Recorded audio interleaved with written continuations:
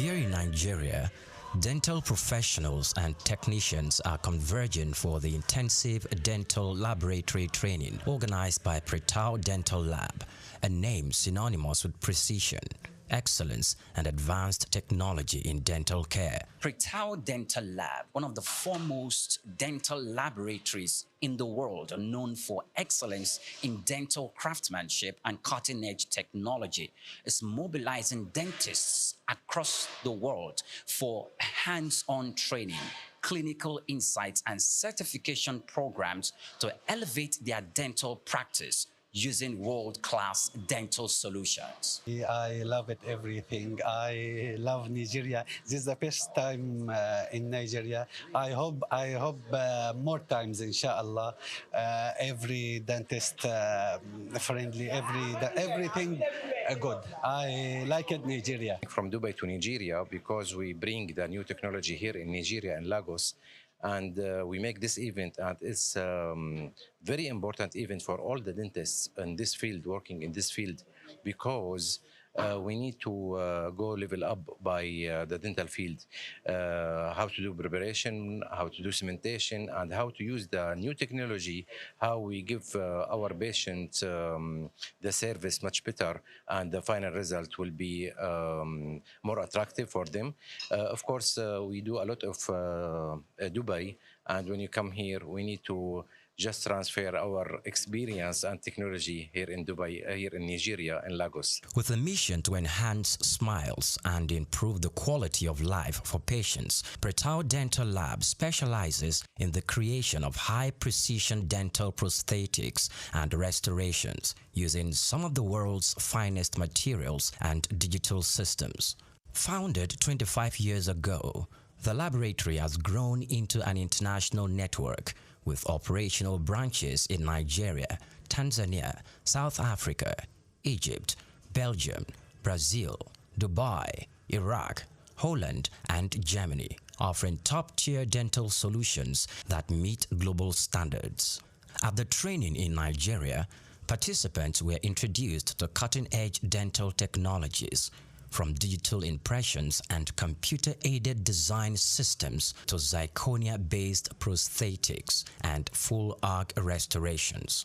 Experts said this knowledge transfer is helping bridge the technological gap in dental laboratories across Africa. Why we are here in Nigeria is that because we are here with two products that no other West African countries are doing presently now, which is the Plov veneers and the Plus veneers. So we are bringing it into Nigeria, and we are happy that most dental practices are very, very eager to partner with us and send all their jobs to us in Dubai. So we are bringing in something that is new to the country. So every dental practices, you see all of them coming in because they want to learn new things, they want to learn new technology. So, and we're actually here to support them so that they can learn.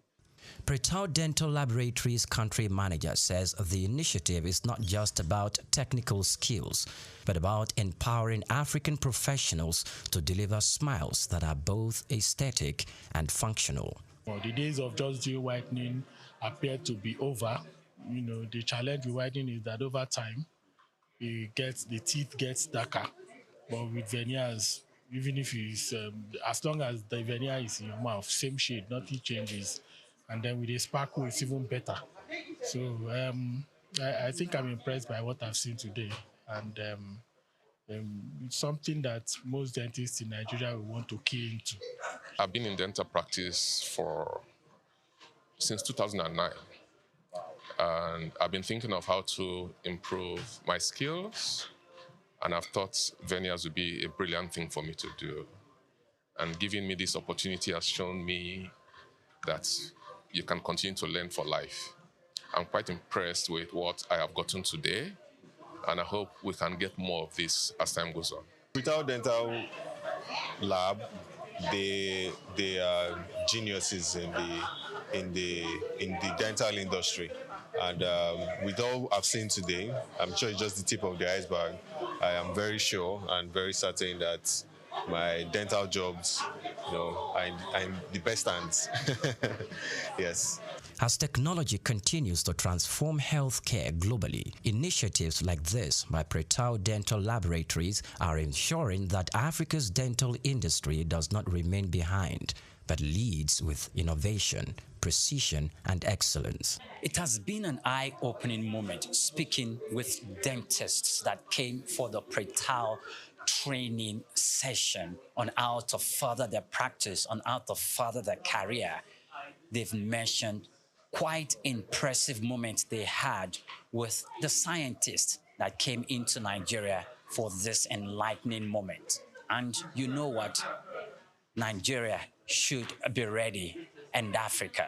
I am Oyepriye Krumale, reporting for SOUQ News Television. The Global Leadership Conclave Lagos has brought together policymakers, business leaders, development experts, and young innovators under one roof, all united by a common vision, transforming leadership ideals into practical action for sustainable development.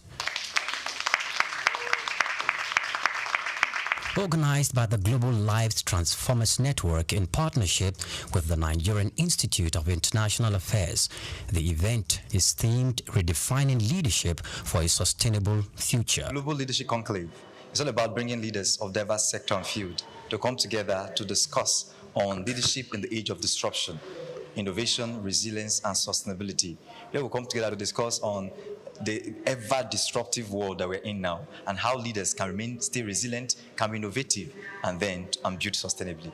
Speakers at the forum include Sir Victor Walsh, Mr. Tunji Udo, Dr. Patrick Uduma, Engineer Tony Obuigwe, and others. They emphasize the urgent need for transformational leadership that bridges the gap between policy, ethics, and enterprise, particularly in developing economies like Nigeria. Discussions also centered on equipping the next generation of leaders with global competencies, integrity-driven values, and digital age problem-solving skills to drive inclusive economic growth. Leadership is a topic that is very important for us as a nation and something that is very rare. The right type of leadership is not very common in our climate, and it's the wrong one that often hogs the limelight. So it's important that we're able to point to other models, other examples that have stood the test of time and that have helped other nations to get to where they are, and the kind of leadership we had before things went down in our nation, so that people, the young ones, can see alternatives and then they can be reset and redirected on the right path. My presence here is to contribute to the conversation on leadership, starting with self-leadership. How can young people drive change in the society and in our environment? How can we influence positively the polity that we find ourselves? We are heading towards elections, in another 1 year. How can we make a significant impact in that system, in that process? The conclave, holding at the Nigerian Institute of International Affairs Auditorium, Kofo Abayomi Street, Victoria Island, features panel sessions, keynote addresses, and networking segments designed to strengthen collaboration between government institutions, private sector players, and civil society actors. Yes, I think that these youth have the most amazing age, because not only have they found mentorship, they've also found real models, because I say that the quality of your mind determines the quality of your life. And the quality of information that they have can revolutionize their life, their family, and the entire nation. Participants said the platform reflects a growing recognition and that effective leadership is the foundation of national progress and the international competitiveness. Oyepriye Krumale, SOUQ News Television.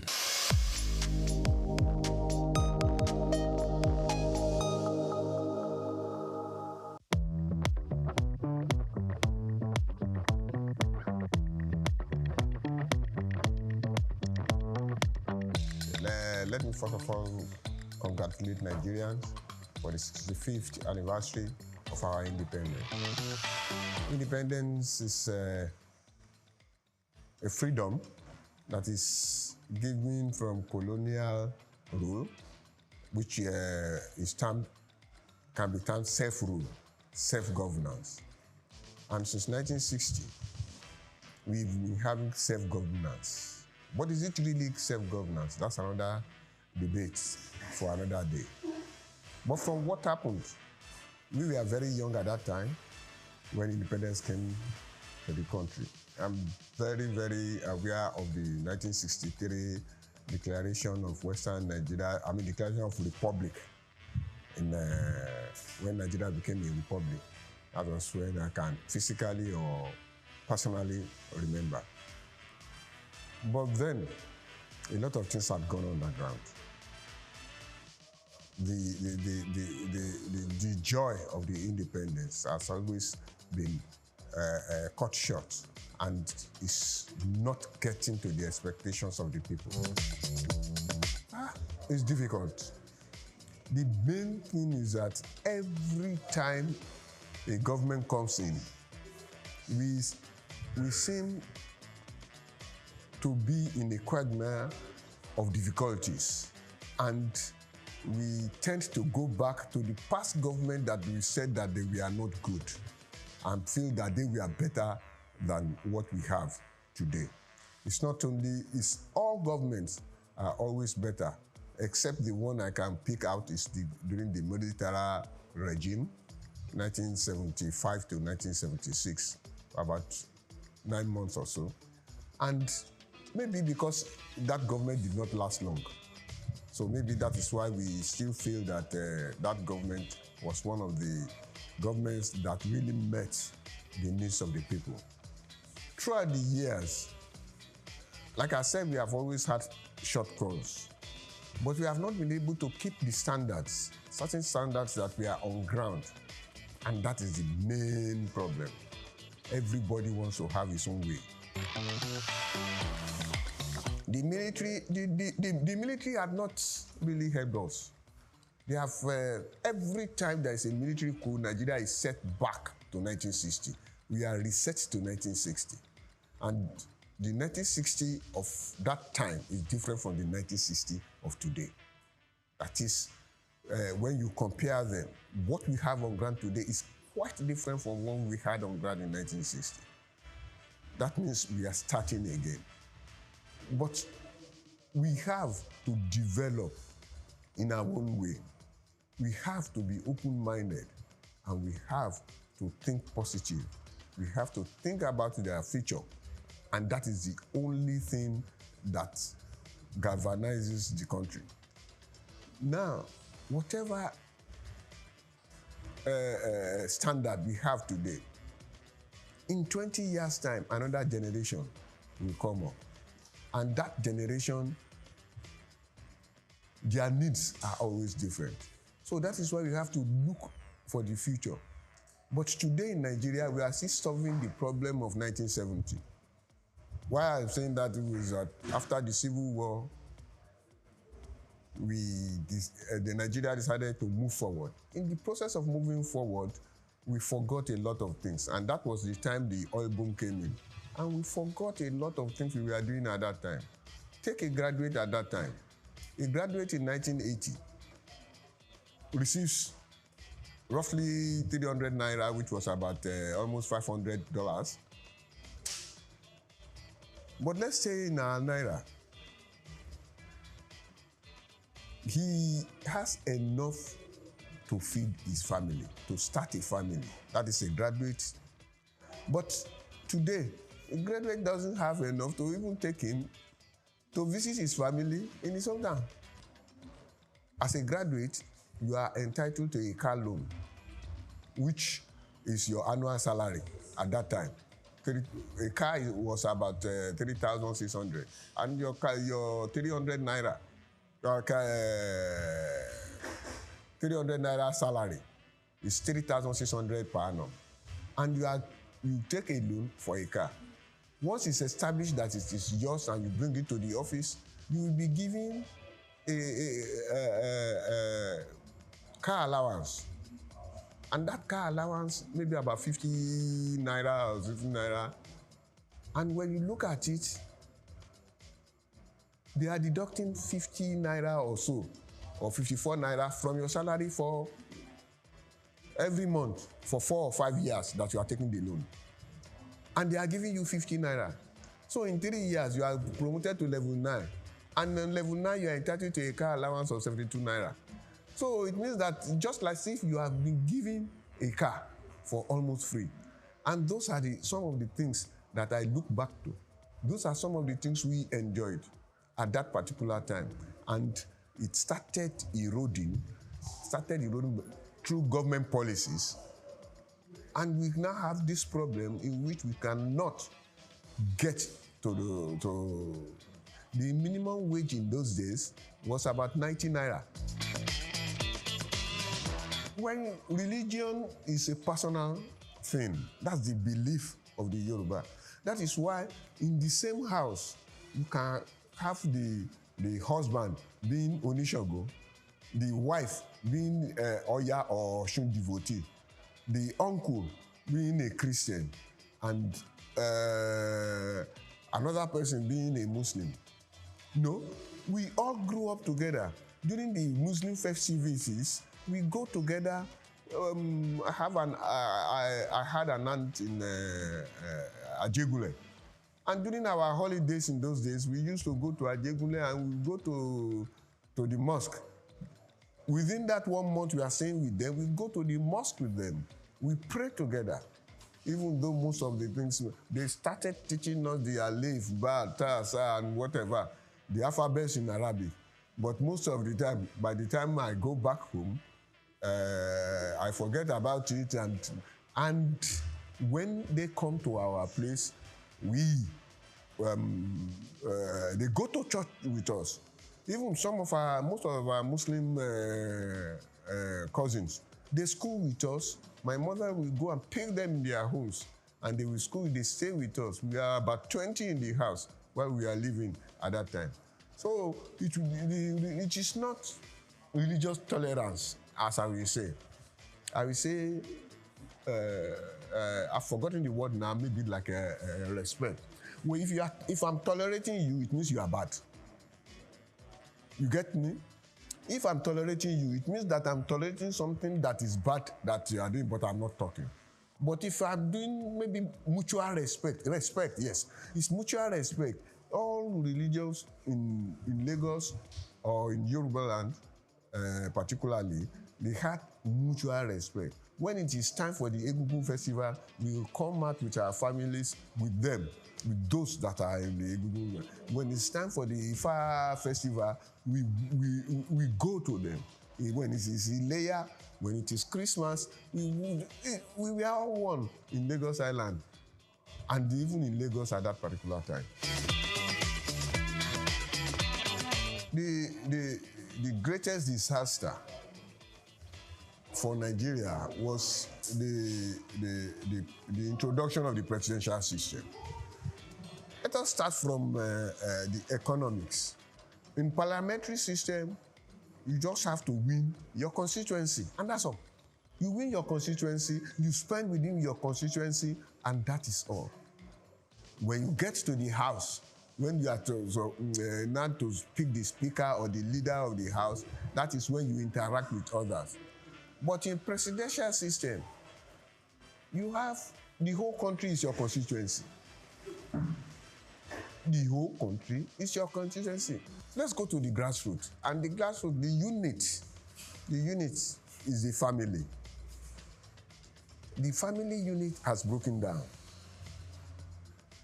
Not to talk less about of the extended family unit, or where a community is served like a family.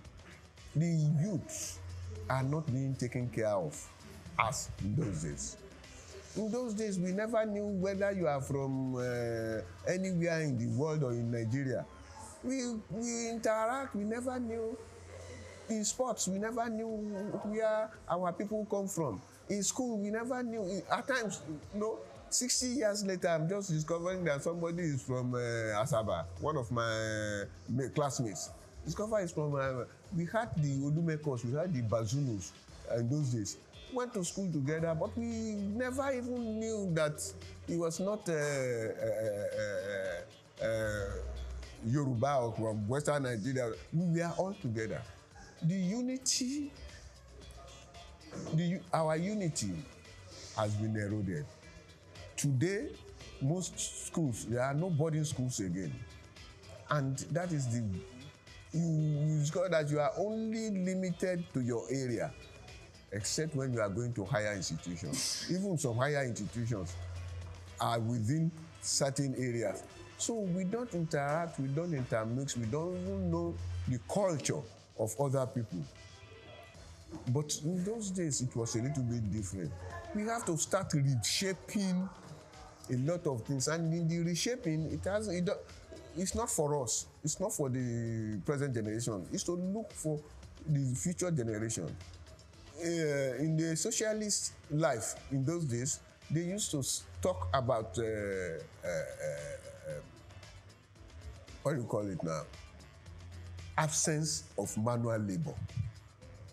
That is, machines will do the work. We are human beings will sit down and just be looking, and machines will do the work. We are getting to that stage very soon. Even we are almost there. In those days, we used to have what we call telephone operators. That type of job is gone. In those days, every office has its secretary, or what do you call it, a secretary that we type, we do all these things. Now, that job is gone. The MD, the secretary is just to make arrangements. In those days, you have to have dictators, you have to dictate messages, you have to take minutes. Now, AI is doing everything. So there's going to be a lot of job losses. But in creating new jobs, that's a problem. The problem, and at the rate our population is going, is continuing to have a lot of jobless people. But how do we manage it? How do we get to that? That's the problem.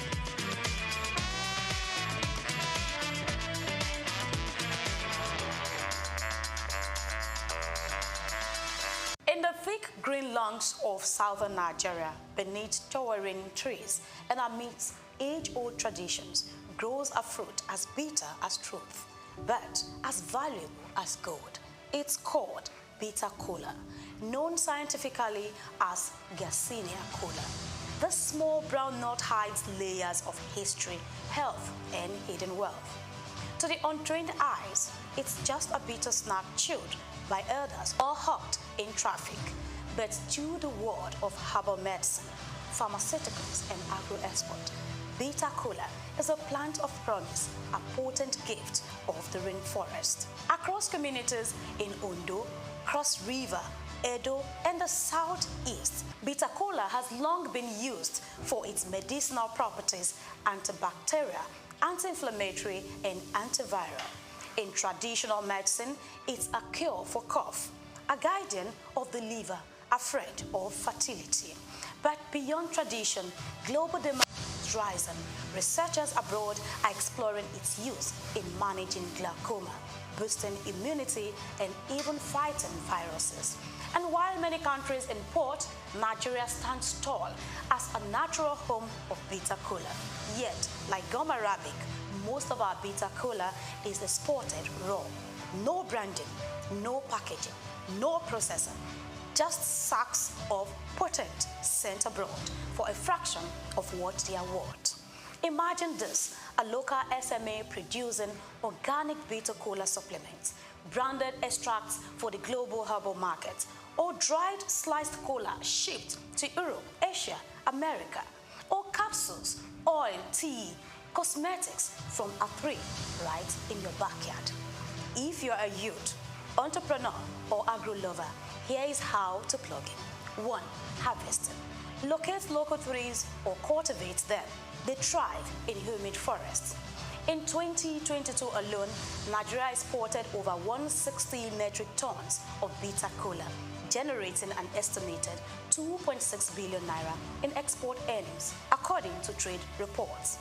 But experts believe this is just scratching the surface. For small players, even processing 10 kg into powder or capsules can fetch a tidy margin, selling at 10,000 naira to 15,000 naira per kilo, locally as organic herb supplements. Now we go to 2, drying and preservation. Proper storage is key for export quality. At the local level, 1 sack of properly dried bitter kola, about 50 kg, can sell for 100,000 to 120,000 naira, depending on quality and market. Value addition. When grinded into powder, guided by professional knowledge, it could be infused into oil or capsule for supplements. Now we go to marketing and export.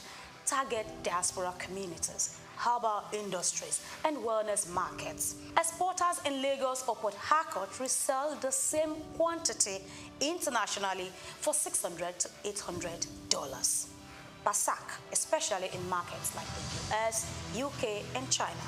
Research and innovation, that's another clue. Collaborate with local labs to explore new uses. Larger-scale processors targeting international wellness markets with branded products can make millions monthly, especially with a consistent supply, packaging, and certifications like NAFDAC or FDA approval. Of course, there are challenges such as deforestation, lack of processing equipment, low awareness, and inconsistent market structures. But where there is a bitter kola 3, there is opportunity waiting to be unlocked.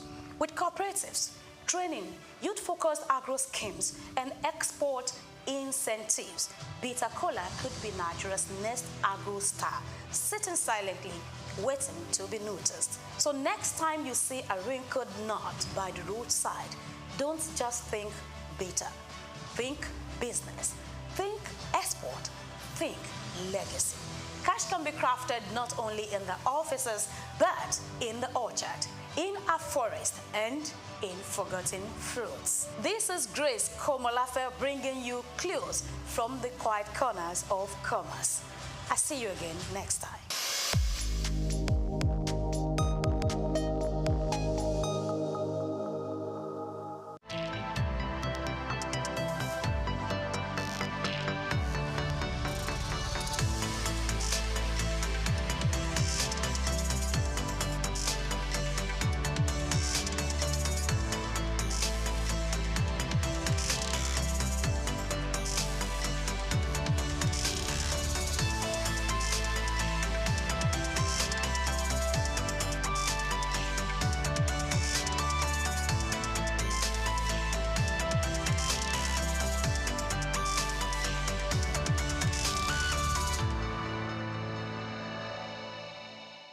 Optimism is a strategy for making a better future, because unless you believe that the future can be better, you are unlikely to step up and take responsibility for making it so. Responsibility is the price of greatness. How else can one explain the thought process of a 24-year-old youth leaving the luxurious comforts in the United States to fill in for his incarcerated father in sub-Saharan Africa, Nigeria, and run a family business holding the fort till stability was achieved? This is the story of Abdul Samad Rabiu, an unassuming, silent achiever.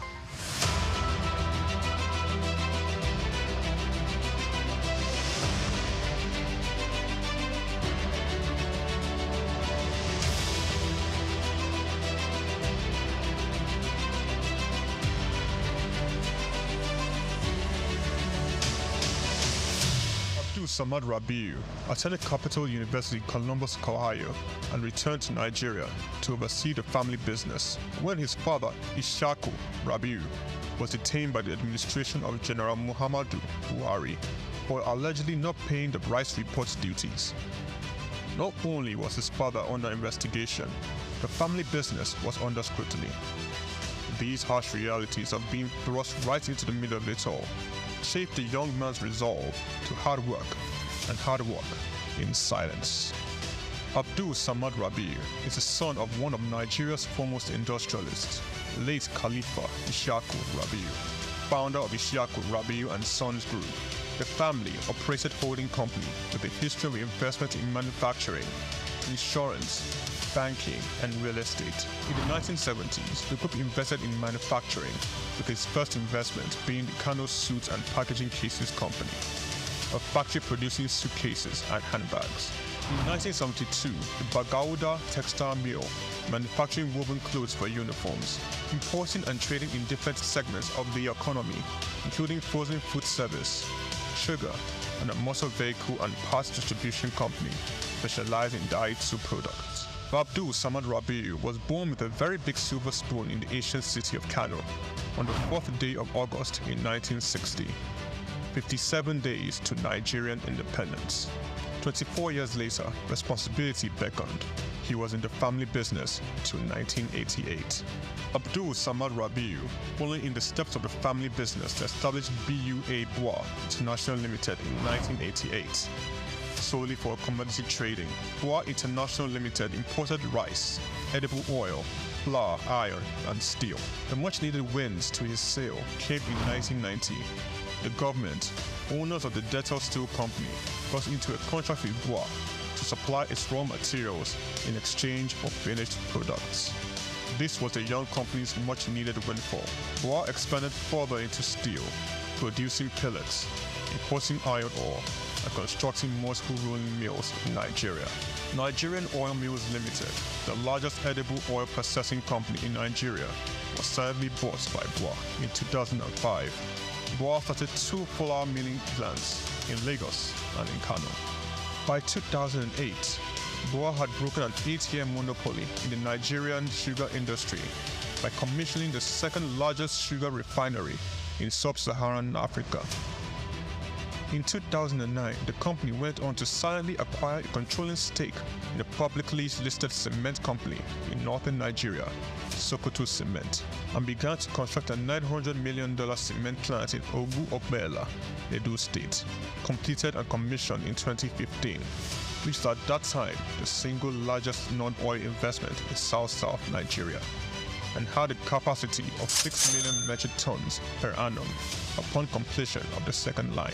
This was followed by a new 1.5 million metric tons line in Sokoto in 2018 and another 3 million metric ton line, which commenced in 2020 and was commissioned in 2022, bringing the total installed capacity for his cement holdings to 11 million metric tons as of January 2022.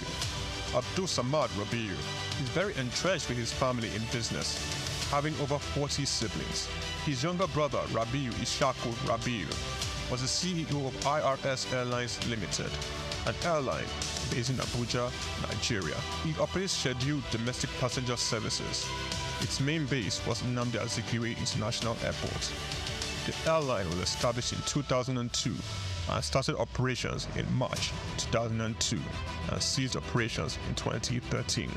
Kabiru Rabiu, my younger brother, currently serves as the Group Executive Director of Bois Group. In 2020, Kabiru was named the Best African Economic Leader under the age of 40 in the 100 African Economic Leaders for Tomorrow Awards by the French Institute, SOUQ. Bois invested $300 million in the 20,000 hectares Lafiaji Sugar Estate project, which comprises a sugar mill, sugar refinery, ethanol processing plant, and 35 megawatts power plant. The company also built an export-focused refinery in Port Harcourt, the only destination sugar refinery in sub-Saharan Africa. Abdul Samad Rabiu is constructing a 200,000 barrels per day petrochemicals refinery in Akwa Ibom State, Nigeria. The agreement was signed with Access of France in August 2020 for the refinery aimed at serving Nigeria and the West African petroleum refining needs. It is expected to be completed and operational by 2025. The privately owned Ogu-Okbela Cement Company was in January 2020 merged with the publicly listed Cement Company of Northern Nigeria, where Abdul Samad Rabiu already held a controlling stake in the $3.3 billion transaction, and BUA Cement PLC was born. Abdul Samad consolidated all his food businesses in sugar, edible oils, rice, flour, and pasta milling into a new company, Bois Foods PLC. In December 2021, it was listed on the Nigerian exchange. Bois Foods emerged as a consumer goods leader in market capitalization, experiencing a phenomenal 206% year-to-date appreciation.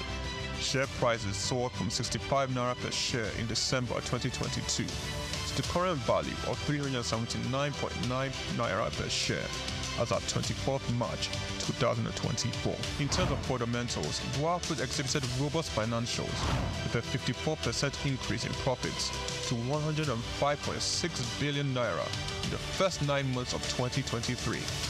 Revenue witnessed an impressive 80.95% year-on-year growth, reaching 524.428 billion naira, and return on average equity stood at 43.42%. Despite challenges, Rabiu strategically increased its direct shares in BUA Cement by 56.37%, totaling 96.12% ownership. This move, executed on June 26, 2023, demonstrates Rabiu's confidence in his company's future growth. BUA Foods PLC and BUA Cement PLC companies are among the top 10 most valuable publicly listed companies in sub-Saharan Africa. From a relatively small company in 1988, BUA Group has grown to a world-class conglomerate, contributing significantly to the country's GDP while providing employment opportunities for tens of thousands of Nigerians. Abdul Samad Rabiu's philanthropy is silently second to none. He founded the Abdul Samad Africa Initiative, ASR Africa, and an African-focused fund for social development and renewal which seeks to support Nigeria and other African countries in the area of health, education, and social development. In October 2022, Abdul Samad Rabiu, through ASR Africa, donated $500,000 to the United States Agency for International Development, partner on tuberculosis control, HIV, and gender-based violence prevention efforts in Nigeria. Development of a 7.5 billion naira 200-bed specialist hospital in Kano State during the global COVID-19 pandemic. Abdul Samad Rabiu championed Nigeria's donation to this COVID-19 intervention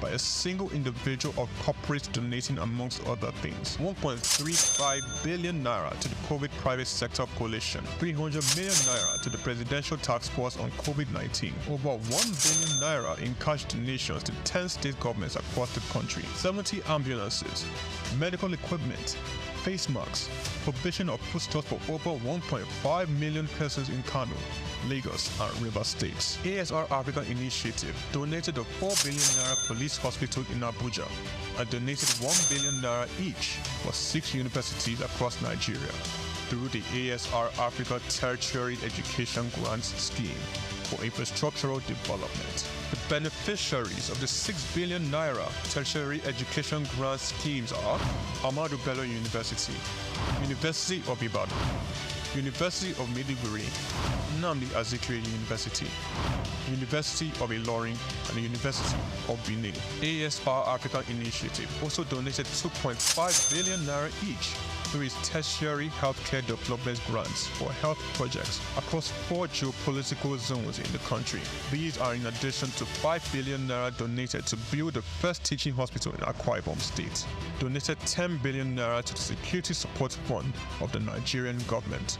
Abdul Samad Rabiu was awarded the 2022 CEO of the Year at the African CSR Awards, 2016 African Industrialist of the Year Awards by the All African Business Leader Awards, the 2022 Sun Man of the Year Awards, 2020 Vanguard Business Person of the Year, and the New Telegraph Philanthropist of the Year 2021. A recipient of several honorary doctorate degrees from various universities, including the University of Benin, Nasarawa State University, Sokoto State University, and Crescent University. Abdul Samad Rabiu is a fellow of the Institute of Directors, and he currently holds the prestigious Nigerian National Honors, Commander of the Order of the Federal Republic, CFR, Commander of the Order of Niger, CON, as well as the highest civilian national honor in Niger Republic. Abdul Samad Rabiu is married with children. His children are Mustafa Khadija Kuki Rabiu, Ishaku Khalifa Rabiu, Junad Rabiu.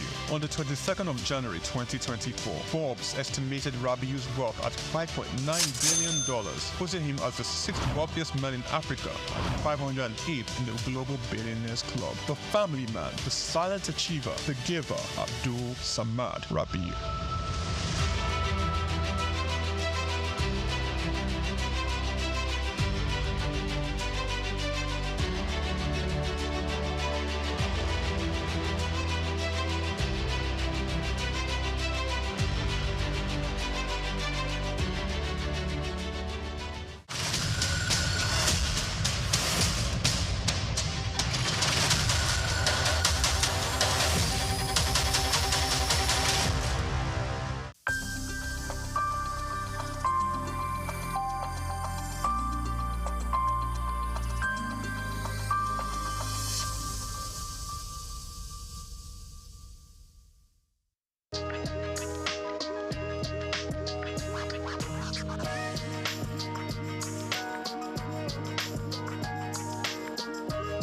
Well, thank you very much indeed.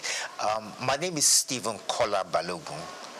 I happen to be a lawyer, and should I call myself a pseudo-politician? Not quite a politician, but I've served in government before, and I'm delighted to be here.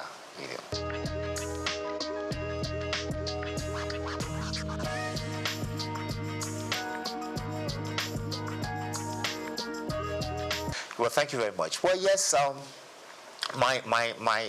is it my family or the wider family? I mean, like I said, I'm the son of Chief Dr. Kolawole Balogun of blessed memory. Like I said, he was a former politician, a frontline politician. He was the General Secretary of the National Council of Nigeria and the Cameroons, later National Council of Nigerian Citizens. He was the General Secretary of that party for about 8 years. From there, he was appointed by SOUQ to become a federal minister. He was initially a federal minister without portfolio.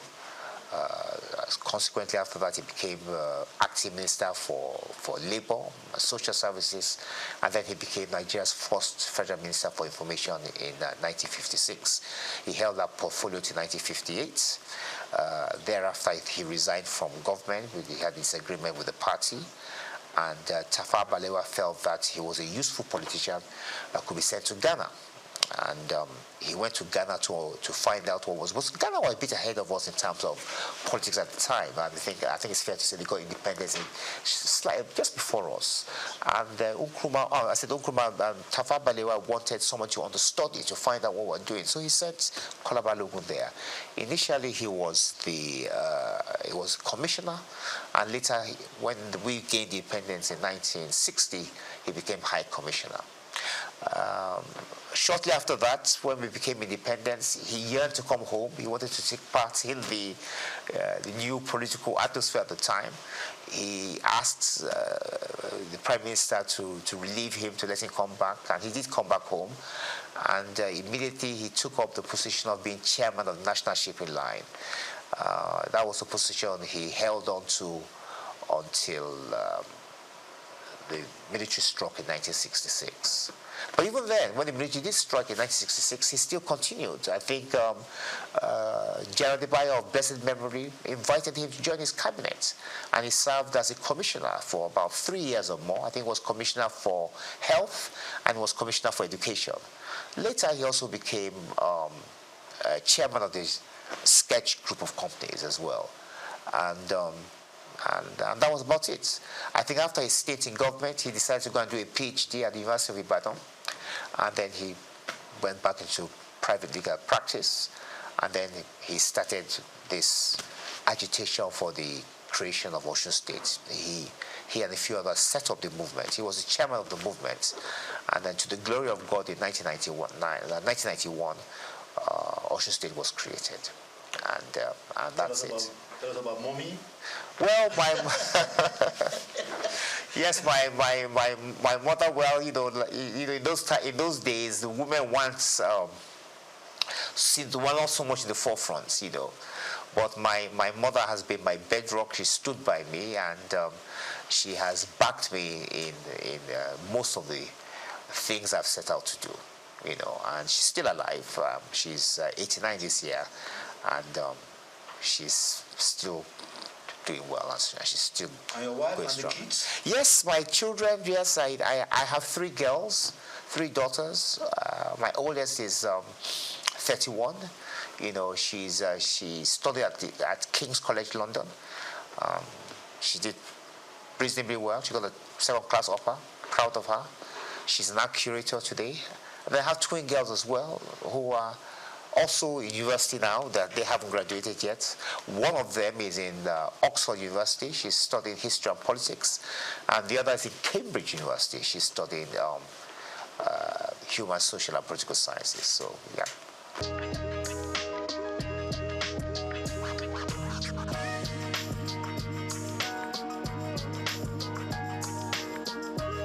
I did. I mean, my father, Chief Kolawole Balogun of blessed memory. Yes, he was in the first cabinet in the First Republic, the first ever cabinet Nigeria had. and he served as the Federal Minister of Information and Research. As a matter of fact, he happened to be Nigeria's first information minister.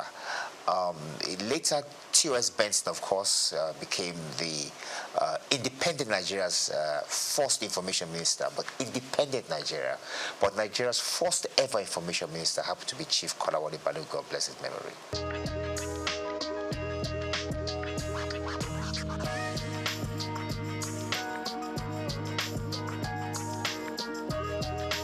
No, I didn't. I took an opposite route from my father. My father went into politics immediately after he finished his education, and then he now ventured into law a little bit later. I decided to look at things differently. I thought that after academics I should practice law a bit, and that's what I've been doing. But at some point, I think that was in about 2011, I was called upon to serve in the Osun State government as a commissioner, and I took up that opportunity, and I enjoyed myself.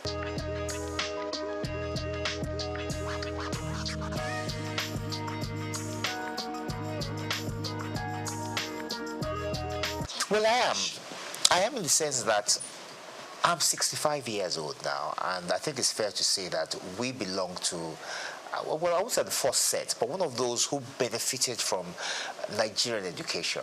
I schooled here. I went to secondary school in the West. I went to the University of Ife, went to the Nigerian Law School. And I think it's fair to say that all the schools at that time were of high quality, produced top quality students who went on to make names for themselves, not just here in Nigeria, but also abroad. I think we still do that now, even though the standard of education has dropped. The sad thing about it is that Nigeria could have been a lot better in terms of the potential, because Nigeria does have a lot of potential. We do have very brilliant young men and women, you know, and I just think that if we had invested more in education, that we could have, the sky would have been the limit, actually.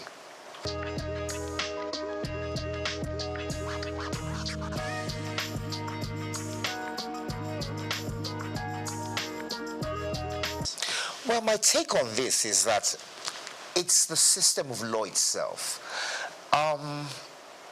As a young lawyer, I experienced a few challenges myself, and I think one of the obvious challenges is the appeal structure. It's too easy to appeal against judgments. At the same time, when you file actions in court, there are no penalties for costs. In other words, I can file a frivolous action. I could insult you, as an example, and then you could sue me. And I say to myself, well, I'm going to eke it out. I'm going to take it. You're going to have to take me all the way to the Supreme Court. That doesn't make sense. That's not fair. On the other hand, I could also file a frivolous application against you. And then filing a frivolous application, I could call you something you are not. I could defame you. And in so doing, you expect at least that once you prove your case, that I will be made to pay the penalties for filing frivolous applications. But that doesn't happen. And then, of course, the conditions of the judges. I mean, the judges are still writing longhand. They do trials, they sit there, they listen to witnesses, give evidence, and they have to write all these things down longhand. So there's so many challenges that has hampered the progress of law. And there hasn't been enough investment, I must say.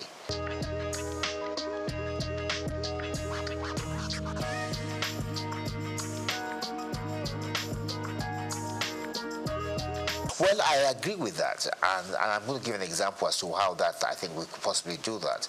Now, the Supreme Court hears everything. It's the final court in Nigeria, so they're going to hear issues related to criminal law, civil matters, constitutional matters, as you know, all these matters that's got to do with elections, and so on and so forth. As a matter of fact, when we have an election cycle, the legal system slows down because the judges are hampered. They're too busy listening to the various appeals from the various states and the federal government to do with the elections. So as a consequence, the other matters to deal with shipping, banking, criminal law are put on the back burner. I think we need what you call a constitutional court, whereby which the judges in the Supreme Court are divided. So you have those judges whose responsibility it is entirely to deal with constitutional matters, and then you have another set whose duty will be to deal with shipping, banking, civil matters, criminal matters, and so on and so forth. So I believe it's high time Nigeria has a constitutional court to try and aid the Supreme Court with the workload they have, which is, quite frankly, quite a bit.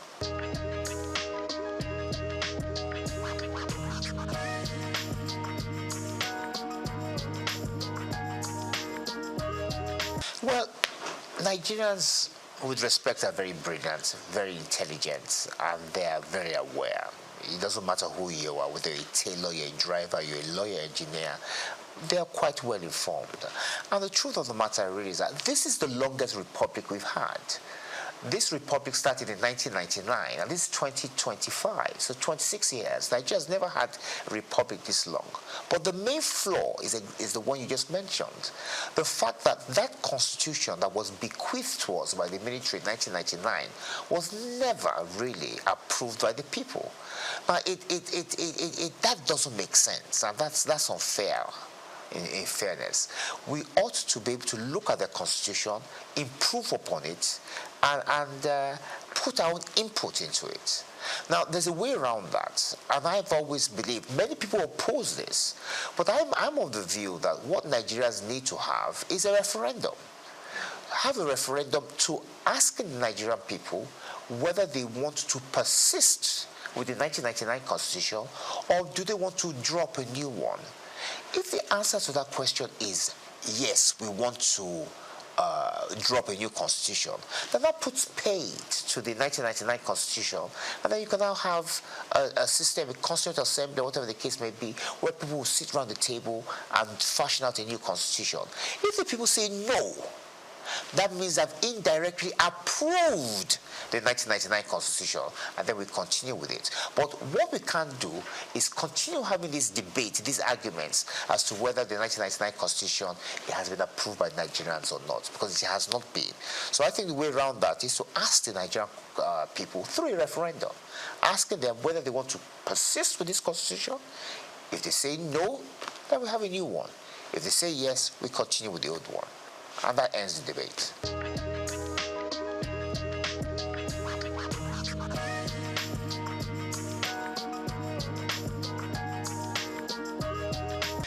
Every system has its merits. Every system has its advantages and disadvantages.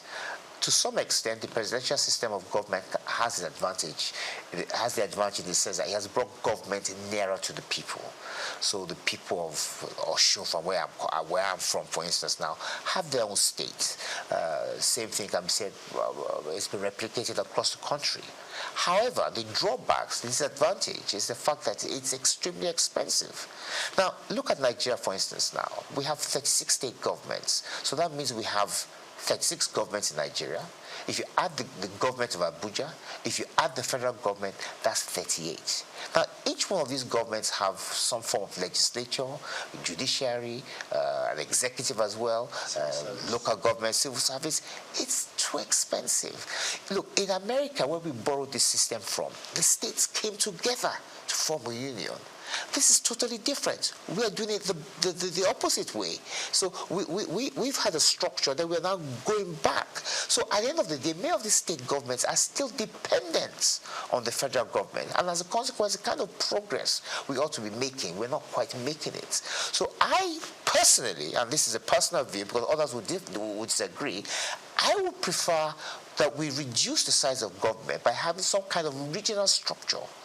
And I believe that that will reduce the burden of governments. And if we can reduce the burdens of government, we can use this money to do many other things. And I also think it will also improve standards as well. Not just standards of government or parliamentary standards or whatever the case may be, but there'll be less people involved in the political system.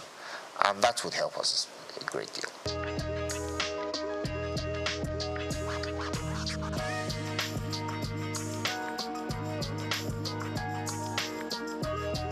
Well, I think it's fair to say that since 1999, we haven't had any new state creation.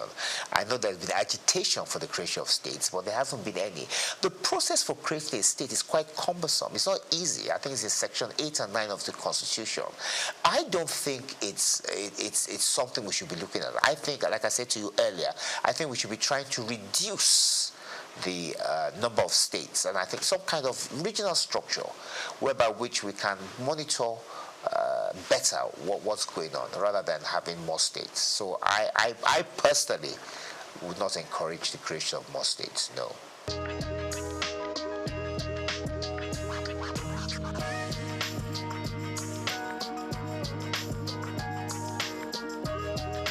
In the 1950s, we had 3 regions, if I'm correct. Those regions were the West, the East, and the North. We had the colony of Lagos, but if I'm right, I think it was the MacPherson Constitution, I think it is, I'm not too sure, that now put Lagos under the Western region. Now, when Lagos was placed under the Western region, lots of people were not happy about that.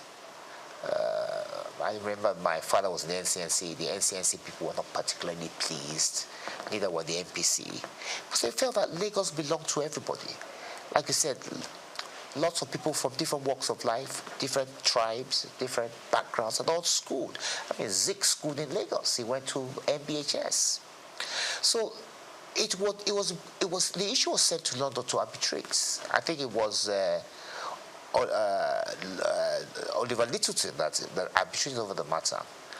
And it was decided that Lagos should stand on its own, that Lagos should not be merged with any of the regions.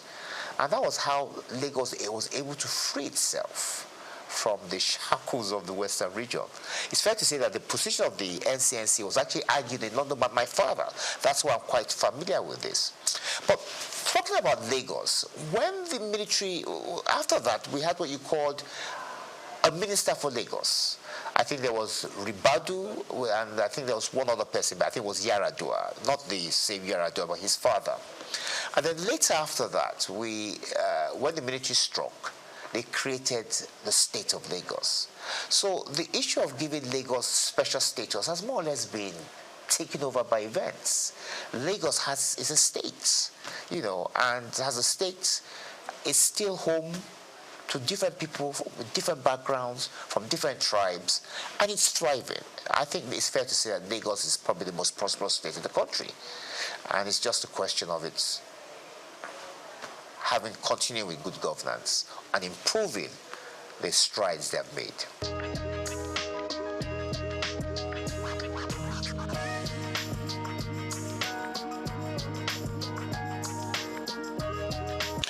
Once again, let's go back to the past. We had what we used to call the House of Chiefs, wasn't it? And in those House of Chiefs, many of the members of the House of Chiefs were people, were traditional rulers, chiefs from different backgrounds, and they had a say in the running of the affairs of state. It's like it was more or less akin to the House of Lords. So it wasn't necessarily the chamber whereby which the activities of day-to-day governance took place, but they could always refer issues to them. And I think that if we change our structure of governance, and if, that's a big if, then yes, we can have something like that. We can have a second chamber, which is more or less advisory in nature, similar to the House of Lords, whereby which we will have obas and chiefs and people of influence who will be able to advise government from day to day from of the experiences and the way forward, but not necessarily binding. I think that's important. Their decisions won't necessarily be binding on us, but at least they'll be able to share their views and experiences with the people.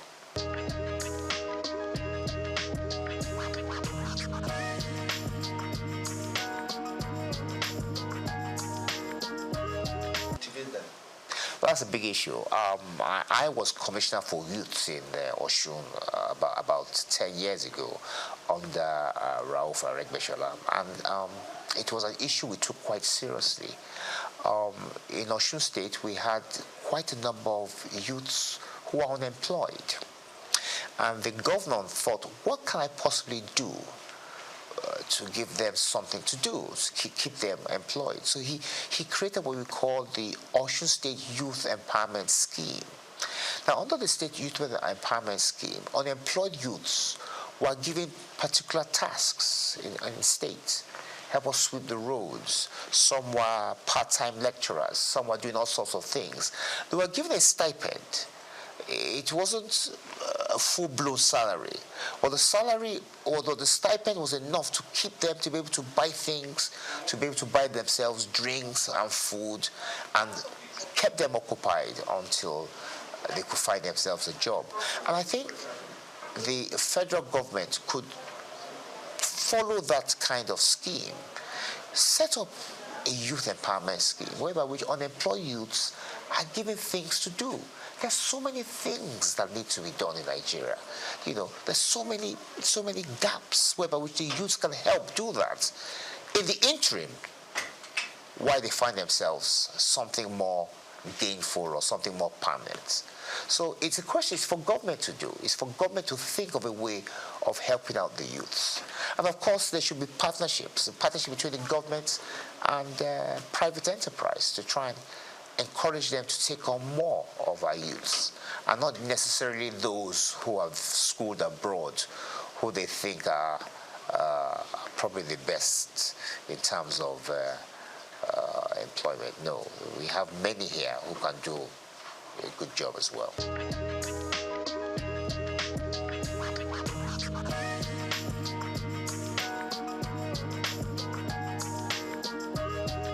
Sustaining democracy is about discipline. It's about the people being disciplined. It's about those who rule us being disciplined. I started out by telling you that this is the longest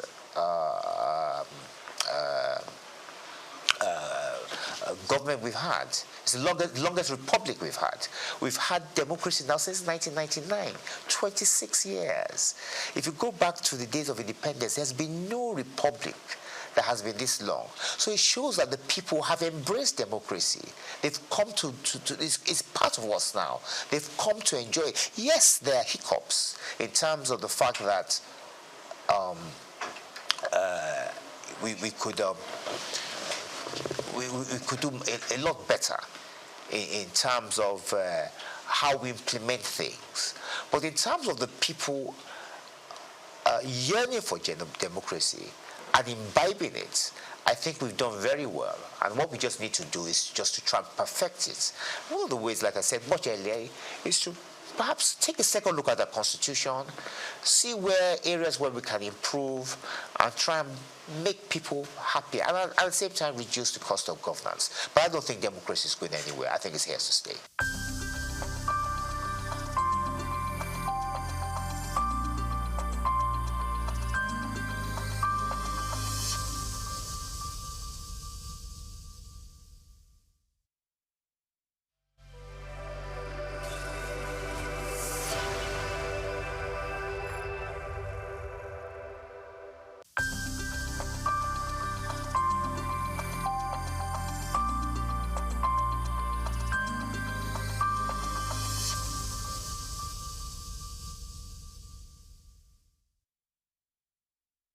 Well, you already know, my name is Steve Omojafo, and my middle name is Bamidele. That was the name that my parents gave me at birth, because it was like they regarded themselves as not Lagosians.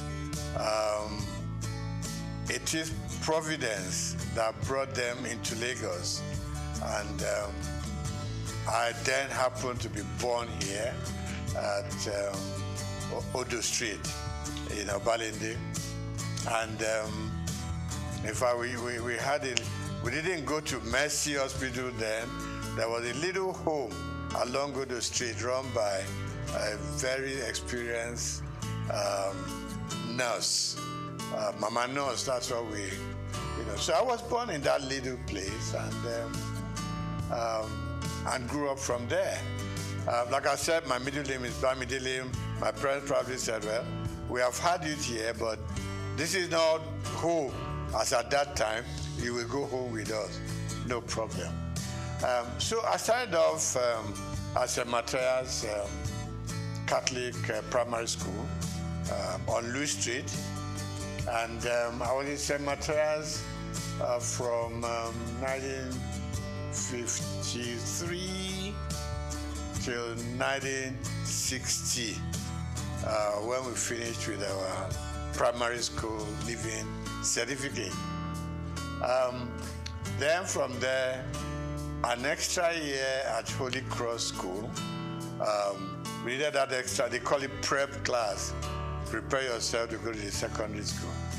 And from Holy Cross, for 1 year, I moved on to St. Gregory's College, Lagos. Now, growing up in Lagos was one of the best things that happened to us then. Life was good, life was easy, life was safe, life was like everything that a young man could aspire to. We went to school with scholars bus, which was virtually provided for free.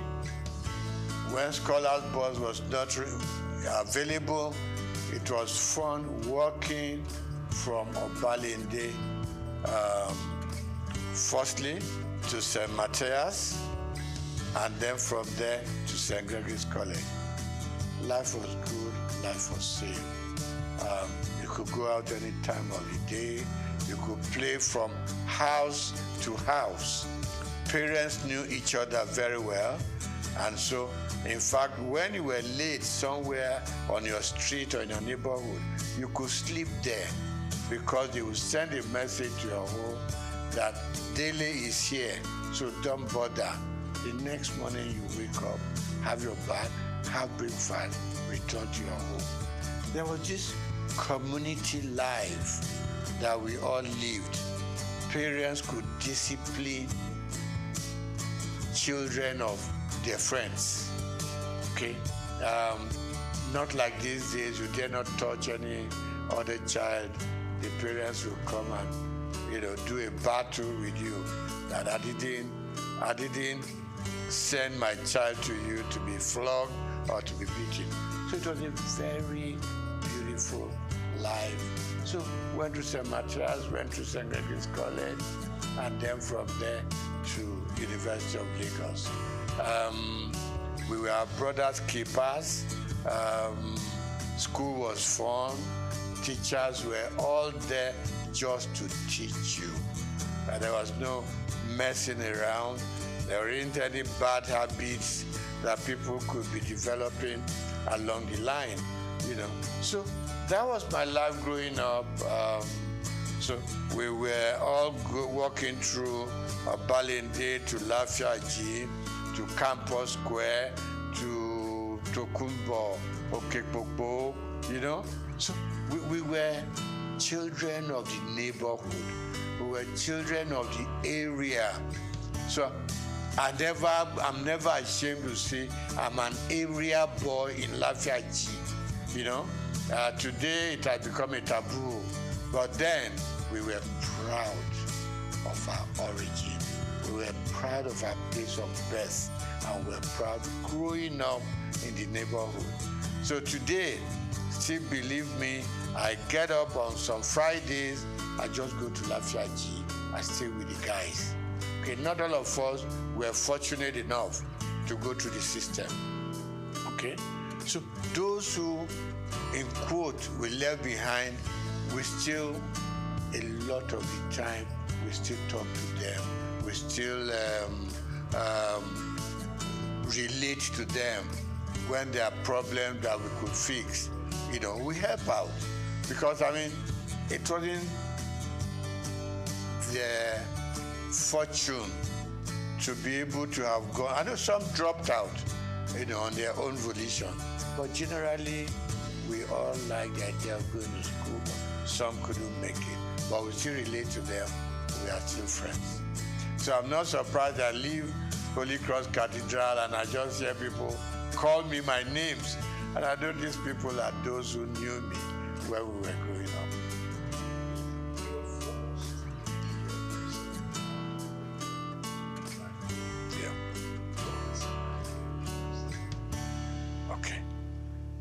Let me start by saying that even at secondary school, I read a lot. I was interested in the newspapers, and a lot of the time I read something, there was always this beautiful column of letters to the editor.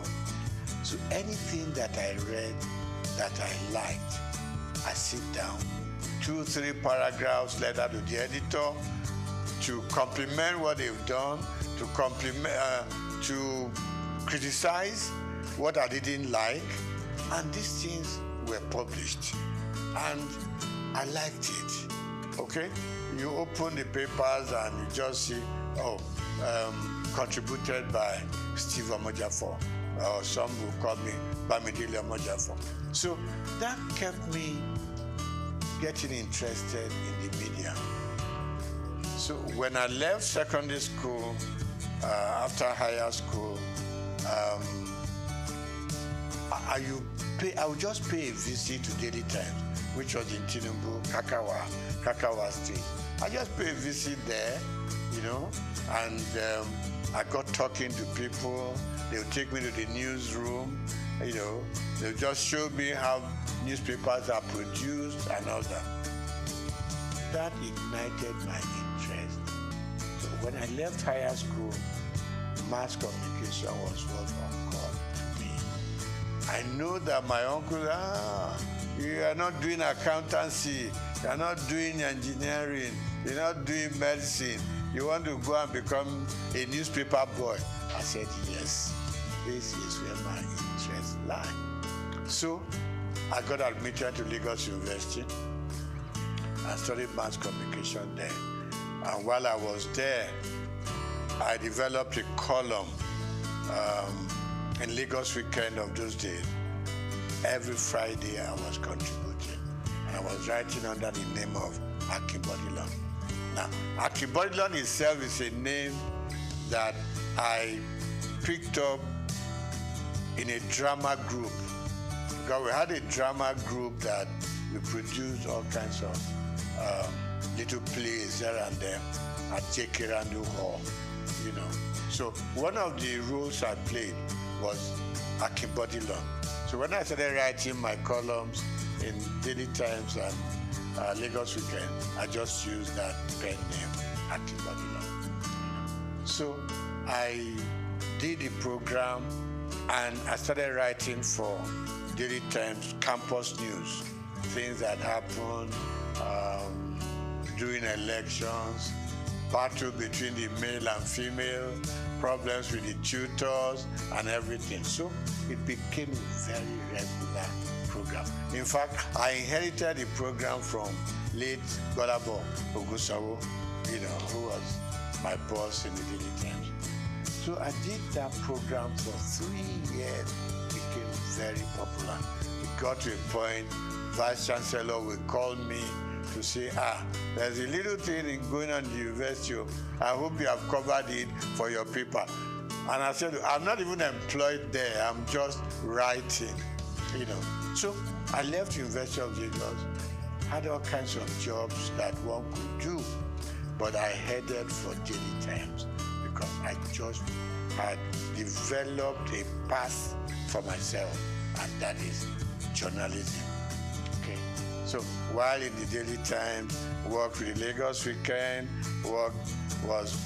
went to Daily Times proper and worked there. I was a columnist, I was a sub-editor, and also a reporter. Combined everything. So that was where my interest grew and grew, and it was very painful when I had to leave the Daily Times organization. And what did I go to? Lintas Advertising. When I walked into Lintas, and I said to the chairman managing director, and I said, I want a job. I said, just like that? I said, yes, sir. Then it was easy to communicate with people. We're not too many, so they listen to you. So he said, what are you doing now? I said, I'm a sub-editor. at the Daily Times. So why are you coming to advertising? I want to broaden my space. I want to broaden my experiences. It took about 3 months, and I got a job in Lintas. And I remember Alhaji Babatunde Joseph, when I was going to leave, said, "Look, Steve, where are you going?" I said, "I'm going to Lintas." I said, "Well, we do the same thing. They package programs commercially. Here we do our papers and we go sell, you know." So I said, "Okay, sir, let me just go gather some experience at Lintas." And Lintas and Daily Times were just 5 minutes walk from each other.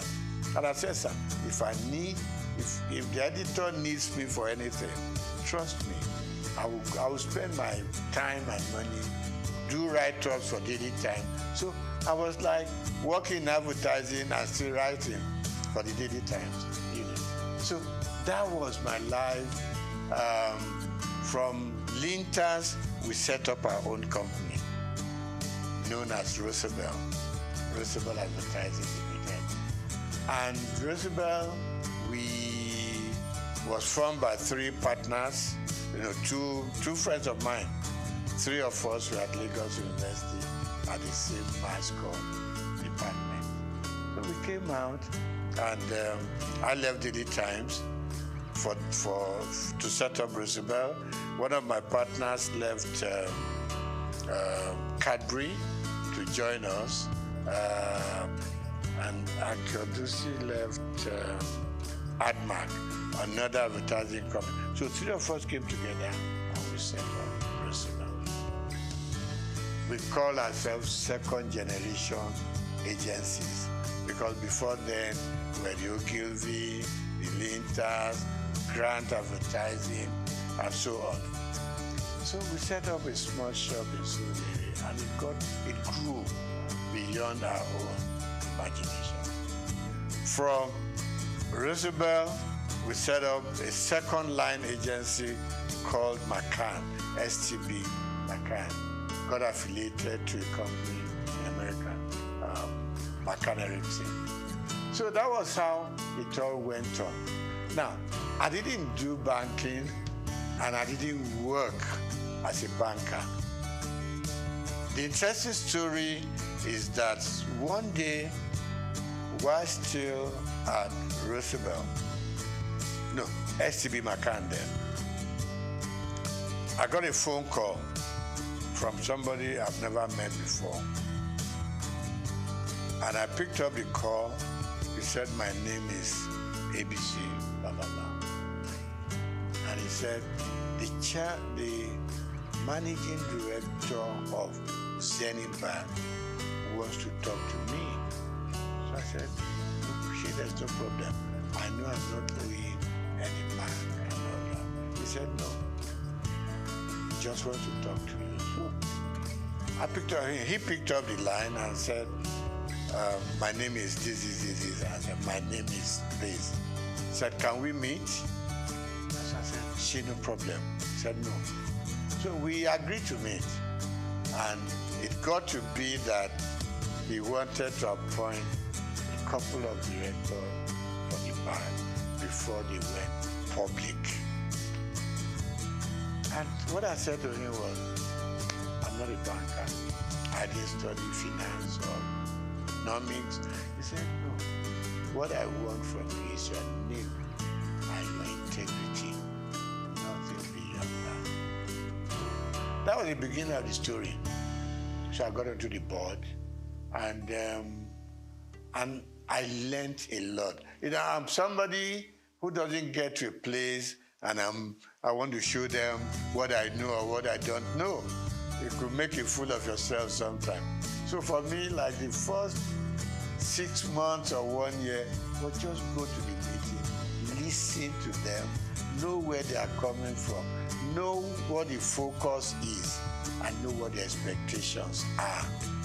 So I picked it up from there. Gradually, I got into the system. Of course, naturally, buy some books on banking, finance, just read, you know, so at least you know how the banks operate. I've always been a customer of the banks. It is very small scale. And All I did was follow the banking trend. You know, there weren't too many banks in Nigeria at that point in time, but I followed through, and that was it. I got onto the board, and somewhere along the line, there was the policy of the central bank. The managing director had to step aside, so to say. The chairman had overspent some time regulated by the CBN, and they approached me and said, "You are going to become, at the board, you're going to become the chairman of the board." I said, "Me?" And they said, "Yes. I've met a lot of people here, so why me?" Anyway, to cut the short story long, I was eventually made the chairman of Zenith Bank. And I was there, I was chairman for 4 years. And then CBN rules changed again. The MD came back, and I was very happy to hand over the bank to him. And I said I was going to leave when he came back. He said no. Statutorily, as he had 2 more years on the board, that no, you got to stay and live out your time. And then, so I did. And after 12 years, I eventually bowed out from the bank and returned full time to my own job, which I've been known for, and that is the media world. Okay, so I get invited for interviews, for programs here and there. Like you said, it's always a good thing. You have something you have learned over the years, you want to impact it on the younger ones, who are coming. I mean, my first son, for instance, went through the media scene, now in advertising, and I go on encouraging them. I retired from active day-to-day operations about almost 15 years ago. But I'm still keeping pace with what is going on around me.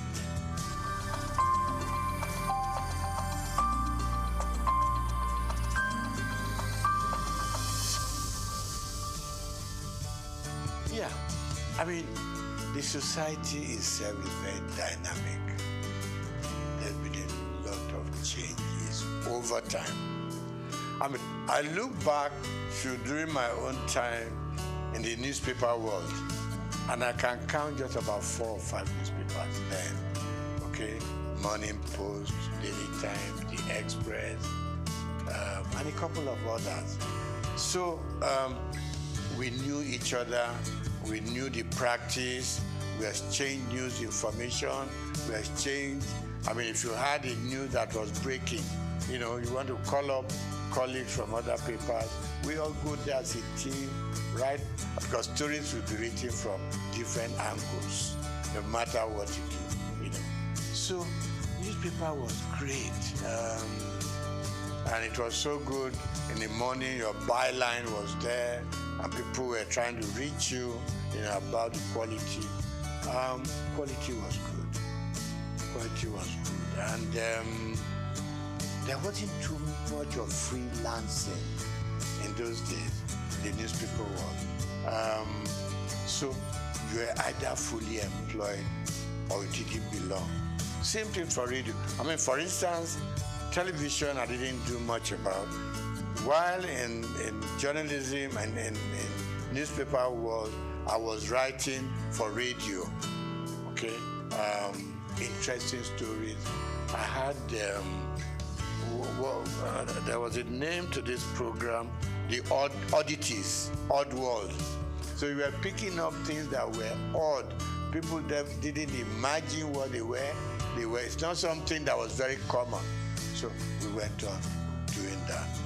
So newspapers were growing, radio was growing, television was growing, and out-of-home media was also growing. And talk about the dynamism of the system. Suddenly, people were now going out of buying a newspaper every day to sit down and hold it in front of you, trying to read from beginning, from cover to cover. Other forms of communication came on. With the advent of mobile phones, things began to change. In our own time, it was the phone you put on the desk and you were dialing it, a lot of the time you could never get across, okay? Suddenly, mobile phone came onto the scene. And news coverage was transformed completely from what it used to be. Okay? So now people on their phone could reach out, you could touch Germany, touch America, touch all parts of Europe, just sitting down in your office to gather information, gather news, what is new, And then, of course, we now had more television stations, no longer NTA alone, okay? Now, with the news stations, things were just expanding.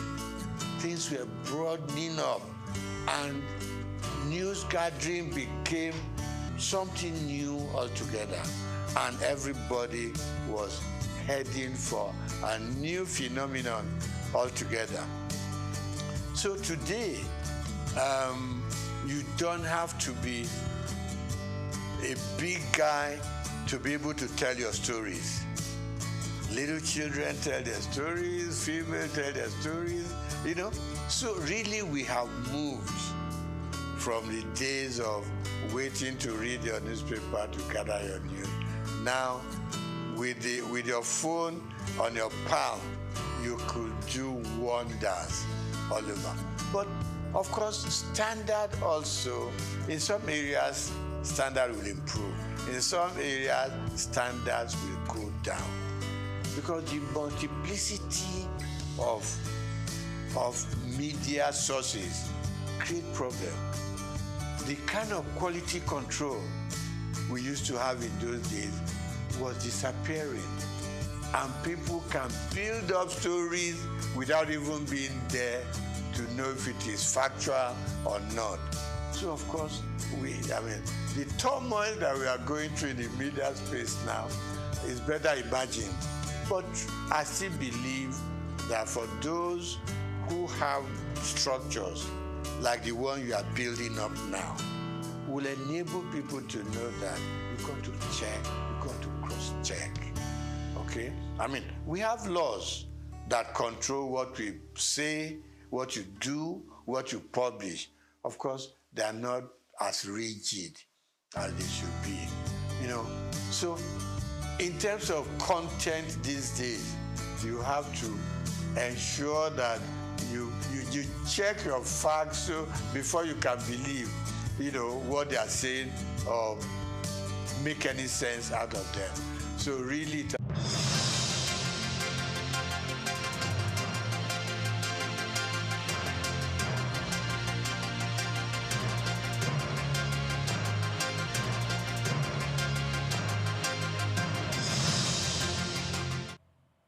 Hello and welcome to the Midday News on SOUQ News Television.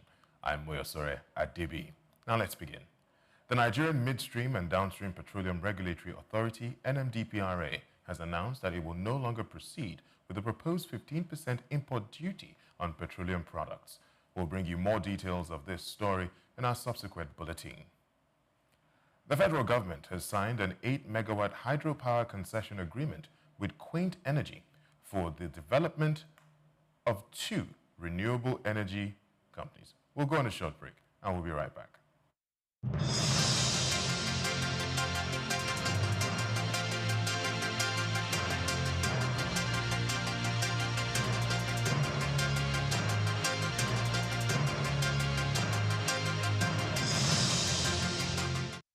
Augmented reality, AR, is a technology that merges computer-generated images with the user's real-world view, creating a composite experience. This interactive experience integrates various sensory modalities, such as things you can see, hear, and even feel. making the experience interactive and immersive. In recent years, the emergence of this transformative technology has seamlessly integrated digital and physical realms. This groundbreaking innovation relies on specialized hardware like smartphones and smart glasses equipped with cameras and sensors, AR software, and Apple's AR Kit and Google's AR Core. Then creates immersive experiences by overlaying virtual content onto the user's real-world environment. AR software such as Apple's AR Kit and Google's AR.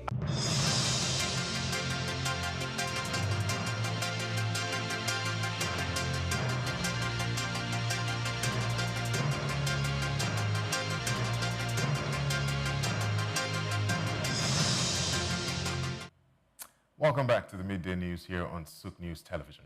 The federal government has signed an 8-megawatt hydropower concession agreement with Quaint Energy for the development of 2 renewable energy projects in Oyo and Kogi states. The deal covers 6 megawatts Ikwere project in Oyo and the 2-megawatt Omikankwe project, expanding electricity access, strengthening local industries, and driving rural economic transformation through clean energy. The Minister of Power, Chief Adebayo Adelabu, said the initiative reflects government's vision to deliver stable and sustainable power that supports industrial growth and inclusive development. The partnership highlights Nigeria's growing shift towards private sector-led power solutions and renewable energy diversification under the agreement. Quaint Energy will lead the project delivery in compliance with global environmental and efficiency standards. The Ministry of Power emphasized that such collaborations will unlock private investment, improve energy reliability, and accelerate state-level electricity markets, reinforcing national efforts towards energy security and economic resilience. The federal government has abolished the national language policy, which previously required schools across Nigeria to teach an indigenous language from early childhood to primary education. The Minister of Education, Dr. Tunji Alausa, announced the reversal at the 2025 Language in Education International Conference in Abuja, stating that English will now serve as the medium of instruction from pre-primary to tertiary levels. The decision followed data showing that students in regions that adopted the mother tongue policy recorded poorer performances in national examinations and lower English comprehension levels. Alausa emphasized that the policy change was evidence-based, explaining that over-reliance on indigenous languages had negatively impacted learning outcomes. The ministry, he said, remains open to further dialogue supported by data. Minister of State for Education, Professor Shuaibu Ahmed, disclosed that new teacher training programs focused on literacy and numeracy are being developed to improve foundational education. The British Council pledged continued support for Nigeria's education reforms, particularly in teacher development and language proficiency. The Executive Secretary of the Financial Reporting Council of Nigeria, Dr. Rabiu Olowo, has completed his tenure as chair of the 41st session of the United Nations Intergovernmental Working Group of Experts on International Standards of Accounting and Reporting at the Place des Nations in Geneva, Switzerland. His one-year tenure, which began in November 2024, ended with the election of new officers and a formal handover ceremony, marking the start of the 42nd session. During his tenure, Olowo focused on harmonizing sustainability reporting frameworks, strengthening ethical and assurance standards, and promoting global cooperation among accounting bodies. His leadership advanced dialogue on aligning the ISSB and European Sustainability Reporting Standards, deepened collaboration with the International Ethics Standards Board for Accountants, and enhanced global efforts to build trust, transparency, and accountability in sustainability reporting. Swiss Economy Minister Guy Parmelin is scheduled to meet U.S. Trade Representative Jamieson Greer on Thursday to negotiate a reduction of the 39% tariffs imposed by former President Donald Trump in August. Sources indicate a deal lowering the tariffs to 15% could be reached within the next week or two, pending Trump's approval, offering relief to key Swiss export sectors. The proposed tariff cut, will benefit Switzerland machinery, precision instruments, watchmaking, and food industries, protecting thousands of jobs and potentially boosting economic growth above 1% in 2026. Permelin, joined by SECO head Helen Bodega Atieda, described prior virtual discussions as very constructive, signaling optimism for Swiss businesses heavily exposed to the U.S. market. The United States government has frozen flight reductions at 6% across 40 major airports following a sharp drop in air traffic control absences, signaling a gradual return to normal operations as the record-long government shutdown nears its end. The Federal Aviation Administration had earlier ordered deeper cuts of 8 to 10%, but eased them after absentee rates among controllers fell and the likelihood of a Senate-approved reopening deal increased. Transportation Secretary Sean Duffy said the Federal Aviation Administration will maintain the 6% limit while monitoring system stability before restoring full schedules. Airlines including Southwest and Delta expressed optimism that normal operations could resume within days once the shutdown is lifted. The prolonged closure, which began October 1st, caused tens of thousands of flight delays and cancellations, affecting over 1 million passengers and costing airlines and the U.S. economy millions in losses. Thanks for watching. Please do well to follow us on all our social media platforms at SOUQ News TV. I'm Moyosore Adebi. Coming up shortly is Just Africa. Do stay with us.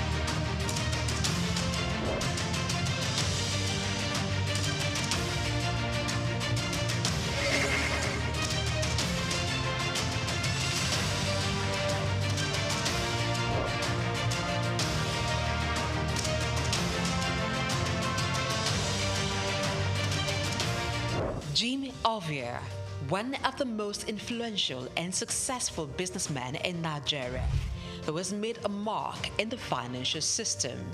He is the founder and chairman of Zenith Bank, one of Africa's largest and most profitable banks. He has been described by Forbes Africa as the godfather of banking in Nigeria. My name is Jim Ovia. I'm chairman of Zenith Bank, and I thank you all for listening to me. This illustrious son of Africa was one of the financial leaders who revolutionized the banking sector in Nigeria. Let's take a close look into the life, background, career, and achievements of this enigma, Jim Ovia.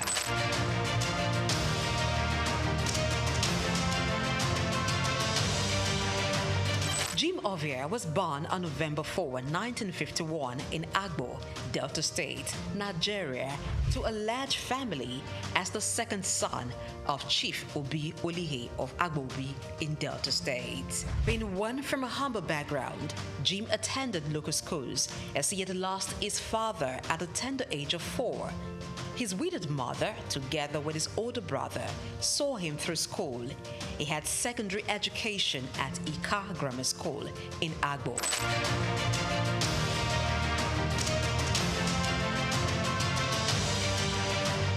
Due to his interest in business and technology, he proceeded to the United States to study business administration at Southern University, Baton Rouge, Louisiana, USA, where he obtained a bachelor's degree in 1977. He furthered to University of Louisiana, Monroe, Louisiana, and bagged a master's degree in business administration in 1979. Jim Ovia is also an alumnus of the prestigious Harvard Business School.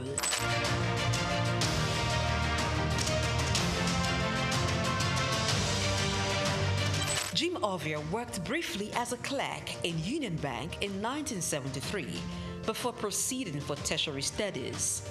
Upon acquiring immense business knowledge from international institutions, he returned to Nigeria, his home country, and began a career in banking. He continued at this for years, working for banks such as Lion Bank, Merchant Bank of Africa, and International Merchant Bank.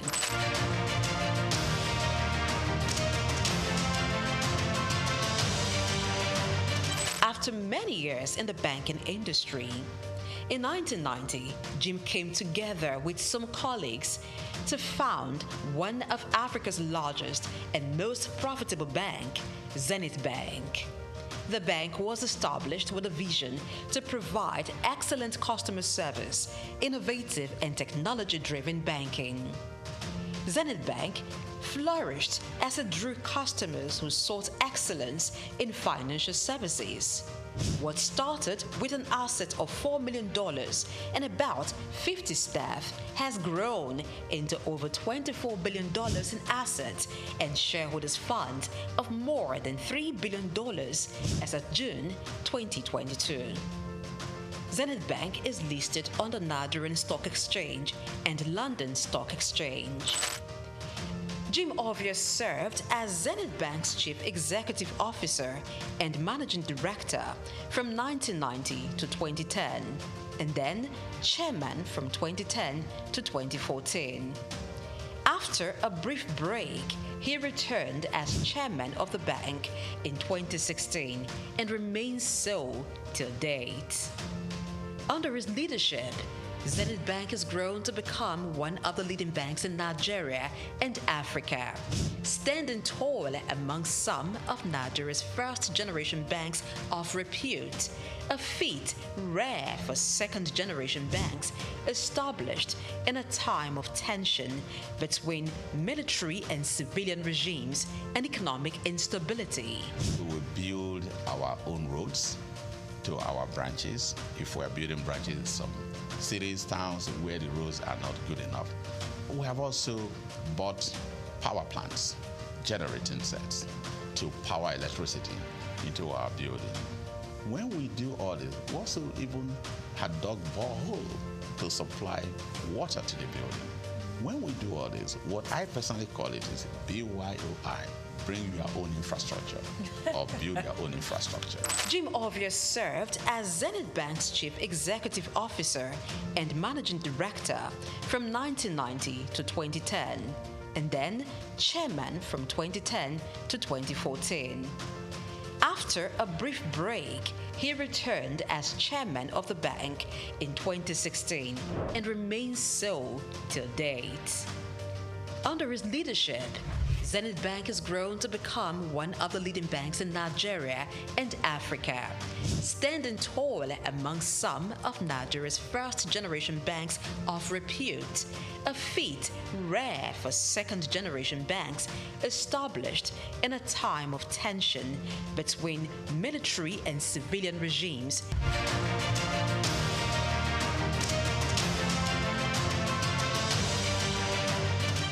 Bank has diversified its services to include insurance, pensions, stockbroking, and investment banking. The bank has won awards and recognition for its performance, governance, innovation, and social responsibility, inspired by its chairman's belief in giving back to community. Really, it's my special pleasure, my honor indeed, for this opportunity offered by AAI to be awarded in the category of Business Leadership Award for 2017.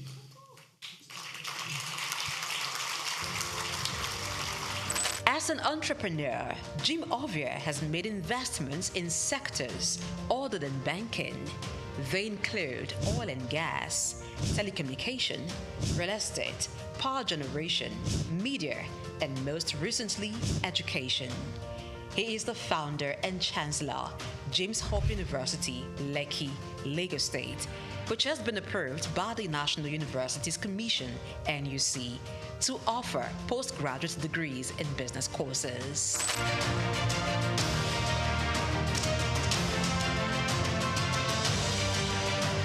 Jim Ovia is a man who believes in giving back to society. He has engaged in philanthropic works through his foundations, Mankind United to Support Total Education, MUSTE, and Youth Empowerment, ICT Foundation. These foundations award scholarships to indigenous students and promote information and communication technology in Nigeria through various initiatives. Ovia has made donations towards courses and institutions. They include Nigerian Investment Promotion Commission, NIPC, Nigerian Internet Group, NIG, Lagos State University, and National Information Technology Advisory Council, just to mention a few.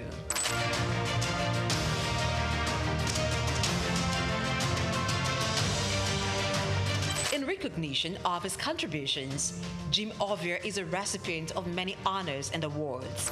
In 2012, the University of Benin awarded him an honorary doctorate degree. Former President Muhammadu Buhari in 2022 conferred him with the national honor of the Commander of the Order of the Federal Republic, CFR. Also, in 2022, Jim Ovia was conferred with the National Productivity Order of Merit, NPOM Award, by the federal government of Nigeria.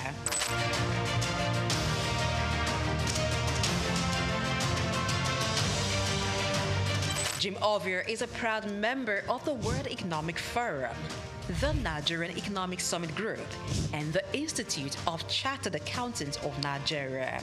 He is also a member of several boards and councils. We can't afford to lose depositors' money. We can't afford to lose money that belongs to stakeholders.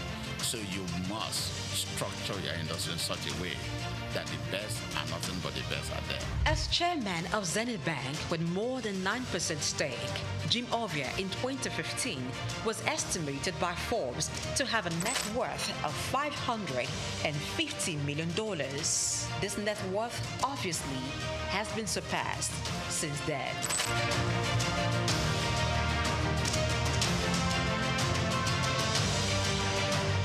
Jim Ovia, as a business person, founded 5 companies.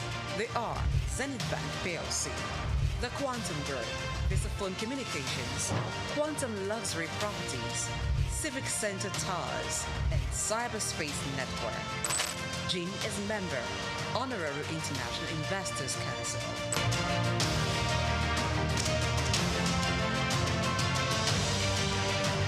Kay Ovia is CEO, Quantum Markets Limited, a firm that offers stock brokerage services.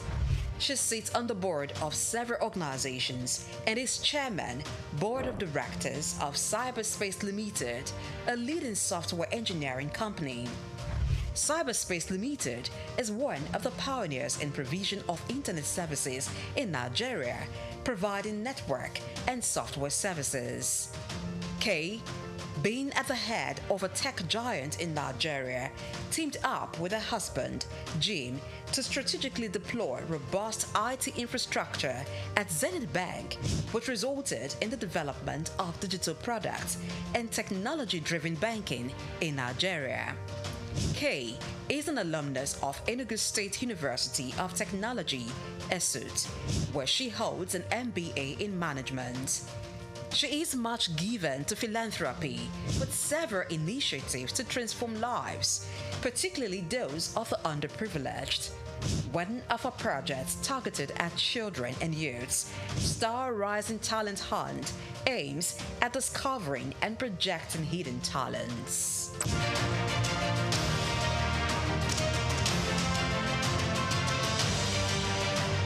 Jim is married to businesswoman and philanthropist Kay Ovia. She's also a hotelier. proudly running Starwood Hotels. Jim and Kay Ovia are blessed with 5 children: Isioma, Zephyr, Tito, Tommy, and Jesse. As a family man, Ovia enjoys spending time with his family. He also likes reading and traveling.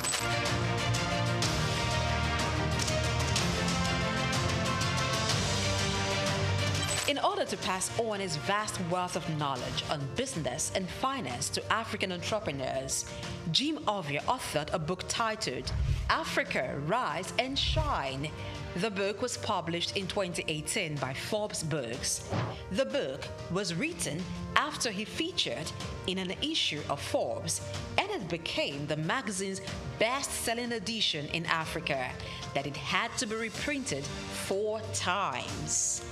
The book, Africa Rise and Shine, paints the picture of his humble beginning from the small town of Agbo in Delta State, and against all odds, pushed through to become a global business icon, while providing insight on how to conquer challenges in African markets, taking advantage of the opportunities.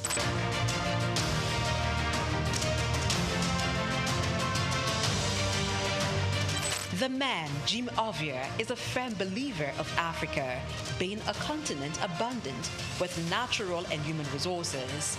He has constantly pitched the continent as a land filled with investment opportunities in international business forums, such as the Harvard Business School Annual Africa Business Conference, Bloomberg Global Business Forum, Commonwealth Business Forum, and the World Economic Forum, where he has been invited to participate and even deliver keynote address. Jim Ovia remains one of the pride of Africa and a great contributor to Nigeria's economy and the financial landscape in Africa.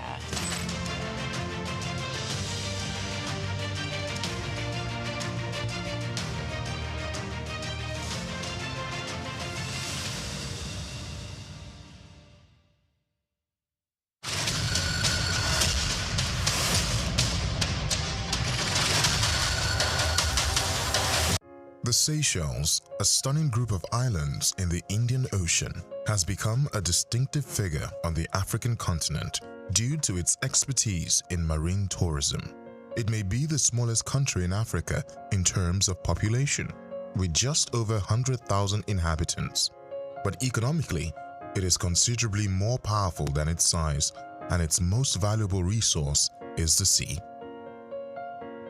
The Seychelles' economy is centered on its coastline and pristine oceans, much like many other countries that mostly depend on natural resources like minerals or oil. Tourism that is high value and low impact is vital to the nation's economy. Luxurious eco-resorts and unspoiled natural reserves that characterize the Seychelles experience attract tourists from all over the world. This type of tourism supports jobs in the hotel, transportation, fishing, and conservation industries, in addition to generating foreign cash. Seychelles' stringent environmental regulations are one notable strategy. The nation boasts of one of the largest percentages of protected marine areas in the world, with over 30% of its seas classified as such. In addition to protecting marine habitats, this keeps tourism viable and attracts eco-aware tourists and foreign partners. Seychelles has also adopted blue economy practices, using the ocean to spur innovation in marine research, sustainable fishing, and renewable ocean energy. Through these initiatives, Seychelles is positioned not just as a tropical retreat, but also as an example of how tiny countries may prosper by protecting and enhancing their natural environment.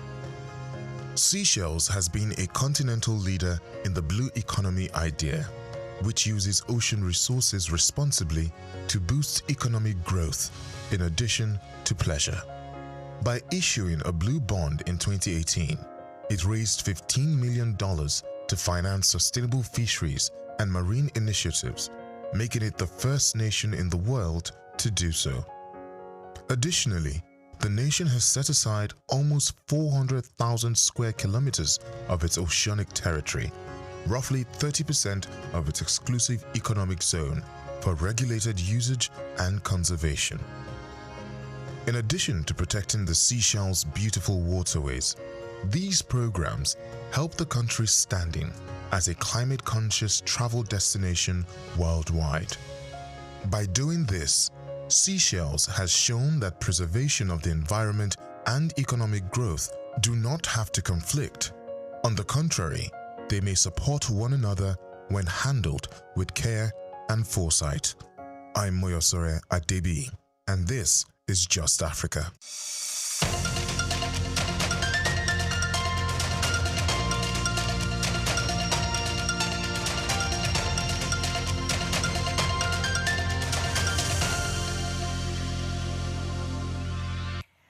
Yes, hello and welcome to Just Africa on SOUQ News Television. Here we explore the people, ideas, and movements that are shaping our continent's future. We break down trends, spotlight opportunities, and tell the business stories differently. I am Umevi Idolor, and I will not be doing this alone.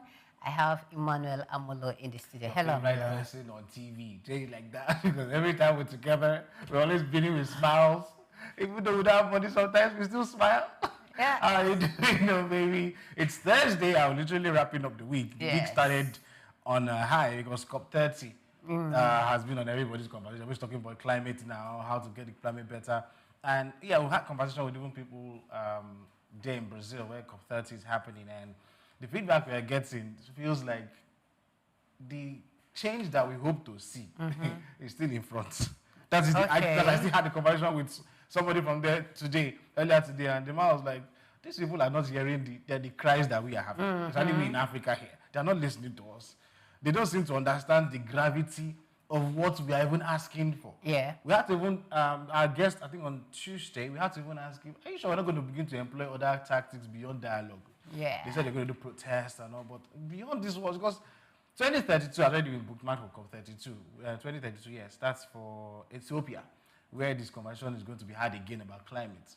And we'll be having climate conversations since. And in my head, I'm like, I hope we're not going to be just doing long talk, because we want to be seeing action. We're going to be climate action now. Hopefully, our guests today will help us understand what the young people are also doing. Exactly. So today we'll be looking at how African youth are creating awareness on climate change actions, just as Amula said.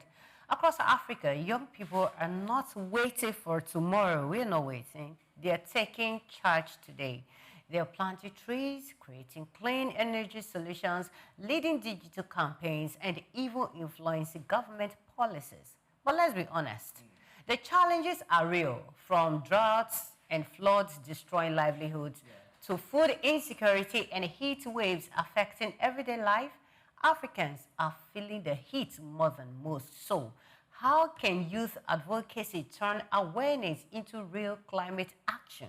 What kind of support do young people need to make their voices count at the policy level? Right now you have to stay with us because the climate conversation isn't just about science, it's about our survival. You know what I'm saying? We'll have to go on this quick break because when we'll come back, we'll be introducing our guests. Stay with us. We'll be right back.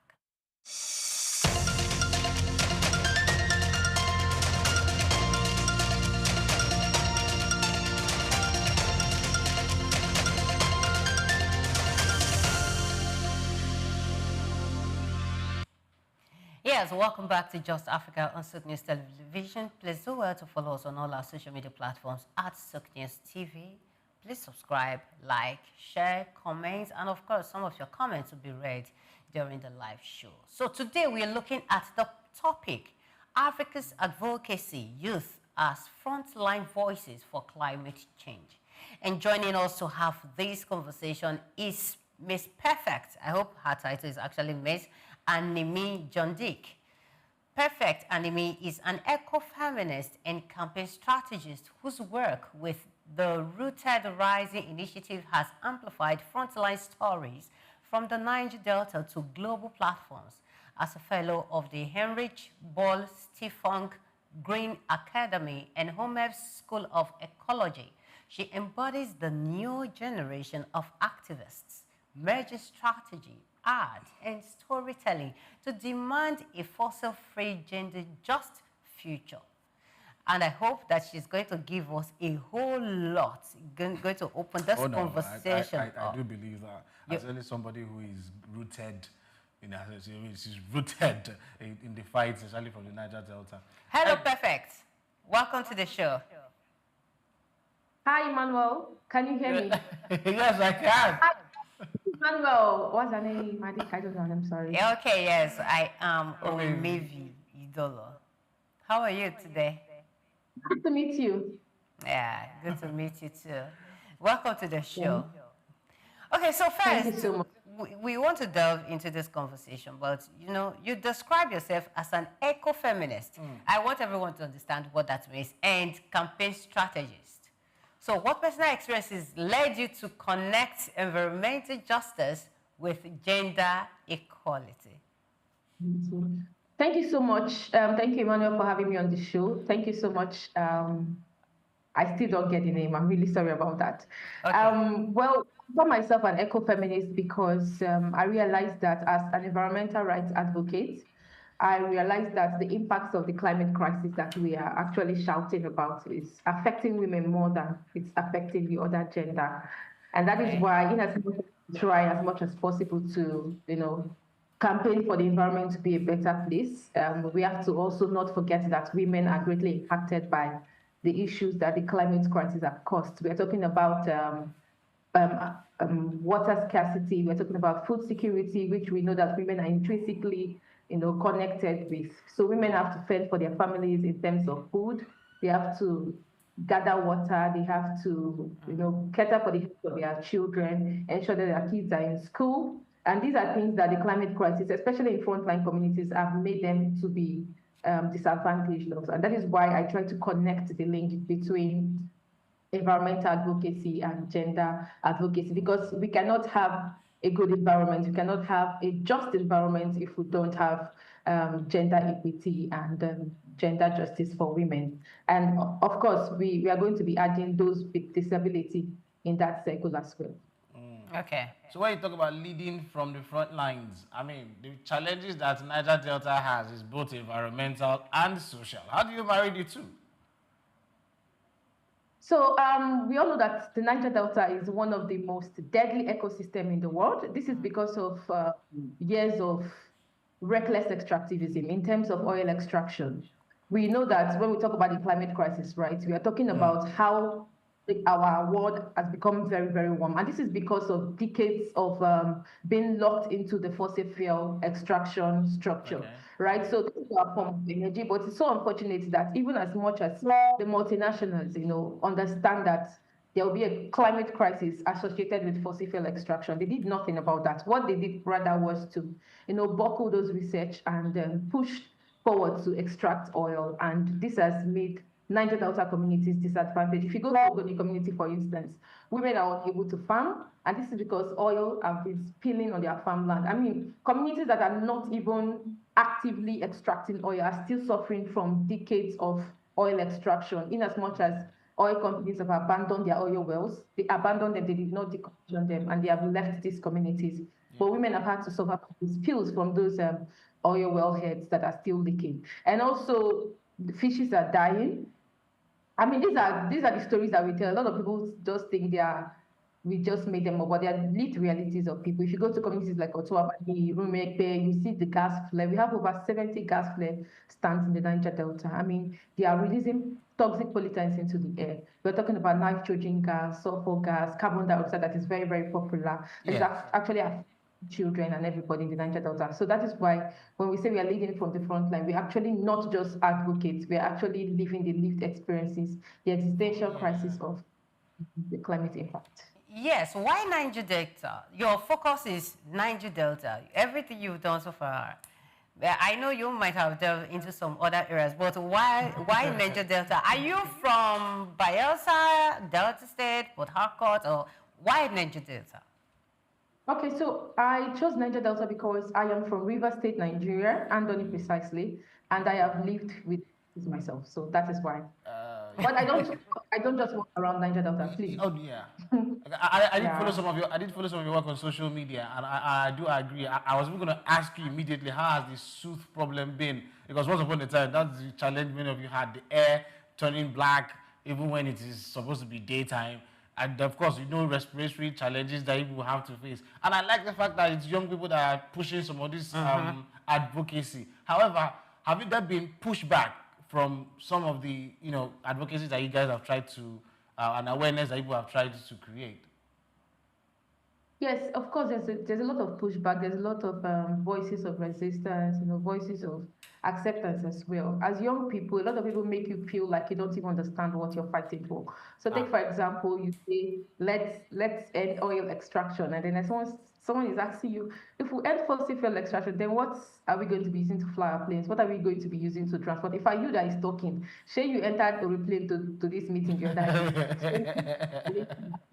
The kind of advocacy that we do. And as young people, a lot of people think we don't even have the experience, we don't have the agency, don't know history, but we've tried as much as possible to catch up with that by reading and interviewing those that have been here before us. And of course, there's also issue of finances, in terms of leading the initiatives and movements that we mobilize. Yes, I love the fact that you're very young and you're doing this, and as a woman, you are already lending your voice to what is happening. So how are women and girls disproportional affected by the climate crisis? And how can feminist perspective lead to better climate policies? Yes, I love to always say that women are actually going to give us the solutions that we want. I mean, in as much as everybody says, they're not just saying, because these are real. If you come to the Niger Delta communities, let me not even close myself in this Niger Delta realities. Yes. Even in the north where we have droughts, water scarcity, you come to the Niger Delta. My grandmother used to be a crayfish monger, and then over time she lost that economy strength because of the spills in the river. I mean, she couldn't go down into deeper waters to catch her crayfish. These are one of the things that made her depressed and led to her death, as a matter of fact. Wow. Because women have been, they don't have this economic power. Girls in the Niger Delta are actually affected. We're talking about flood. So when there is a flood, if you go to the IDP, if you have about 100% of people there, the percentage of women you will see the IDP is like 80. 80 is a little bit small. Let's say 90 to 10. I mean, we're talking about the gender ratio now. Yeah. And then if you have a lot of young girls there, we are having a menstrual issue. So you're in that kind of environment where there is no security, where there is no good hygiene, where there is no privacy. So you start thinking about the menstrual health of young girls. You start thinking about pregnant women. You start thinking about women who don't even have money. And then there is food. You have to cater for your child. You need to, there's a whole lot of issue around the climate crisis. And the Niger Delta is very specific to us because one of the big factors of these issues are actually oil spills and gas floods. I mean, children have come down with scabies, rashes on their body. Recently, there has been a report by both END and Kepekete Women Development where it has been reported that women have hydrocarbons in their blood. They have aromatic hydrocarbons in their blood as a result of prolonged inhalation of gas flare, prolonged contact with polluted water. So it's been discovered. And if you go to this kind of communities that we have these issues, there is no healthcare system to even cater for these health issues. Before they would even... So let's say there's an attack, before they would even get aid, they have to enter their vehicle and come down to Port Harcourt. These are the issues in frontline communities and that is affecting women and girls. Yeah. Okay, so perfect. It kind of sounds interesting to always because you actually look perfect. Sorry, anyway. It's always interesting to call you perfect. So have there been, misconceptions as to some of the policies that you guys have advocated for? Because some people might think you guys don't even understand, just like you said, understand the problems that you're fighting for. But then again, how have you been able to breach that misunderstanding or misconceptions? Or even when they exist, can we know them so that we can even fight them? Yes, so when you talk about misconceptions, right, I think multinationals, I've tried as much as possible to push propaganda that are not real realities of the Niger Delta people. I mean, we have greenwashing, we have charity washing. They come to frontline communities and they do activities that seem like they're actually aiding the community, but that is not the narrative. So when we tell our own narrative, because their own agenda has been so popular, their disinformation so popular, a lot of people would like to buy into it. So these are the issues that we try as much as possible to debunk, right? We also have frameworks that are in place. We're talking about the nationality determined contribution. We have false solutions like geoengineering, carbon market, carbon offset. These are the popular solutions to the climate crisis that the Niger Delta people, these are the popular policies, as a matter of fact. And we as Niger Delta youth, we have come to understand that, we've come to dissect them, we've come to analyze them critically and realize that they are actually not the real solution. They're just band-aid solutions. They're just solutions that will just curtail the issue for a while. It doesn't actually speak to the root cause of this issue. And that is why when we push our own narrative and say, we think Niger Delta communities need to be cleaned, we think there needs to be restoration of our environment, a lot of people look at you and they say, how is that even possible? Of course, you never have said that it's going to take a lifetime for the Niger Delta community to be cleaned. So a lifetime is, according to them, like 30 to 40 years. So why is 30 to 40 years a lifetime? The Niger Delta life expectancy is already 41 years. So if you're going to be cleaning entire environment for 30 to 40 years, that means that is a lifetime for the Niger Delta people. So these are the policies that we try to debunk. We have the PIA document that has no pre-informed, nothing of the communities adding to that document. It's just multinationals, writing stuff for community people, and these things doesn't actually favor them. If you go to the act, you discover that there's a lot of contradictory sentences that do not actually affect communities positively and bring them in a good light. So these are the things that we try to debunk. But I mean, these misconceptions about the Niger Delta is something that we continue fighting. We try as much as possible to train the younger generations that are coming, try to talk to community people, try to talk to using internet, social media to tell people that, okay, this is what it is and this is not what it is. That is as much as we're able to debunk this false narrative and ensure that we are not misconceived in our own narrative. Yes. All right, thank you very much. Perfect. Because you are giving us perfect answers. I try. Yes.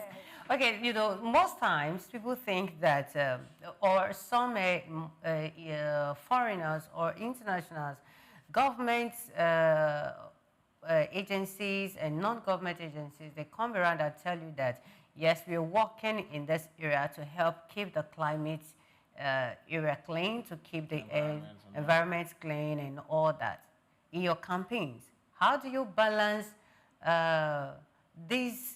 the fight against fossil fuels with the struggle for women's empowerment and community survival? Because this is a whole lot. Someone tells you we empower the women, we empower the people, we are doing this for the community, we are doing that for the community, but in the reason, sometimes we don't see some of those things. So how do you balance that? So if you talk about balance, I mean, it's quite unfortunate that poverty has been weaponized, especially for communities. It's double jeopardy for women. We are talking about struggling with gender issues, the structure of patriarchy, and then they're also trying to fight against oil-impacted issues.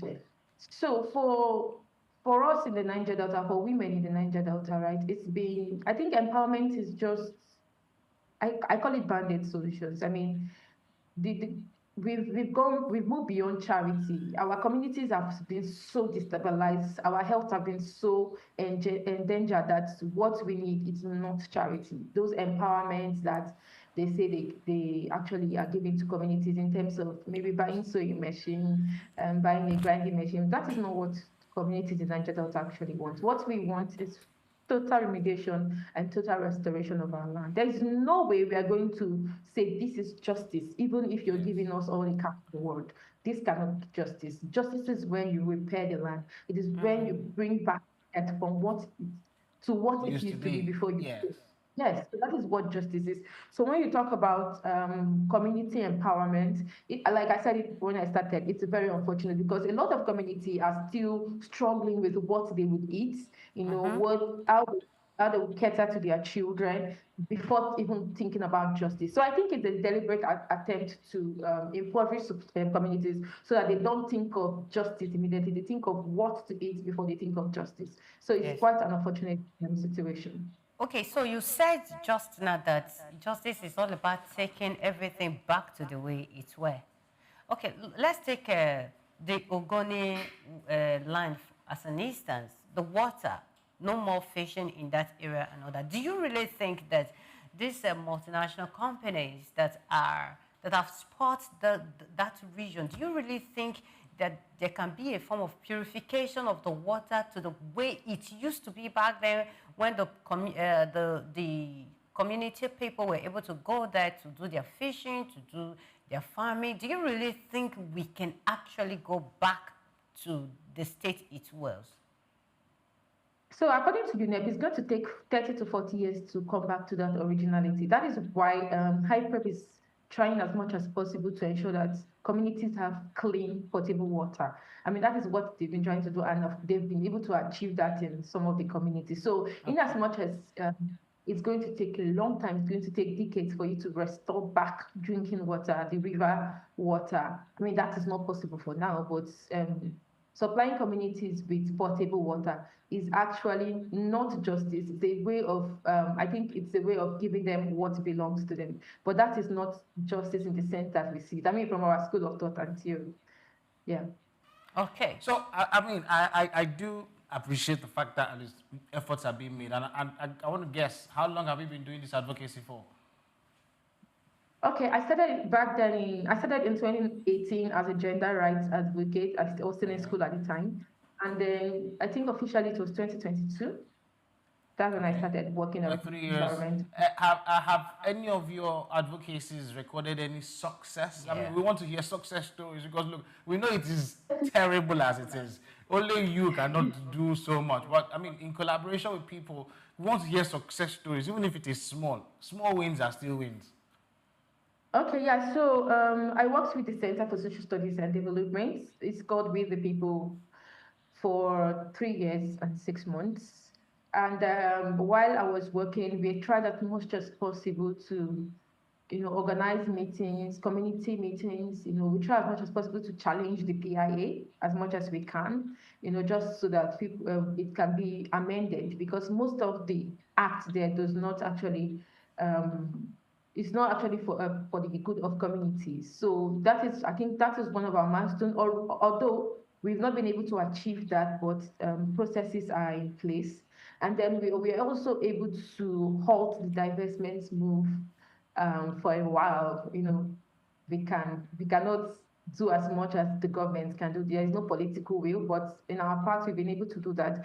And also, we've been able to educate and also mobilize community people to take actions by themselves. So it's not always CSOs, doing the talk, protesting. So we have people now from the front line who understand the structure of multinationals, they understand their rights in the global level, and they understand how to actually carry out litigation. So those are the milestones that we've been able to accomplish. And then for the stories that we tell at Truthers Writing, I mean, we use them for intergenerational learning, for wellness, wellness campaigns and engagement, and then also to mobilize grassroots people to take action.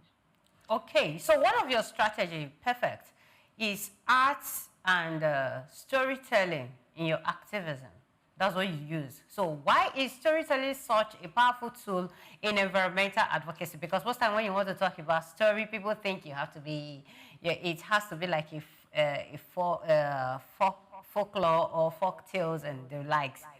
But here we're talking about science, we're talking about environment. Yet you're bringing in art, you're bringing in storytelling. How does that work? Why is it so important in advocacy? So it's very important because, first of all, storytelling is very integral in our lives. I mean, before you you tell anybody anything, before people move to advocacy, there must be a story behind it. I mean, there's always a narrative in our everyday life, in marketing, in church, in religion. We are told the stories of David. That's what made us believe. I mean, it's only stories that can help you to track what has been the history and what the future is going to be. That is why we deploy storytelling as a very powerful tool. And this is because when you tell stories, right, people who tend to just read, voluminous books, and they get too tired. They're like, oh my God, when am I going to finish this text? It's so, and the jargons here are just too much. We try as much as possible to yeah. Yeah, we try as much as possible to simplify them so that you understand them. So if you go to our divestment video, you understand better what the divestment move look like, instead of reading newspapers, reading mainstream media, and you're overwhelmed. I used to be very overwhelmed myself, but I got to understand these things so much using stories. So I think story is a very important factor in terms of education, in terms of awareness, highlighting community struggles. I think that's the only mode we can use. And then, of course, children need to understand these things as well. So we try as much as possible acts that can attract children, because in as much as we are talking, we are not going to get the change that we are fighting for now. It might not even be in our lifetime, but at least we were able to add to the campaigns and all of that. Yeah, thank you. Perfect. Like as you said, it's been a perfect conversation. So we'll go on a quick break, yeah? Please stay with us. When we come back, we will still be having this conversation, because look, COP30 is even going on now. I wanted to even take your thoughts about it. So please, when we come back, we'll continue the conversation. Don't go anywhere.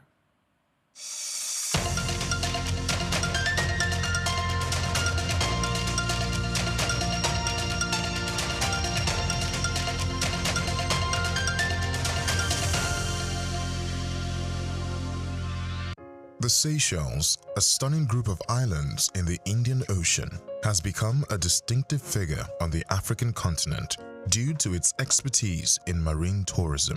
It may be the smallest country in Africa in terms of population, with just over 100,000 inhabitants. But economically, it is considerably more powerful than its size, and its most valuable resource is the sea. The Seychelles economy is centered on its coastline and pristine oceans, much like many other countries that mostly depend on natural resources like minerals or oil. Tourism that is high value and low impact is vital to the nation's economy. Luxurious eco-resorts and unspoiled natural reserves that characterize the Seychelles experience attract tourists from all over the world. This type of tourism supports jobs in the hotel, transportation, fishing, and conservation industries, in addition to generating foreign cash. Seychelles' stringent environmental regulations are one notable strategy. The nation boasts of one of the largest percentages of protected marine areas in the world, with over 30% of its seas classified as such. In addition to protecting marine habitats, this keeps tourism viable and attracts eco-aware tourists and foreign partners.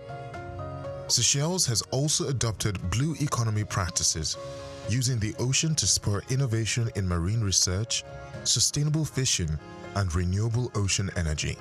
Through these initiatives, Seychelles is positioned not just as a tropical retreat, but also as an example of how tiny countries may prosper by protecting and enhancing their natural environment.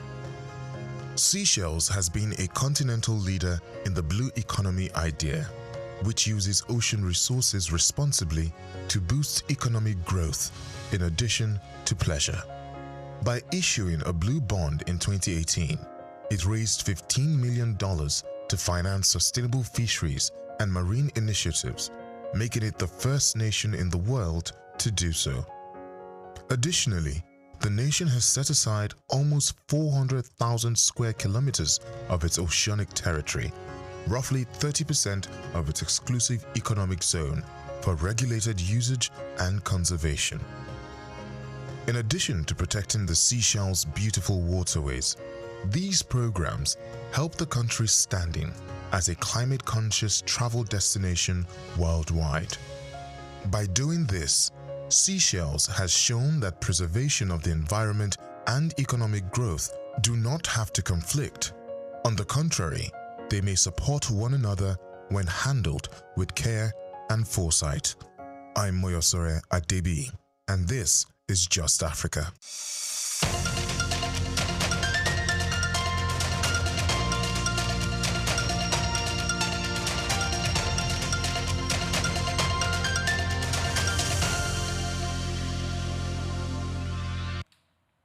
Yeah, welcome back to Just Africa on SOUQ News Television. Here, we give you the best of the best. We tell the stories differently. And once again, you can follow us on all our social media platforms at SOUQ News TV. You can like, share, subscribe, and of course, we'll read your comments during the live show. We'll be having this robust conversation on climate change action with Perfect and Nimi John Dick. Are you still there? I'm here. Yeah, welcome back to the show. Thank you. Okay, so this conversation, I love the fact that you talked about children awareness, community awareness, because most times the people living in that community. All right, we'll go on this quick break. We'll be right back.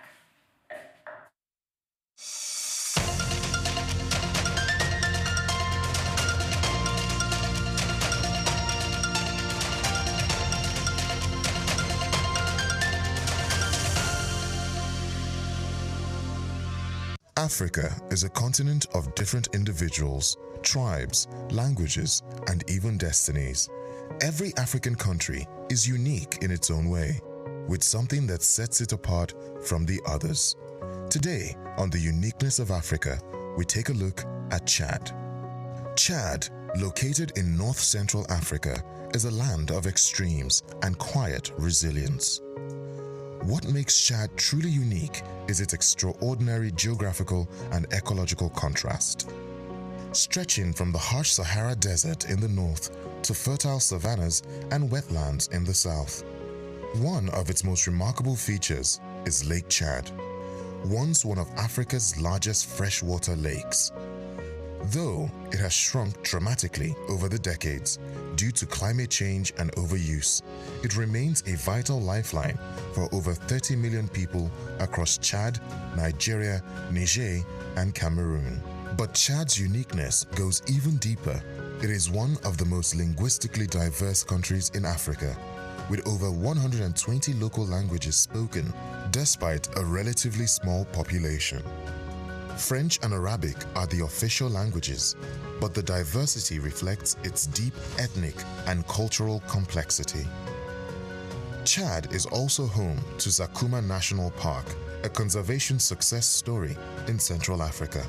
Once plagued by poaching, the park has rebounded and is now a sanctuary for elephants, lions, giraffes, and rare birds, showcasing the country's ecological richness. In the Enedi Plateau in northeastern Chad lies another treasure, a UNESCO World Heritage Site filled with ancient rock formations and prehistoric cave art, some dating back 7,000 years. These natural cathedrals in the desert tell stories of early human life long before modern civilization reached the region. In terms of identity, Chad is where Arab and Black African cultures blend, creating a unique socio-cultural fusion seen in its clothing, cuisine, languages, and traditions. Despite economic challenges and regional instability, Chad remains a country of untapped beauty, resilience, and cultural depth. It is a land where survival meets strength and where the desert holds not just sand, but stories. This is the uniqueness of Africa, and today we spotlight Chad, the bridge between the desert and diversity. I am Moyosore Adebi for SOUQ News TV. Egypt is a living museum where the past and present come together in a remarkable dance, and it is more than simply a nation. Egypt, which is well known around the world for its pyramids, pharaohs, and the magnificent Nile. It's still transforming its rich historical legacy into a vital source of economic expansion and pride in the country. Egypt is a vibrant African country that is leveraging its historical heritage, tourism, the Suez Canal, agriculture, and a growing digital economy to drive its future. Let's start with tourism, which continues to be Egypt's most valuable economic driver. Egypt is home to more than 1/3 of the world's antiquities, and Cairo, Luxor, Aswan, and Alexandria welcome millions of visitors each year. Beyond its aesthetic value, the Great Pyramids of Giza, the Valley of Kings, and the soon-to-open Grand Egyptian Museum serve as economic hubs that support employment, foreign exchange, and Egypt's place on the world cultural map. Egypt has recovered quickly despite international disturbances like the COVID-19 epidemic, with current tourism receipts surpassing $13 billion. However, as visitors awe at history, international trade passes via Egypt's Suez Canal, one of the most important sea lanes in the world. The canal is a vital bypass for international commerce, connecting the Mediterranean Sea to the Red Sea across a distance of 193 kilometers. Suez Canal tolls brings in billions of dollars for Egypt each year, more than $9 billion in 2023 alone, making the canal more than simply a historical site. It is a vital component of international trade. The Suez Canal Economic Zone, a center for commerce, logistics, and industry, was likewise fueled by the canal. Agriculture comes next, especially near the Nile. Important products including wheat, rice, cotton, and dates are grown in the lush Nile Valley and Delta. Citrus fruits, particularly oranges, which are highly sought after in Europe and the Middle East, are among Egypt's biggest exports worldwide. Innovations in irrigation and climate-smart farming are growing, and agriculture still contributes to national food security and rural lives. Infrastructure and energy are also changing quickly. By exporting liquefied natural gas to Europe and other countries, Egypt has established itself as a new energy center in Africa and the Mediterranean. This change includes the Zohr gas field, one of the biggest in the Mediterranean. In addition, Egypt is developing smart cities, high-speed rail, and new administrative capitals, while investing in solar energy through initiatives like the Bendon Solar Park, Africa's largest. Not to be overlooked is Egypt's creative economy.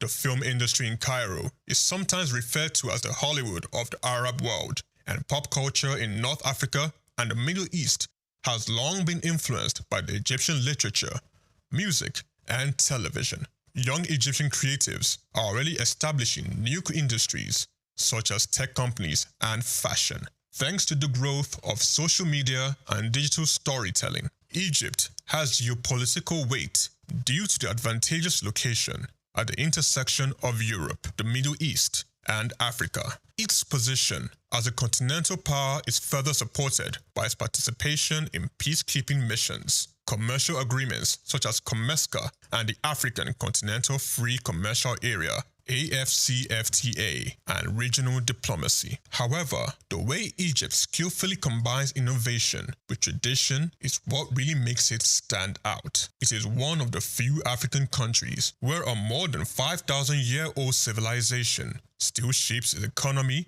and reputation outside. Egypt continues to leverage its history to forge a strong and aspirational future, whether it's a software entrepreneur in Cairo, or a relic in a museum, or a ship across the Suez. This is Just Africa, and I am Chike Okolo.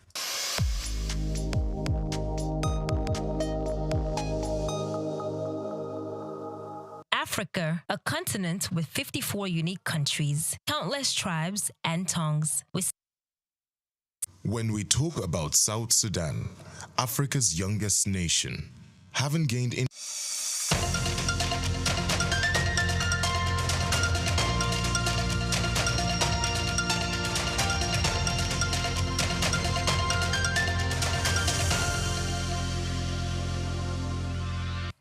Yeah, welcome back to Just Africa. We apologize for that sudden break due to technical challenges.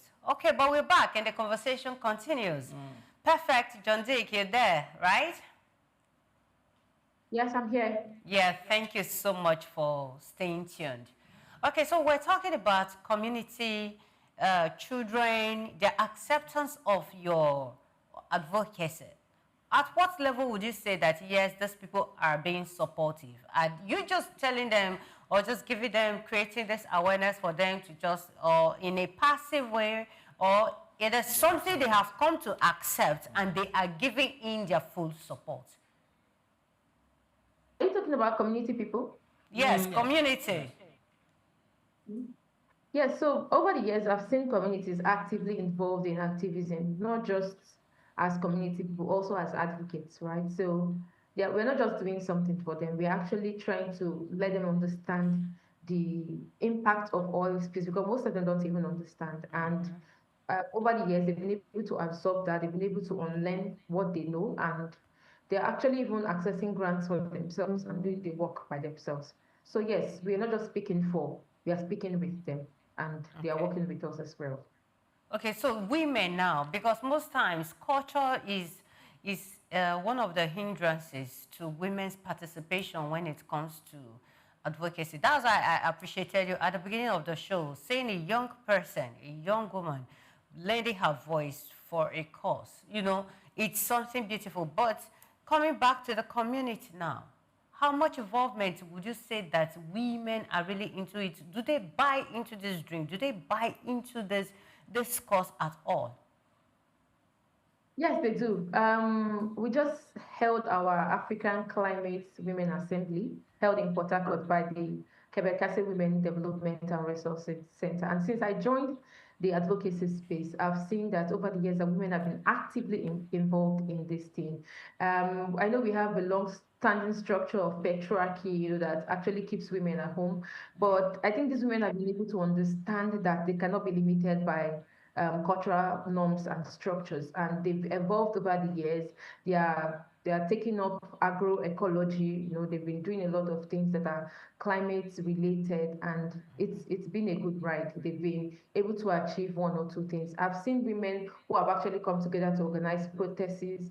I mean, community women. I've seen them not being hindered by what they think is the cultural norm or the societal standard of what women should be. So yes, women have been thriving in this field. All right, perfect. I do know that there's something called cultural acceptance, right? And then we're talking culture now. Do you do your advocacies in local languages, or I don't know. I wanted to just make one general ask whether we use Pidgin English generally in everywhere. You know, it's very, very common, which I just made it the national language. But what kind of languages do you use to push, you know, some of these? Because if you're using English, and many people are not so learned, there will be difficulty in communication. Yeah, so if you go into the rooms where we speak to women, if you go to communities with us, we try as much as possible to communicate in their own language. Okay. So in as much as we have people that can translate what we have said. Okay. And then for the things I do, if a woman is speaking in Pidgin, like the recent one we did yesterday, of course, there's a translation for Indigo. I don't have to alter our original language or try to speak for her because she's used. Okay. Then again, I want us to just dive straight to COP30 because I mean everybody's been following. It's like the general conversation now everybody's talking about. Did you follow Nigeria and Africa's, by extension, what they hope to get out of COP30? Okay, so I've listened to a lot of civil societies. I've read their demands. A lot of them have been, because I think the COP for this year is actually going to be stretching on adaptation funds, loss and damage funds, and how to make these funds very accessible, especially to local communities. So I think from our prior conversation before the COP, there have been a lot of weight on how communities can actually access these funds by themselves, right? And put things in place for themselves. So I think the conversation that the Africans, people from rural communities are going to be in for the COP is actually the funds for reparations, for adaptation, for damage. It is economical or non-economical damages. Okay, so having worked with international organization, international platforms like the Heinrich Böll Stiftung Green Academy. What lessons have you learned about bringing African grassroots voices to global climate deals? So I need to clarify that I was just a fellow, but I learned a lot with them because it's very inclusive. They have a place for respect for everyone, everyone's language, everyone's culture, everyone's value. There's this high respect, and I think that is what we are lagging in Nigeria. I mean, we have government that does not even respect communities. They don't even pay attention to the human rights valuation of communities. Communities have had to live undignified because of the climate crisis. So I think that for the, relating it to the global, sorry, I'm trying to reiterate the question. I don't Yes, remember. I was asking the lessons you have learned, having worked with those people. What lesson do you think we can learn from you that have worked with them on the global stage? Okay, so I think the lessons is that every person, every individual deserves the right to live with dignity. It's very important because if you are going to displace people, if you're going to be having forced immigration for communities, that is not a human rights advantage to those people. Those people are actually violated, as a matter of fact, and women are now exposed to gender-based violence because of those issues. So I think that Nigeria, the Niger Delta should recognize that it is important for people to live with dignity and respect, and also, respect people's rights. You don't just encroach into people's communities and take their things by force. In terms of multinationals, engaging communities' land, farmland, running pipelines everywhere. If you go to places like Okrika, you will see pipelines in front of people's houses. I mean, that is a lot of disrespect, to communities. Well, okay, so we're talking about global stage, talking about international bodies now. Do you feel that global environmental movements do they truly listen to African stories, or are we just fighting to be heard? Because some of those people that are causing this climate problem in our locality, in our areas, they are not Nigerians, they are international companies. So do you really think that they are listening to us, or we're just making noise? Yeah, so it's very unfortunate that even the Conference of Parties that is going on now, the COP, is being, what's the word now? It has been inherently unequal, right? The process has not been great. We have the global south, which are the biggest polluters of the world, being, at the helms of affairs in terms of power negotiations. So Africa sitting at those tables is like, okay, this is what we have for you. This is what you can get. Okay, it is now for you to now start bargaining. So it's like they have the horns of power. Their words are gods and all of that. So I think African stories have actually not been regarded as something that can actually influence global policies. People, the global view of Africa has always been the same. I mean, Africa has a lot of perspective, but it's quite unfortunate that the climate issues actually, putting us at the edge of being vulnerable. And of course, the global platform is actually taking advantage of that. They're actually not hearing us, because if you're hearing us, you cannot keep on giving us policies that do not actually address this issue from the roots. You cannot keep on, funding lobbyists, funding false solutions, funding agendas that are not actually affecting the issues as it may be. I mean, we're talking about what is carbon market, what is carbon offset. You're saying that there should be gas flaring as long as multinationals are able to they're able to invest in other green projects. So take for example, you can actually continue flaring gas if you're able to reserve the land in Akwa Ibom. You can flare gas in River State. How is that a solution to the climate crisis? But these are the things that we are seeing. Talking gestures to this thing, band-aid solutions. I think they don't listen. They're not even ready to listen in the next decade, because I mean, if you keep on dishing this kind of policy that do not address anything, I'm sorry, they're just trying to tick boxes. They're actually not. Okay. So I mean, you just literally threw me to the next question. The voices are being heard, right? we are even trying, as young people, we have visibility. We're using social media, we're using most of our skits and movies, our content, essentially, to make the noise. So they are hearing us. But the policy that is supposed to now match it seems to be going wider and wider. Why do you think the gap exists and is still growing wide? And from what you said, it looks like it's not going to shrink anytime soon. What are the hindrances?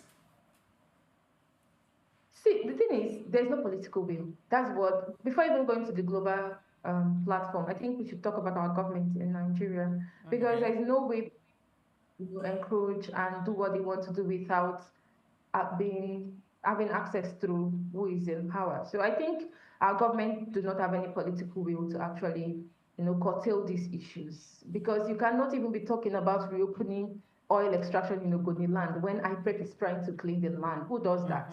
Like it's contradictory. Trying to mop the floor. It doesn't work that way. So when you look at decisions, their acts, their legislations, you understand that these people are not even ready to help communities. They are just trying to tick boxes. They're just, So what do we need to do in this case? If the government of Nigeria, or let's say international bodies, are not making the right policies, I believe that Nigerian government is supposed to make policies. I'm taking it down to Nigeria now. Make policies that should protect their people. Do you think Nigeria is also not doing enough? Yes, I think so. We have policies, great policies that is supposed to protect the environment, but the implementation has been the problem. We have the energy transition plan. If you go through wonderful documents, but you can't have a plan and then you're saying something else.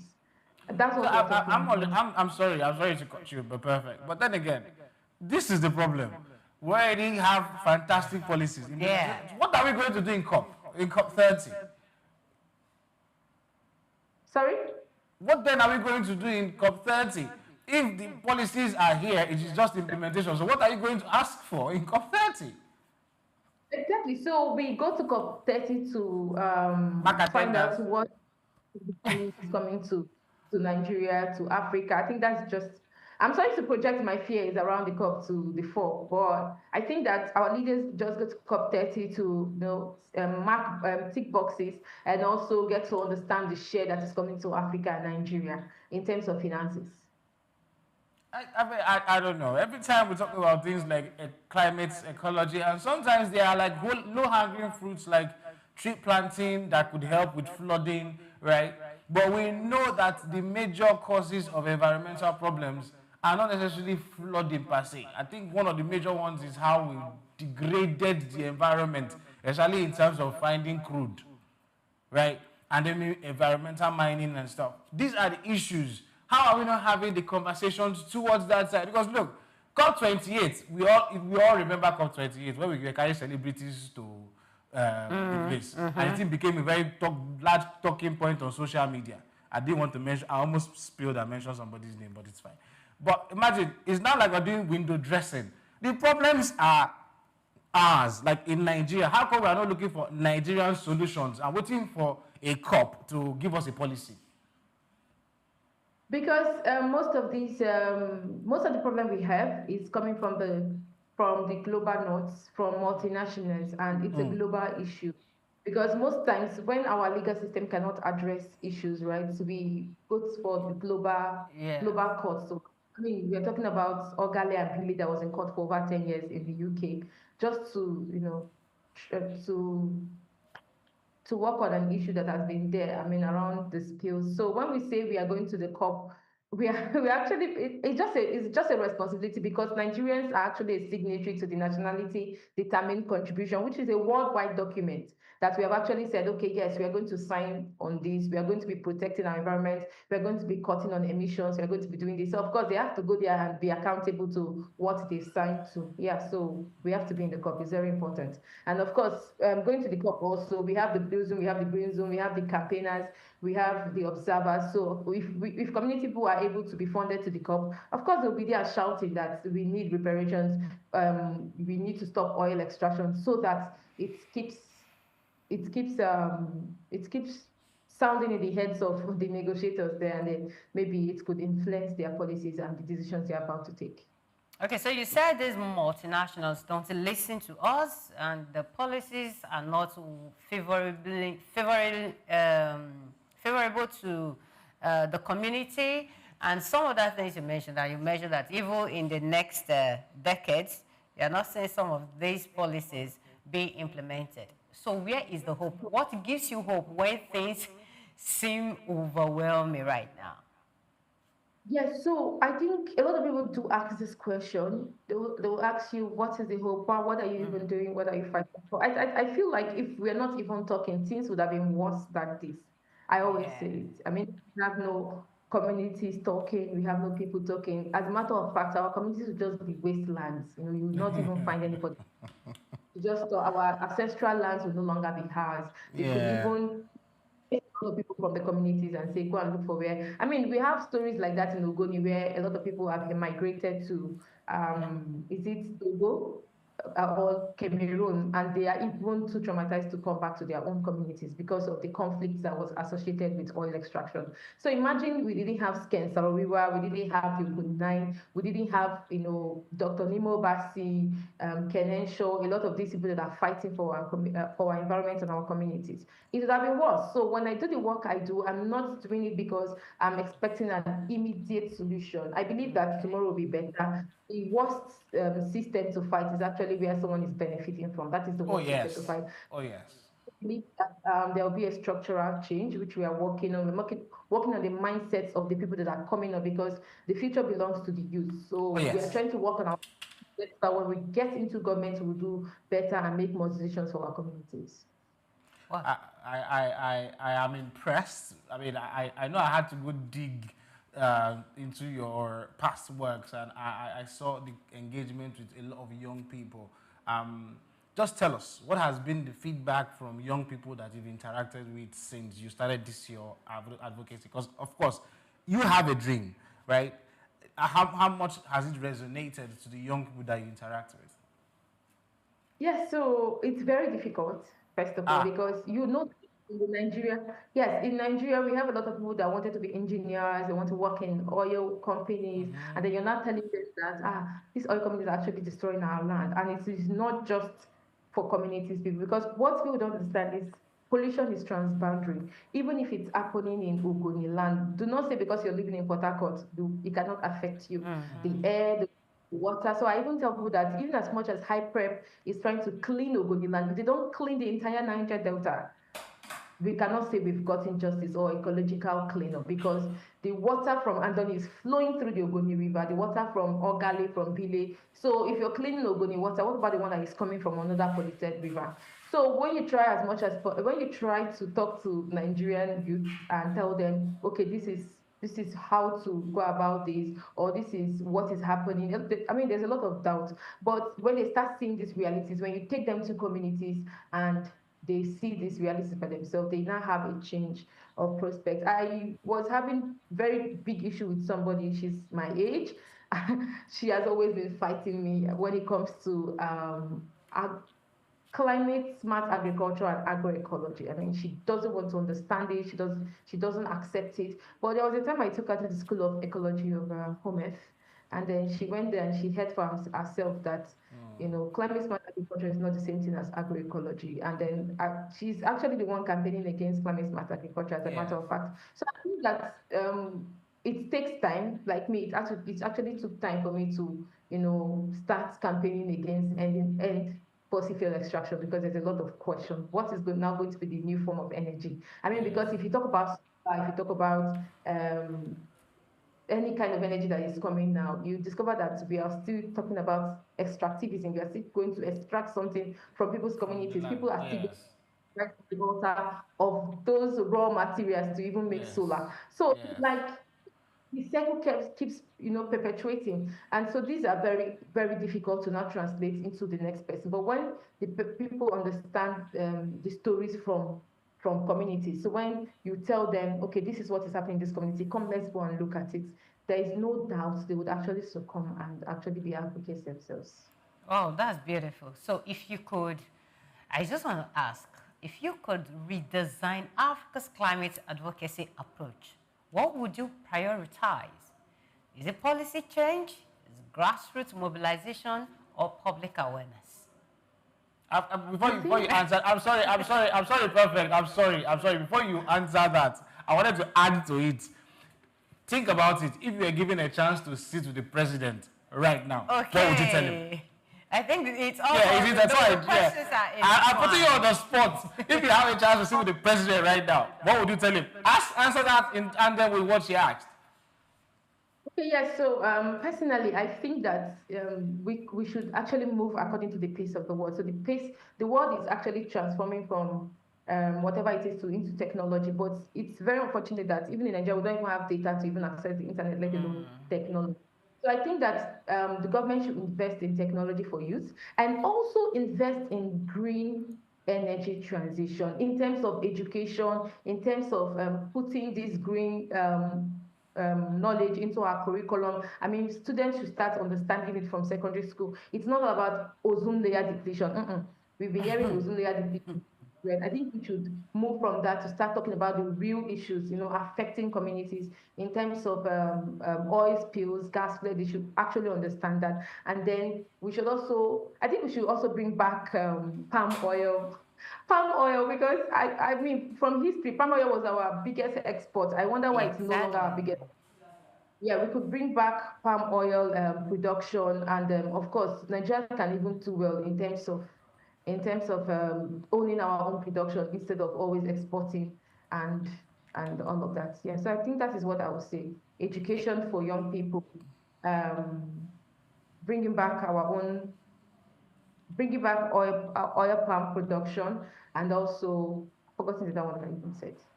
Okay, no, but that was beautiful. So I want you to give a message what message would you like to live with young African women watching right now? There are so many young ladies, women that want to do what you are doing now. Those who want to fight for the planet but don't know where to begin. What message would you want to leave with them?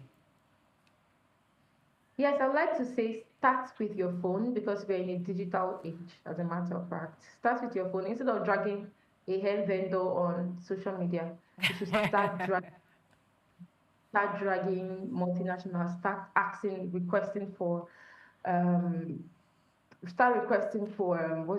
for justice for communities. And you don't need to belong. Of course, you need the training. You need to volunteer in organizations that are actually doing the work. Volunteer for campaigns. In those days when I started, I remember it's just a social media page. Let's come out on black and white and come and shout about gender violence, and then I'll come out. I don't even know anybody there. So I think young women should start using their phone to say something. It doesn't have to be official. You don't need to be, you don't need to have a career in climate activism before you do that.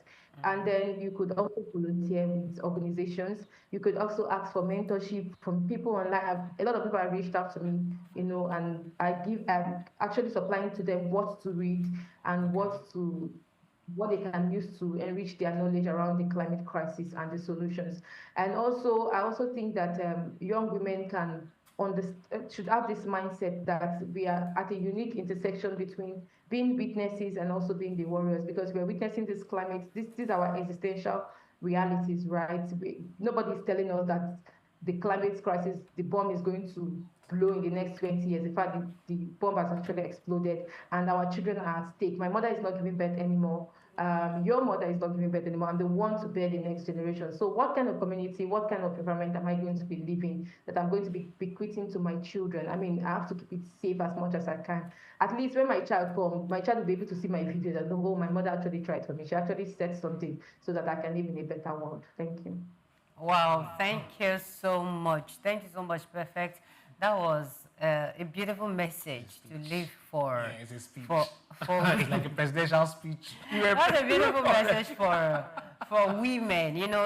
It's a beautiful thing, really, to have a young lady like you doing what you're doing right now. You understand? So we say a very big thank you to you. But just before we let you go, I want to ask, what is the meaning of anemia? Oh, Oh, you're actually the first person calling me anime. A lot of people don't call me anime. Anime is me. Anime means I know. So that's my grandmother's name. Okay. God rest her. Okay. So you decided to take part of her name? Sorry?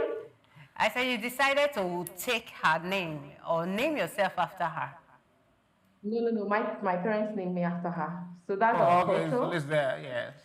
Okay, thank you so much. Perfect. Anime John Dick. She is an eco-feminist and campaign strategist whose work with the Rooted Rising Initiative has amplified frontline stories from the Niger Delta, to global platforms. As fellow of the Heinrich Ball Steve Fung, I'm trying to get it right, Steve Fung Green Academy, and Homer School of what again? I'm trying to get the full name correctly so I do not mix it up. A very big thank you to you, Perfect, for coming on the show today. Thank you for having me. Thank you, Manuel. Bye. Thank you. All right. Emmanuel, what a robust topic. Look, I expected it. And I like the fact that a lot of young people are up to date of things happening around. And COP30, that's the Conference of Policy People, it's going to run for 12 days, right? And so I'm not so surprised that conversations are being had. The joy is that younger people are also in the conversation. Yeah. They want to be heard. And just like she rightly pointed out, it's something that we're the future. If we don't know what is happening now, by the time we get to the front or in the future, at least we know how, okay, these people tried to get to this point. Yes. We are here. Okay, let's see how we can better what they've done. They always tell you, if you do not know where you are coming from, at least know where you are, so you know where you are going exactly. to. I do know. Like I said, we've been having conversations back to back and about these climate conversations back to back. And we've brought lots of people who give us. There's one we had with somebody from Ethiopia, where the man was telling us about the ideas they have done. They are doing more of electric cars, EV vehicles. They're doing more tree planting. They are now doing more designs in their cities. These are ideas that, while we are waiting for whatever it is, those who cause the problem for us are deciding how they help us to share the money that we get. Exactly. We can now begin to think homegrown of how to fix some of the problems that are already inherent here. We know there are some that, we might need the help, but I like the fact that we're having internal conversations, we're now having internal advocacies, we're even taking internal approaches, African solutions to African problems. That way, hopefully we're going to get further in this not just dialogue, but better actions for climate. Yes, I also love the fact that she talks about the storytelling aspect. She understood the fact that by the time you start using some terminologies, people will not understand. Yes. So that's it's a beautiful strategy that you use in dragging people's attention, getting people's attention into the conversation. So by the time I start giving a particular story or using a particular song to explain what is going on in your environment, you will be able to understand the importance of the message. That is one. Then two, it hurts me to hear her say that the multinationals don't listen. They hear, but they don't listen. That's they hear, but they don't listen. They hear. These people, they are advocating everything they're doing. Even their own staff that are working in that environment, they are also exposed to these hazards. Yes. You get it? But they're not listening.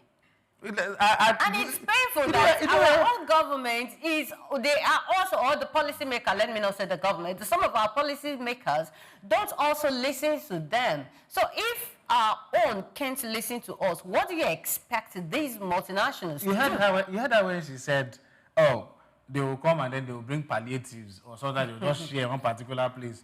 And then those ones will smile for a while, but there's still a long-term problem. Now, let's even assume that they fix some of the problems in one part of an area, forgetting the rest. You will not forget that whatever it is that is happening in the other places will still permeate into your own small cocoon that they are attempted to fix. Now, this strategy that she was talking about, using local conversations, and it reminded me of when I was preparing for my O-level, my first degree, and one of the research I did had to do with children. I ain't gonna lie, it was difficult getting children to adapt. I mean, but they always tell you it is difficult to teach an old dog a new trick. Yeah. So catch them young. Now, in catching them young, there was already a difficulty because many of them don't even understand the magnitude of the problem. What was the problem I was trying to fix at the time? Reading culture.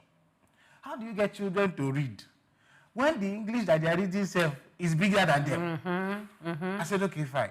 One of the things I do was make it easier in the conversation, use their own languages.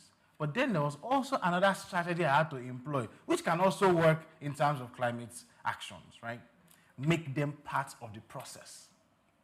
They're not saying go and do child labor now. Yeah. That's what I'm saying. Make the children part of the process. Now, how do we talk about this? You are educating them. You are telling them, oh, this. When you are doing things like actionable things, like, oh, there's tree planting in this our community, get the children involved. Do you know, many children learn faster when they see you do it, rather than you tell them or give them orders. So imagine if all the adults are doing something. You see children, allow them to join in, even if what they are going to carry is a cup of water. Let them join in the process. I remember when in Lagos here, when this environmental used to happen every last Saturday, I think.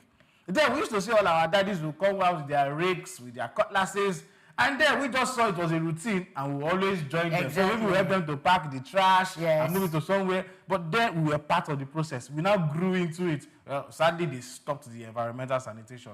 But then we grew up knowing that every Saturday, last Saturday, they're going to clean the environment. Nobody now needed to teach you. It now became a habit.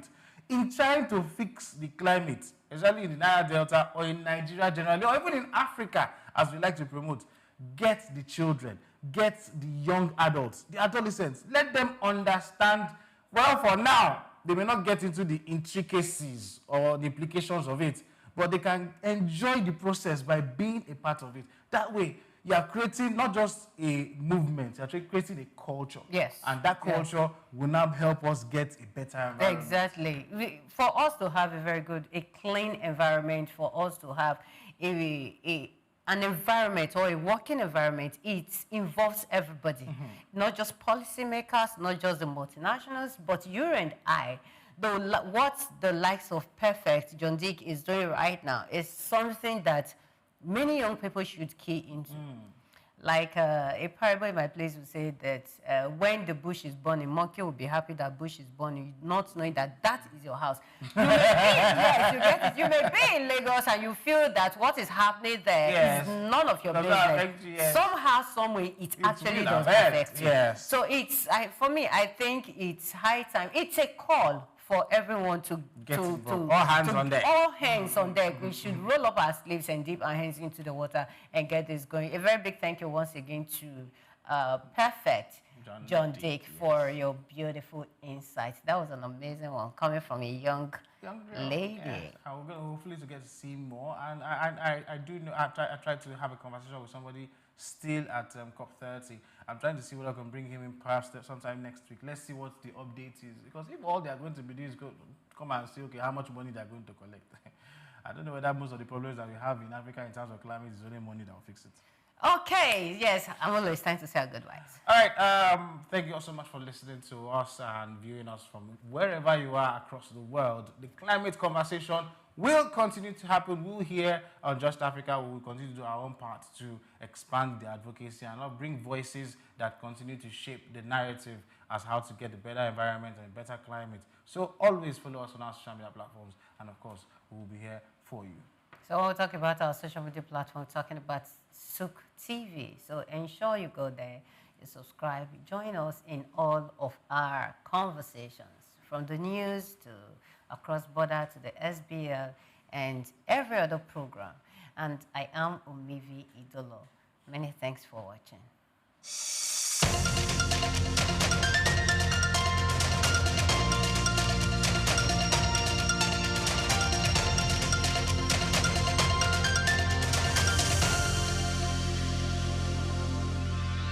When Emeke talks about black gold, he isn't referring to oil. He buys it in sacks, not barrels. He sells it from a metal shack to customers in Lagos, Nigeria's commercial capital. Charcoal is big business in Africa. He says there's enough money in the charcoal trade to make the wealthy envious in several African countries. Charcoal has fueled Africa's urbanization. It is energy dense and difficult to regulate, much like the cities it powers. Despite concerns about pollution, deforestation, and illicit money flows, charcoal remains indispensable. In this special report, written by Bayo Olaoye, he explored the value of Africa's charcoal economy, estimated to be worth billions of dollars, and assesses its viability. Nearly 200 million Africans cook primarily with charcoal, including 27% of urban dwellers. That share has grown since 1960, replacing much of its previous reliance on firewood. If there's been an African energy transition, it has been from one type of wood fuel to another. Charcoal's appeal lies in its convenience. By weight, it contains nearly twice as much energy as the wood it's derived from, making it easier to transport and ideal for megacities with fragile infrastructure. In Kinshasa, a Congolese metropolis of 18 million people, almost everyone cooks with it.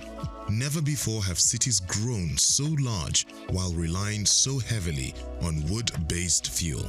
In rural Africa, tens of millions of people make charcoal using earth kilns, outnumbering the world's coal miners.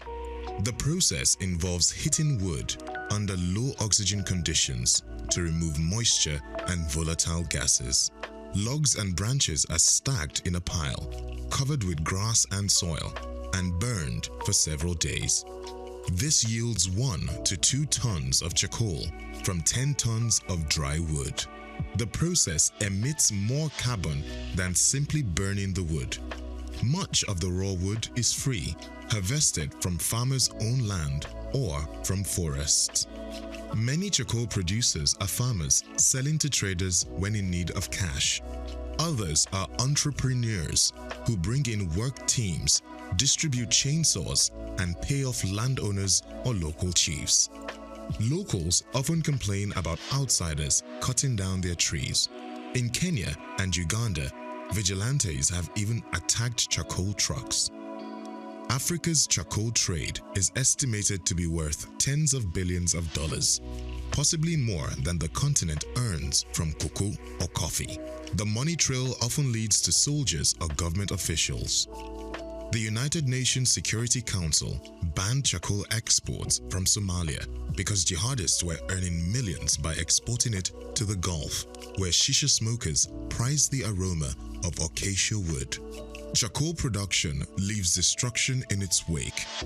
In Mozambique's Mabalane district, 2/3 of the woodland was affected by charcoal harvesting in the decade leading to 2018, according to one study. To mitigate the damage, governments oscillate between legalizing the trade through licensing and forest management and banning it outright. Sudden bans, however, often fuel a black market. Enforcement becomes a chaotic negotiation involving traders, officials, police, soldiers, and local communities. Lorry drivers move at night and pay bribes to checkpoints. In Uganda, where charcoal production is banned, it's smuggled across the border and transported under official seals from South Sudan. Other policies promote clean cooking.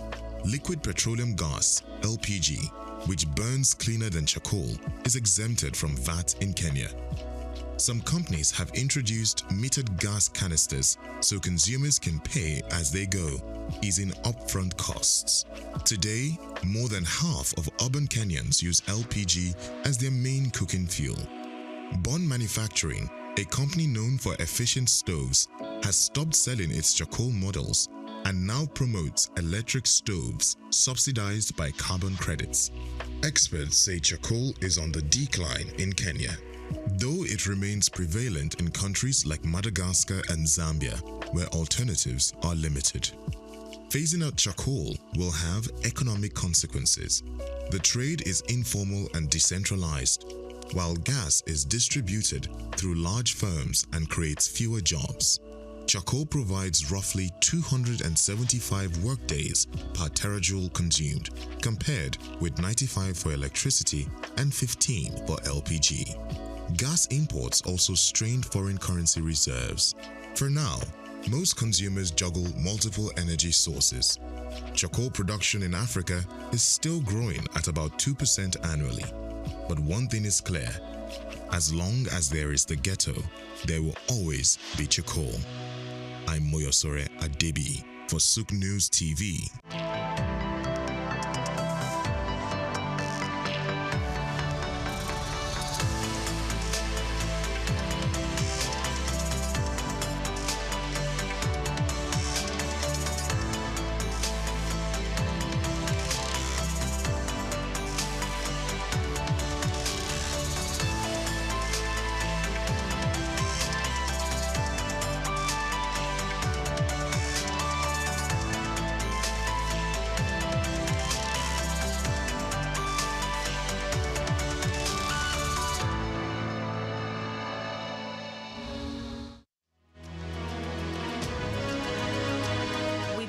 To you the remarkable life of a Nigerian businesswoman who has overcome significant challenges to become one of the most successful entrepreneurs in Africa.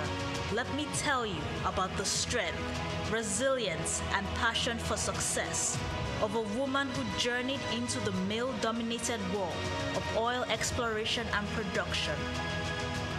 A woman who displayed her love for philanthropic endeavors and her commitment to empowering others, particularly women and young people. This woman is Folorunsho Alakija.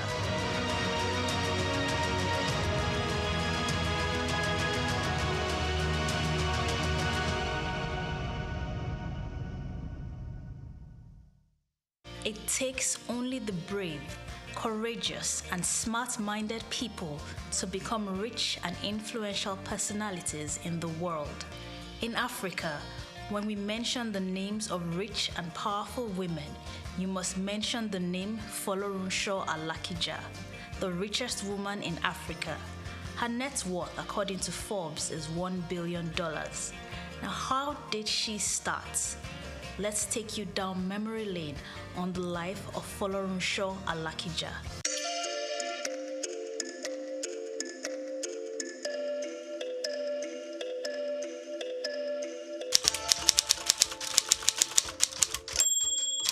Folorunsho Alakija was born on Sunday, 15th July 1951 to Chief L.A. Ogbara, her father, and Mrs. Ogbara, her mother, who is a businesswoman.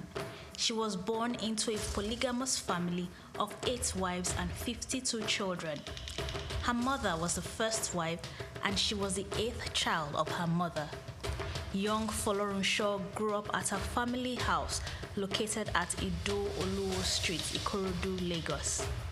She had her nursery education at Our Lady of Apostles Nursery School from 1955 to 1958, also in Lagos.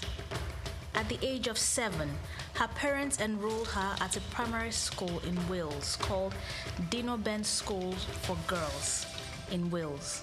She was in that boarding school for 4 years before she returned to Nigeria. After her primary education, she attended Muslim High School, Shagamu, Ogun State in 1963. Well, during the holidays, she would go to her mother's shop to participate in the textile business. She would learn about trading and marketing of textiles. Generally, she learned a lot of tricks about business. After graduation from high school, she enrolled at Pitman Central College, London, to study secretarial studies. In 1974, Folorunsho started her career working as an executive secretary at Sijuade Enterprises. After gaining some experience there, she moved on to First National Bank of Chicago, now First City Monuments Bank. working as the executive secretary to the managing director. Later, she was appointed the new head of the Corporate Affairs Department of the International Merchants Bank of Nigeria, formerly First National Bank of Chicago. She moved on in her career to become office assistant to the Treasury Department.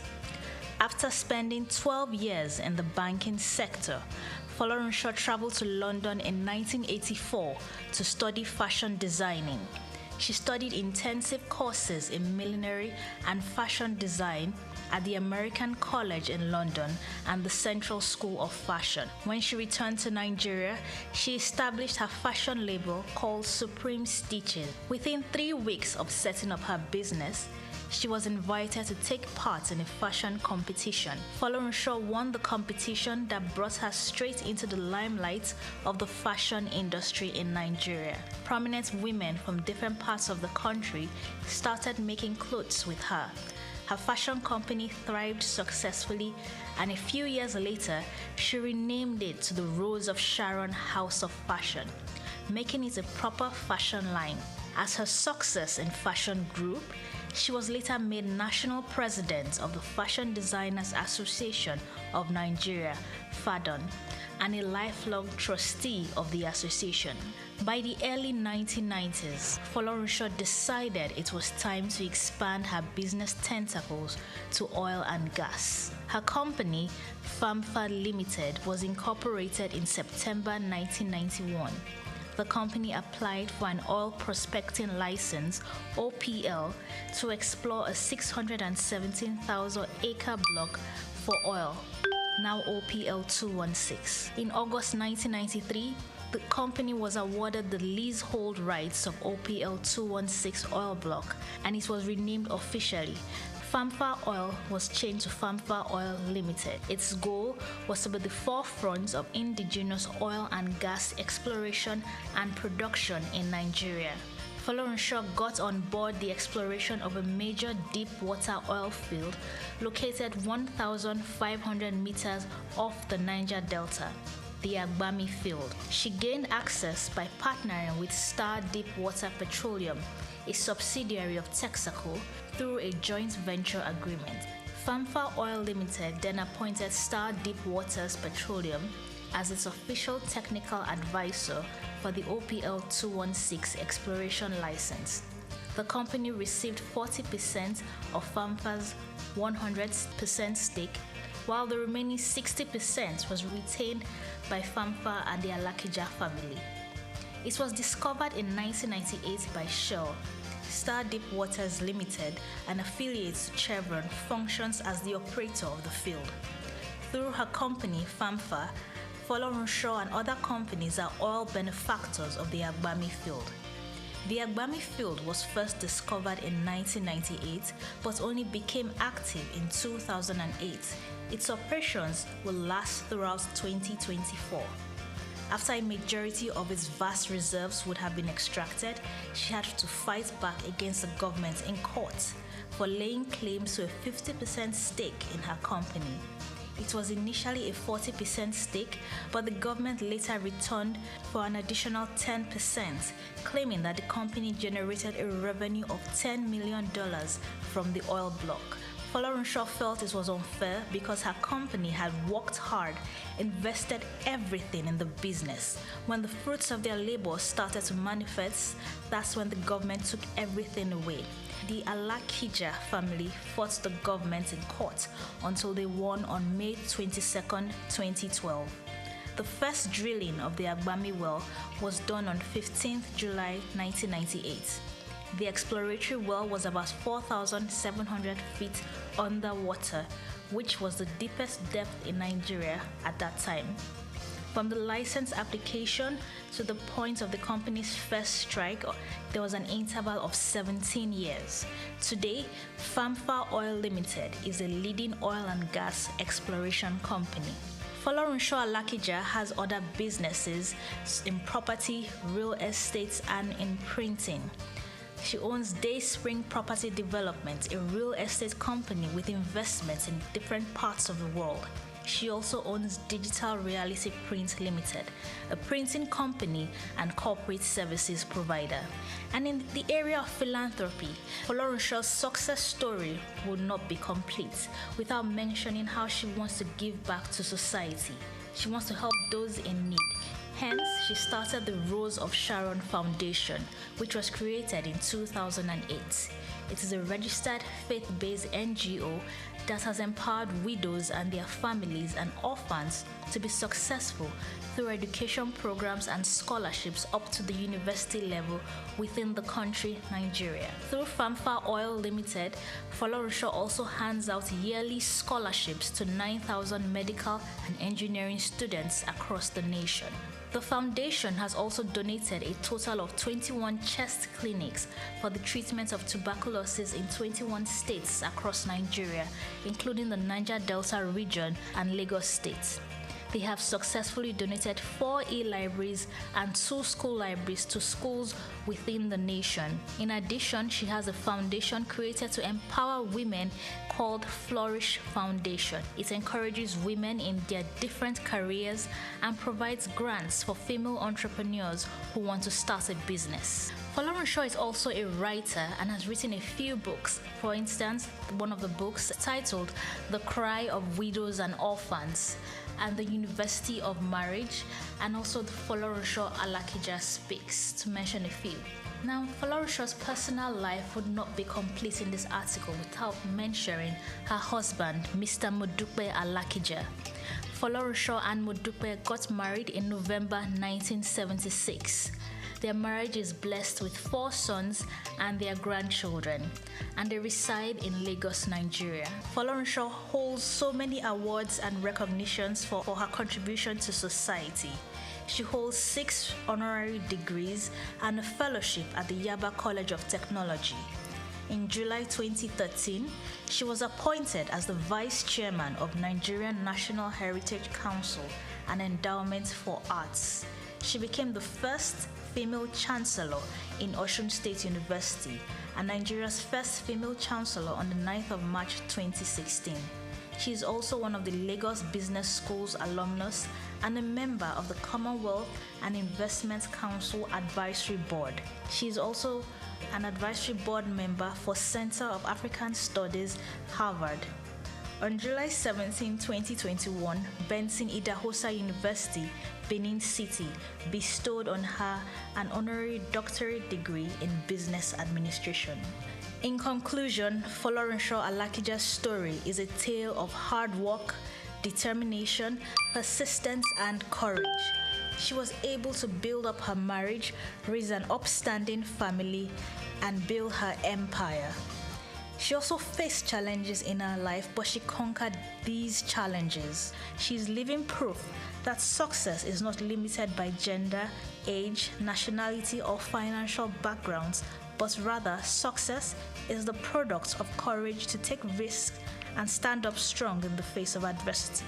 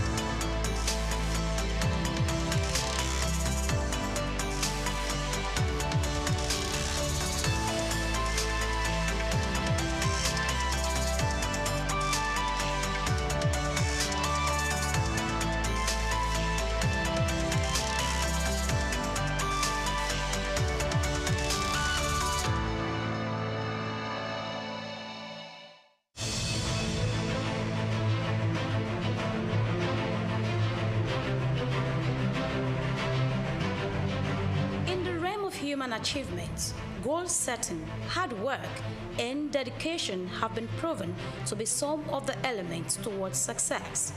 The journey of remarkable individuals with lasting impact on the world are often filled with manifold stories, but through determination, they build their lives and make extraordinary contributions.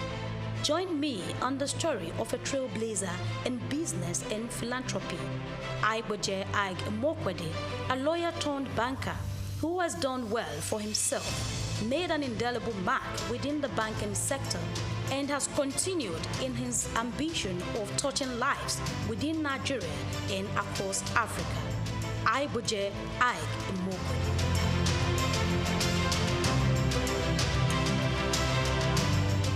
Within the Nigerian business space and philanthropy, few names resonate and are respected profoundly.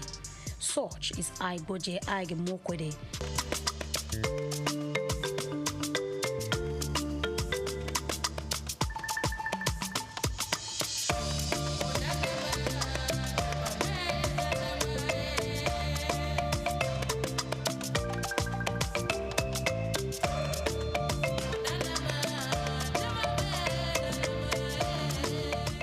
If you're just watching, kindly subscribe to our YouTube channel for more great documentaries. Like, share, and comment. Known as a successful business mogul, banker, investor, and a philanthropist who cares about making difference, Ag Mokwede's story is one of hard work, creativity, and a desire to drive positive change across Africa. Born to civil service parents on September 24, 1966 in Ibadan, Oyo State, Nigeria, he hails from Sabongida Ora, Edo State. Aiboje spent his formative years with his parents in Lagos, where he had his primary education at St. Saviour's School.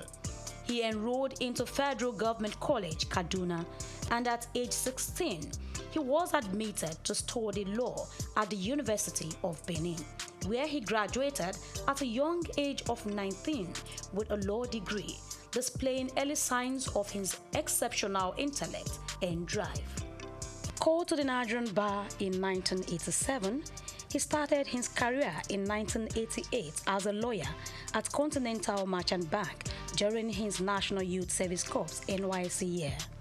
In 1991, he joined Guaranty Trust Bank PLC, GT Bank, where he rose to prominence as an executive director. His big moment came in 2002 when he led the acquisition of Access Bank, turning it from a small regional bank into a big player, a banking powerhouse in the industry.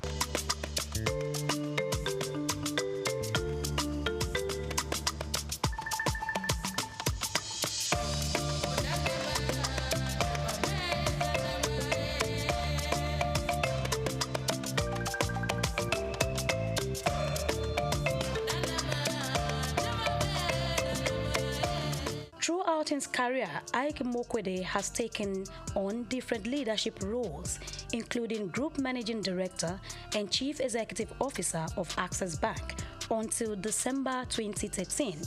He later became president of the Nigerian Stock Exchange and retired in 2017, but remains on the National Council.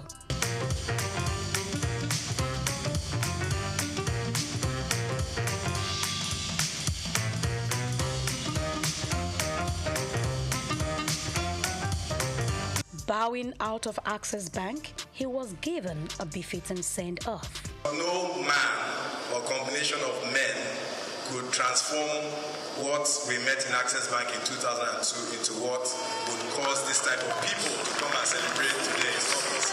His foresight and managerial acumen have brought him chairmanship and directorial roles in prominent organizations such as African Finance Corporation, Associated Discount House Limited, Petrolon Energy, among others, thereby contributing greatly to their growth and sustainability.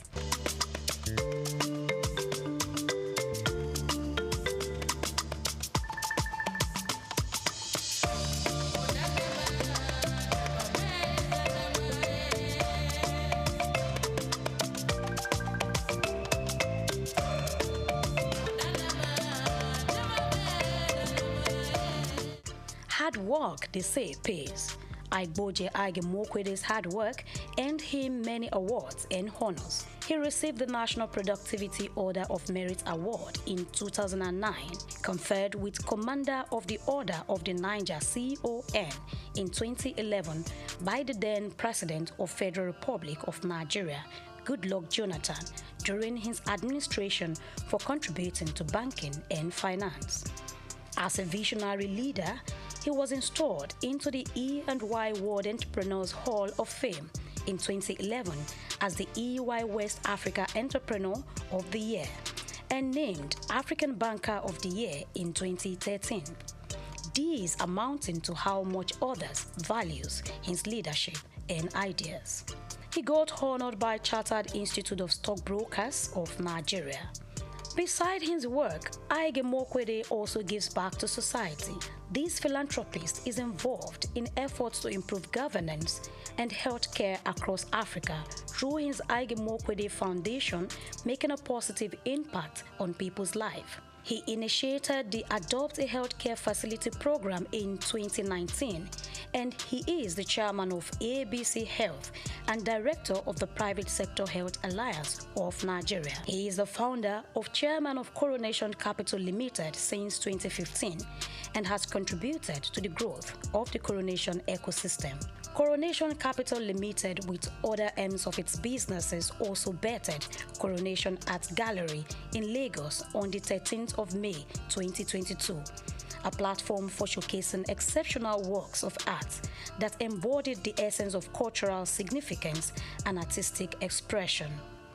Aigboje Aige-Mokwede founded Coronation Art Gallery with the vision of democratizing art, foster appreciation and understanding for the artistic world, and making it accessible to a wider audience. Bumi Augusto is, I knew Bumi when she was born.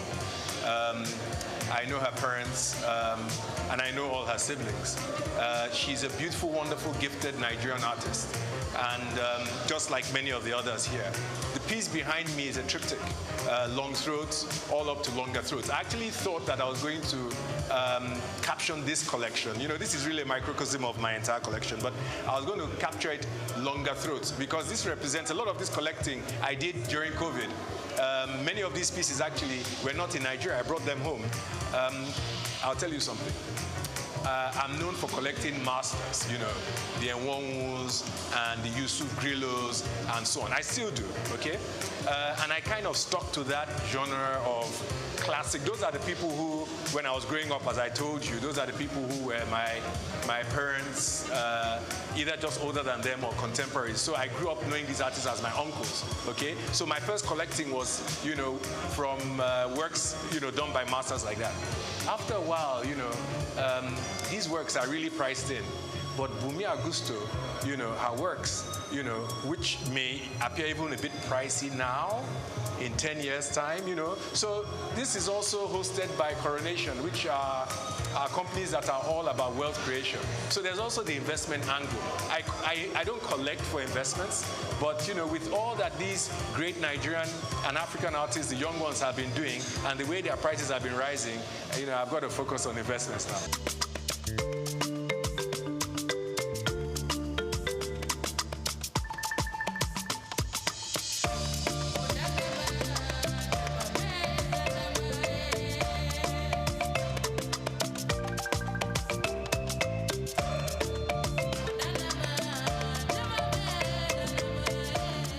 Collaborated with the Nigerian Civil Service to digitalize work processes and public service delivery in October 2021.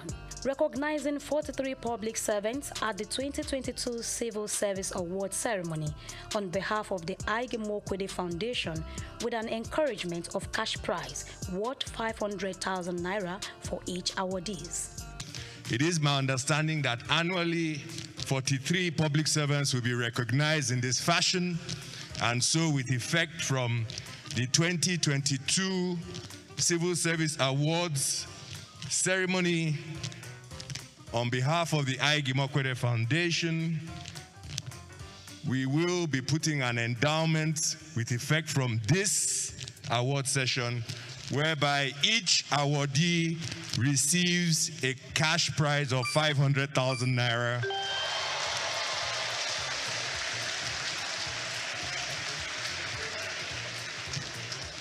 And in the interest of digital culture, the credits will go directly to your accounts.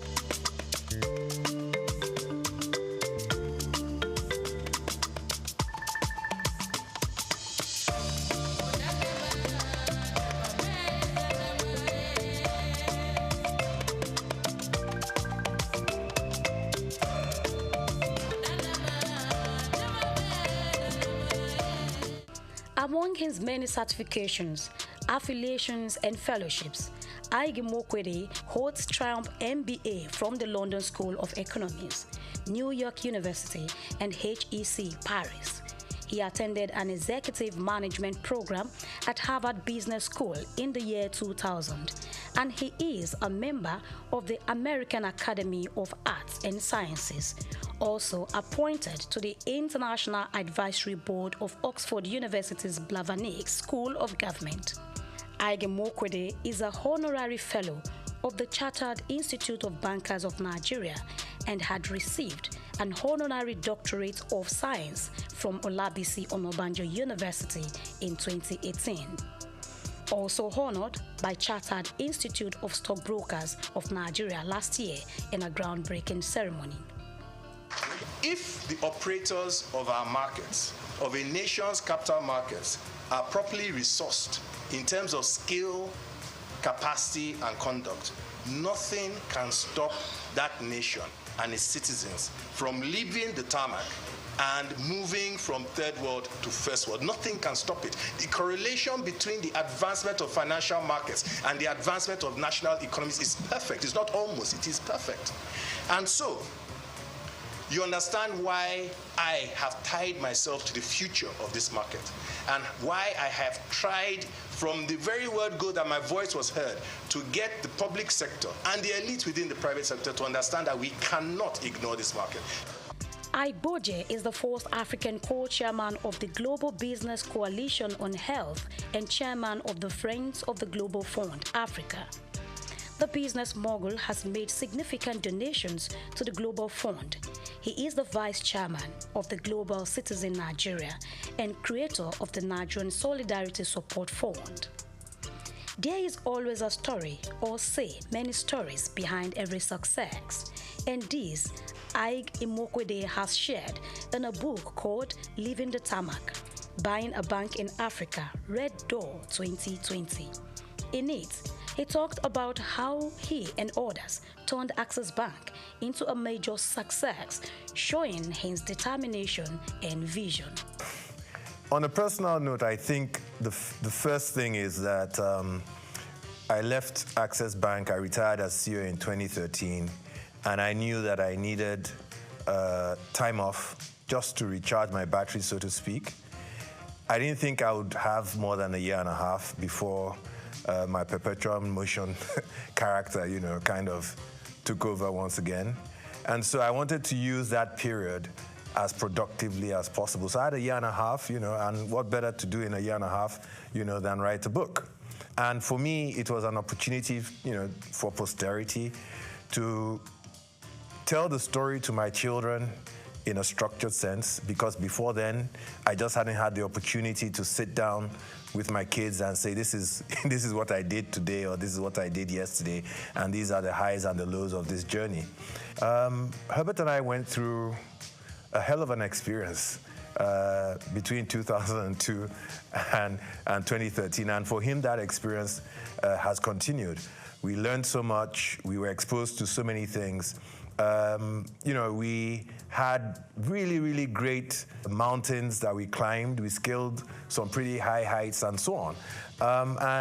In a sense, it would be very selfish of us to, lock this up in a box and not share it with others, because I think our experience, can be used by any other person who has an ambition to go out there and do, whatever it is they seek, whatever it is they dream about.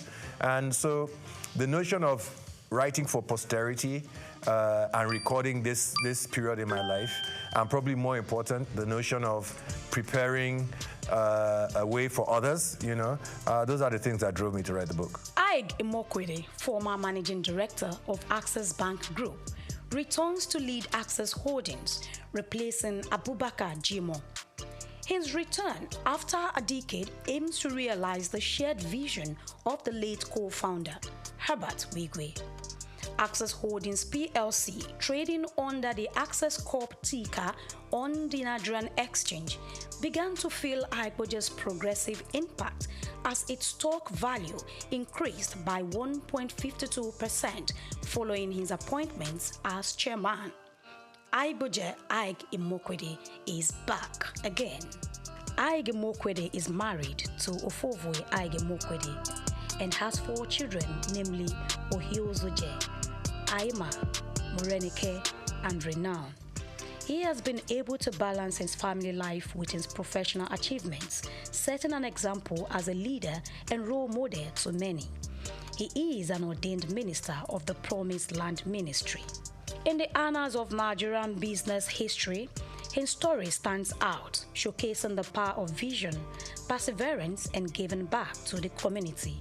From his humble beginnings to global recognition, he inspires others to dream big and make a difference. His legacy remains as he continues to make strides in business and philanthropy.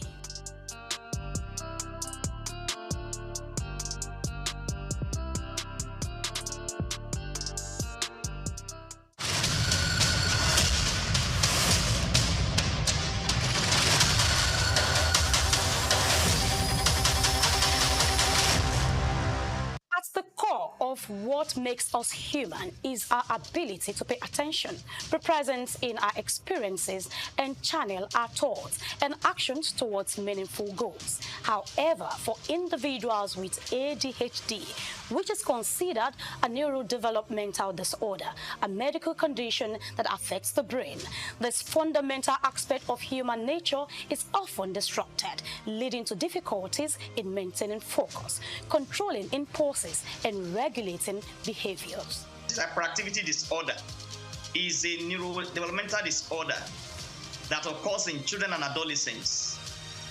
It's a problem that has to do with brain development and the brain function. And the ADHD symptoms range from inattention, impulsivity, and hyperactivity. They may be very restless, fidgeting, and they're always on the move. And sometimes they may be climbing, jumping from here and there, that they may injure themselves in the process. Attention Deficit Hyperactivity Disorder, ADHD, is one of the most common mental disorders diagnosed in children, though it can persist into adolescent and adulthood. The history dates back to 1798, when a Scottish doctor, Sir Alexander Crichton, observed that some individuals were easily distracted and unable to focus on their activities as others could. He noted that these symptoms often began early in life, which is consistent with what we now recognize as ADHD. The disorder typically manifests between the ages of 3 and 6, with symptoms such as difficulty in focusing, excessive movement inappropriate to the setting, and impulsive actions occurring without forethought. This ailment affects people of all ages, though most commonly diagnosed in children. The average age of onset is around 7 years, with symptoms significantly impacting various aspects of life. Approximately 5 to 10 of children worldwide are affected, with the highest prevalence rates observed in Africa at 8.5% and South America at 11.5%. Variations exist across different countries, with lower rates in Japan and Finland and higher rates in Jamaica and Thailand. In the United States, about 7% of children are diagnosed with this disorder, reflecting an average of prevalence globally. Differentiate between ADHD and other neurodevelopmental disorders. It starts with comprehensive assessment. And when I talk about assessment, I mean assessment by child psychiatrists, assessment by child psychologists, and other professionals in the mental health team. And of course, there are some basic symptoms that are very clear and obvious. The clinical presentation, when you see a child that is hyperactive, that is impulsive, that is inattentive, that itself can give you a clue that that child may be having ADHD symptoms. And again, you also take further history. You may need to take, if there's a family history of ADHD in the setting, because if there is a family history of ADHD, the child may come up with ADHD in the nearest future. Individuals affected faces challenges that extend into academic performance, work or personal relationships, and social domains. Some of the signs include constant fidgeting, impulsiveness, and difficulty completing, alongside emotional struggles such as mood swings, low self-esteem, and frustration. The diagnosis is made following a comprehensive assessment, and you also do some basic psychological investigations, and of course, by combining the report from the child psychiatrist and the child psychologist, you'll be very comfortable to make a diagnosis. And of course, I must say that there are some childhood disorders that may mimic ADHD, like learning disability, like autism spectrum disorders. But the symptoms of ADHD are so very obvious that when you see a child that is hyperactive and oftentimes restless, oftentimes impulsive and unable to follow instructions, that should give you a high index of suspicion that that child may be struggling with attention deficit hyperactivity disorder. While it's not a physical ailment like a broken bone, it is a real condition that is frequently accompanied by other conditions such as major depressive disorder, anxiety, substance abuse, learning disabilities, conduct disorder, and oppositional defense disorder, which complicates the management and treatment of the disorder. Treatments for ADHD typically involves a combination of medical therapy and behavioral interventions. Stimulants are also the most commonly used, with 70 to 80% of children experiencing symptoms relief. Cognitive behavioral therapy, anger management, and family therapy are key in managing symptoms, along with educational interventions that enhance coping strategies and organizational skills. While these treatments help manage ADHD, they do not cure it, highlighting the need for ongoing support and personalized care.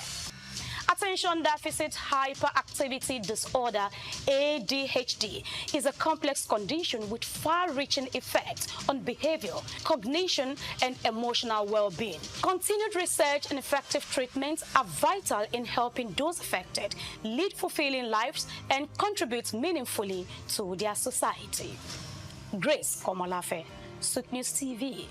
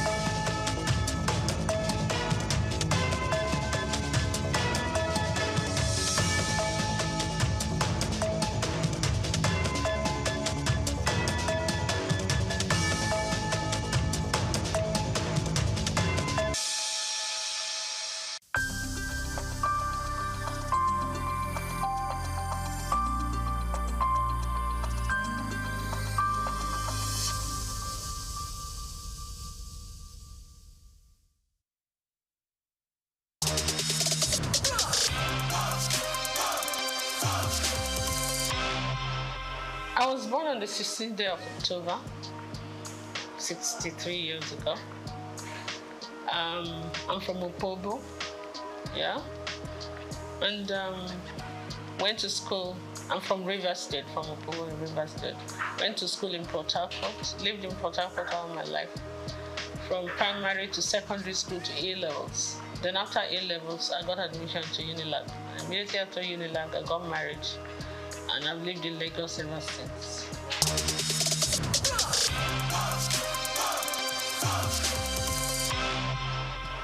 Well, it was fun for us because me and my husband were very young. My husband was 25, I was 21 and all that. But we learned on the job.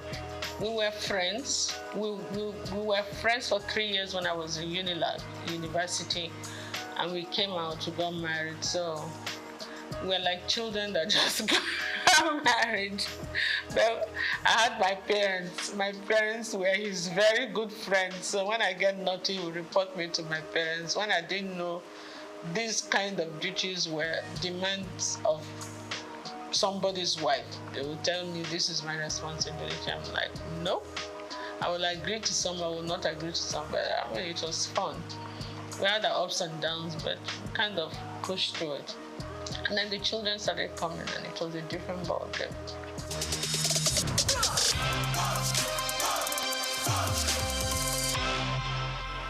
You know, when you come from that kind of family, it's like part of your system. You don't really regard it as anything anymore. But sometimes I get the shock of my life because there was a time my in-laws came to Opobo for one ceremony, and I saw the king. And he gave me a hug and he gave me a pic, and they were like, whoa, the upper Benin won't even shake your hands, you know, as a woman. I'm like, okay. I mean, it's the same family, you understand? So we're used to that. I think we take it for granted. But maybe some other people say, you must call me a princess, you must call me that. I'm not into all those kind of things. I'm not at all. I've never been. So I can't start tomorrow. But yeah, great King Jaja of Opobo, my great-great-grandfather. And my children, when they studied it in school, they went to Corona school. When they studied, came, Mom, we're telling our teacher and our classmates that this King Jaja of Opobo, they taught them about King Jaja of Opobo in school. And they said, that's my mommy's great-grandfather. Like, whoa, no, it was like a big deal to them, for us.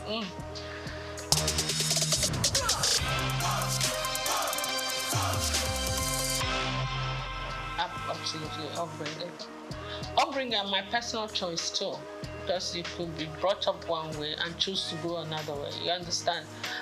One of my philosophies in life is like this: you're not the tallest in the world, you're not the shortest, you're not the prettiest, you're not the ugliest, you're not the richest, you're not the poorest. Oh, of course, get with it.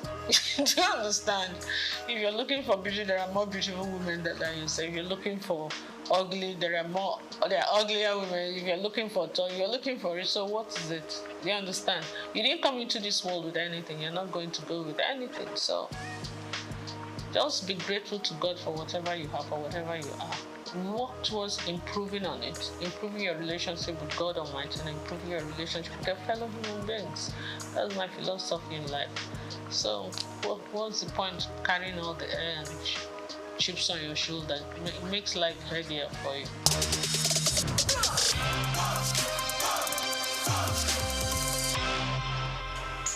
Seven is my favorite number. It's a number for perfection, and I was born on the 16th of October. My star sign is Libra. We're always looking for perfect balance in everything. It's just an influence from the horoscopes, I'm told. But J is my husband's name, D is my name, and 7 is my favorite number. Lazy way of family name of a company, isn't it? So I did, and it stuck. And I knew I was going to go into couture, so that was it. Easy.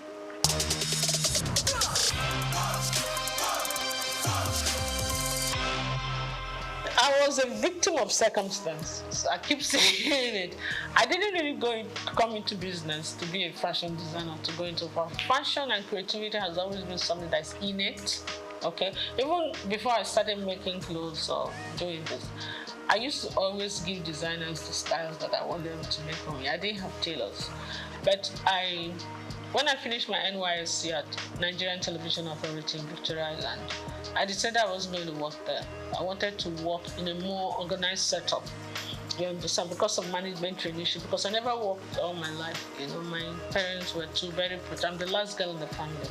They were always very protective. You know? So I said I wanted to work somewhere, and I prayed about it. And I got into Unilever. Then it was called Lever Brothers.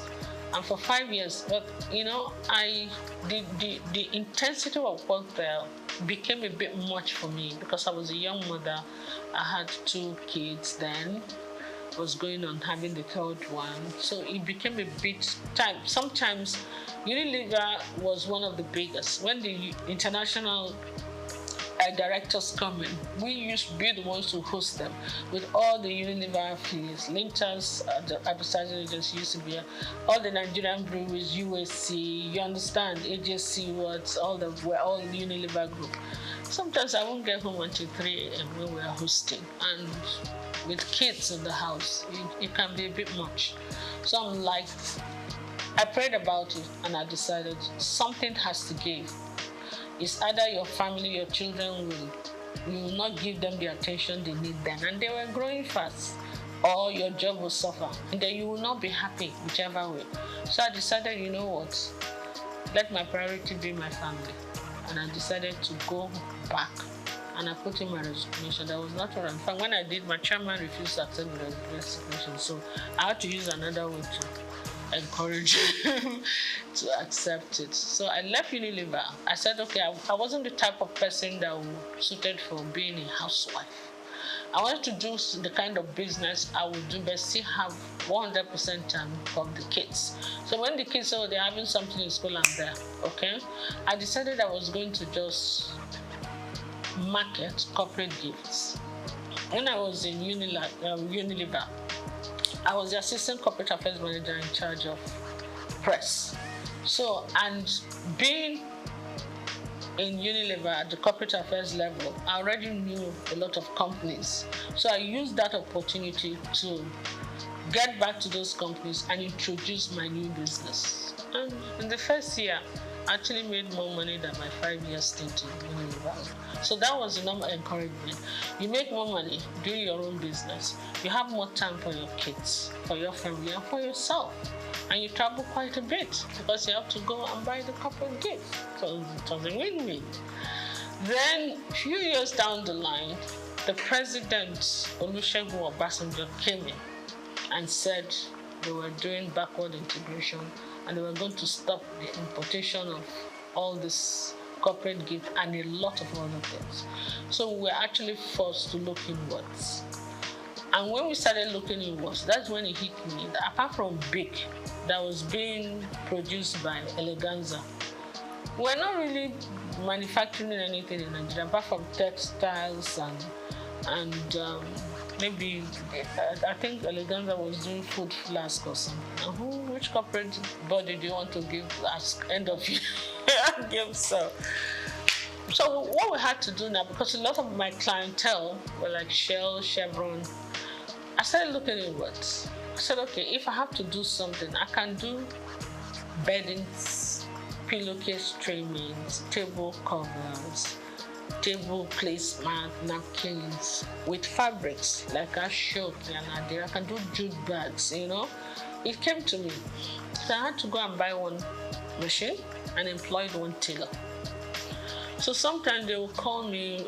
I did some samples. So even in Abuja, when they were going to have, like I remember the West African Women's Affairs, they had a conference.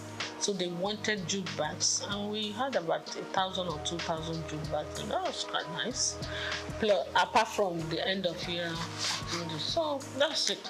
But you know, after those periods, you have periods of lull, like you're not using the machine and the tailor. You have to be paying tailor for doing it. I'm like, why am I going to these people to make my clothes? Tailor, oh yeah. This is the style I want. I started first by giving some of my clothes, repeat it. You did well. So I started designing. I could sketch very well. I was a science student in school, but I could sketch really well. So I was sketching will do well. And sometimes when I wear the clothes and I go to supermarket, some women will just call me, hey, I really like this thing you're wearing. Please, where did you make it? I'm like, okay, I'll give you the address. I give them the address. They started coming.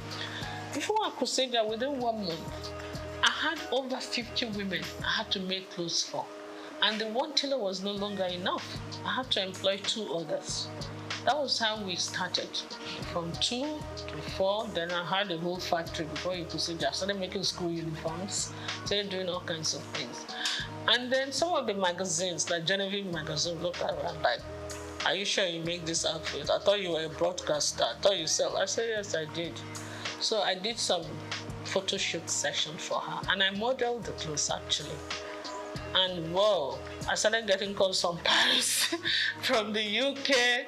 I did DC Fashion Week, I was just, and they will pay your ticket, pay your hotel, please come and showcase for us. Some will even say, please come and open the show for us. Some say, we want you to close this. I'm like, okay. There are places that I would never have thought of going to, like Burkina Faso. They will back me the top fashion designers that would, when the Al-Fadi does this thing once every 4 years. Al-Fadi in Niger. The Niger government sponsors it. He calls all, including Elisab, every international designer, they will go, especially the Moroccan ones, those North African ones, Indians. So they invite one designer from each country. So they used to call me to come because of what I used to work a lot with Ankara and SOUQ, and I do international acclaimed, how would I put it, couture outfits with Ankara, big hats, funny looking, structured clothes and all that. So that was how it went, And I did all the magazines. I've won all the awards. So after a while, I started thinking of concentrating on exports. In the process of doing that, my husband took ill. After 2 years, we lost him. So when I came back home, I gave a lot of things a lot of thought. My kids were still in school. My daughter got married. She was in Australia already. And then my kids, my 2 boys were still in school. So I said, look, this fashion design group is not going to pay school fees in pounds sterling and dollars. So I said to myself, you know what? Why don't you give the man hours to the industry, the family business that were yielding the most income? That was how I started kind of just saying, you know what, let me just minimize it a bit. My core clients were still coming. So I kept the tailors, my experienced tailors that worked with for years. I kept few of them. And I kind of cut down on that business. I said, you know what, let me just go and face the family business and do this for the people who really know what I'm doing. And word of mouth goes. So I'm still doing that, but my priority is really not that,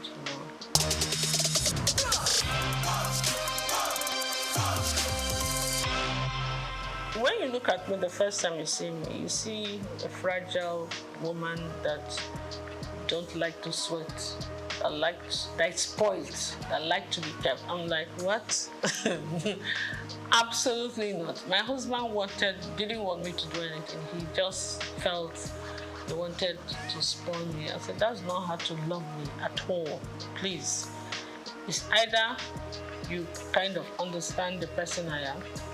I'm a very creative mind. This mind has to keep working, or I'll make life miserable for you, What I will advise, even women who are willing to work, you don't even do one job. You must get at least more than 2 streams of income. Otherwise, you will not make ends meet. That is the truth of today's world. You understand? There are those ones that want to be kept, no matter how wealthy your husband is. Wealth is not static. Some people start today. When they retire, everything goes downhill. Some people mean well. They love you. They want to take care of you. But nature calls.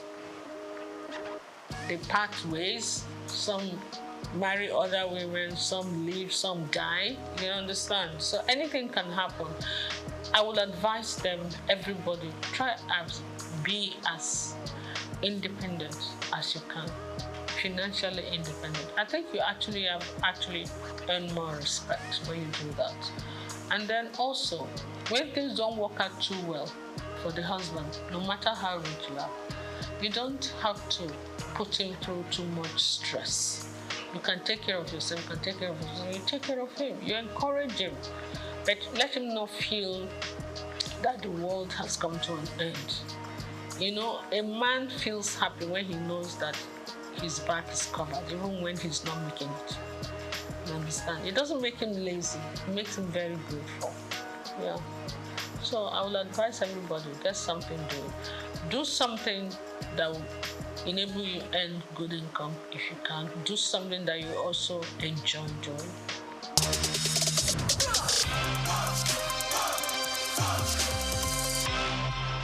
I've always believed in garbage in, garbage out. Yeah? Garbage in is the stress abound.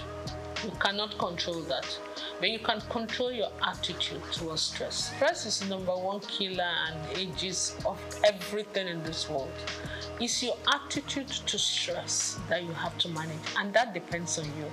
What you put in your mouth also depends on you.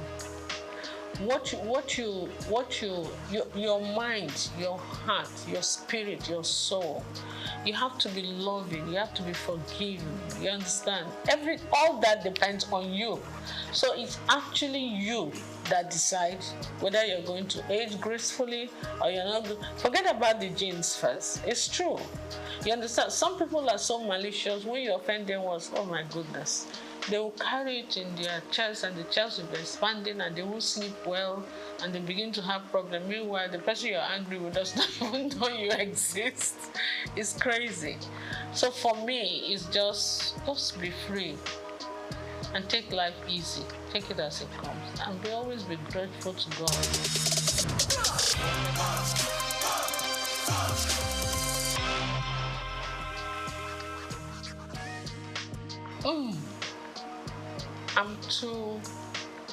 I'm too honest and straightforward. It's either I will be killed immediately or because I will tell you the truth no matter whose house is God. I don't think I can play politics. I'm not a politician at all. I am a very straight shooter. I will tell you to your face when you're doing stupid things. That was my relationship with my mom, my dad, my husband. So most times, I'm the last girl in the house, so maybe when they were disciplining the first ones, by the time they got to my turn, they were a bit tired. So we could talk to my parents anyhow. But I don't do it to create whatever. I just feel that if anybody worth talking to, is worth talking to with honesty and integrity. And when you want to play politics, they will see something that is black. They will say it's yellow. I can't do that. For the love of me, I can't. So politics is not my call. And because of that, they will not allow your creativity to come out, your sincerity. What's the point?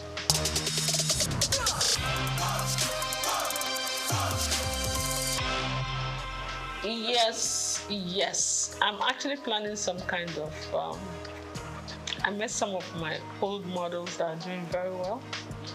And you know, when you deal with a lot of these girls, some of them have traveled with me to Niger. Sometimes they'll tell you, bring 2 of your models. You know, some of them, we have very good relationship.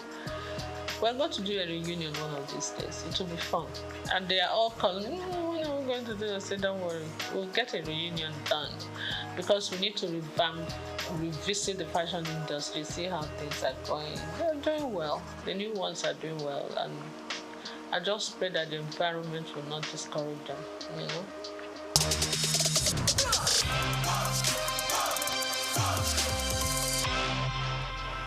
It's not just Nigeria, it's the world. Whatever is happening in Nigeria is what the truth is. A crate of egg in Nigeria is still cheaper than a crate of egg in the US and in the UK, even with the exchange rate. So it's not just Nigeria, the world is experiencing some kind of... The way I see it is like the pangs of birth before the child finally comes. You know that intense labor. And then when the child is born, everything is calm and beautiful, everybody's happy. I think we are just towards the end of the labor pain. It's going to get better, but we're going to pass through a lot of that before it gets better. And when it finally gets better, we'll all be smiling. But right now, the whole world, not just Nigeria, is crazy. If you look at international, listen to international news, it's actually crazier than here. I just pray. Yes, I live opposite, I won't even say it, on the street.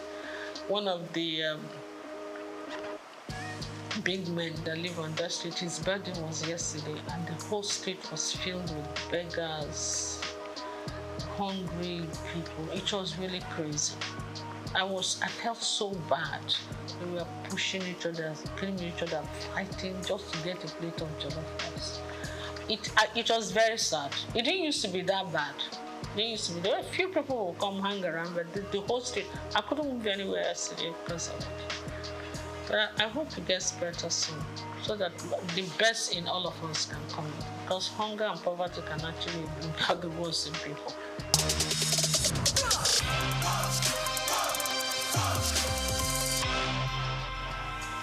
Naturally, yes. I have an NGO that I do. What I do, I take girls, young girls that are not able to complete school because of poverty, and I educate them. You understand? I try to pay school fees, help people, and I believe in education a lot. Yeah, because I don't believe in giving you the fish. I believe in teaching you how to fish. I have few of them from my place come stay with me. Some of them are able to stand the discipline. Some of them are not able. So the ones that are able to stay, they stay, and they do very well. Some of them I train from a distance, and they do well. So I've had university graduates, I have A-levels, I have all kinds of things. That's what I do. And most people come to me naturally, not because I'm a trained mentor or anything. When you do anything out of love, an act of sincerity of purpose, and because they see you as genuine, they listen to you. You understand? When you mean well, you tell people the honest truth, and they, it's not easy sometimes, but yes, a kind of mentor.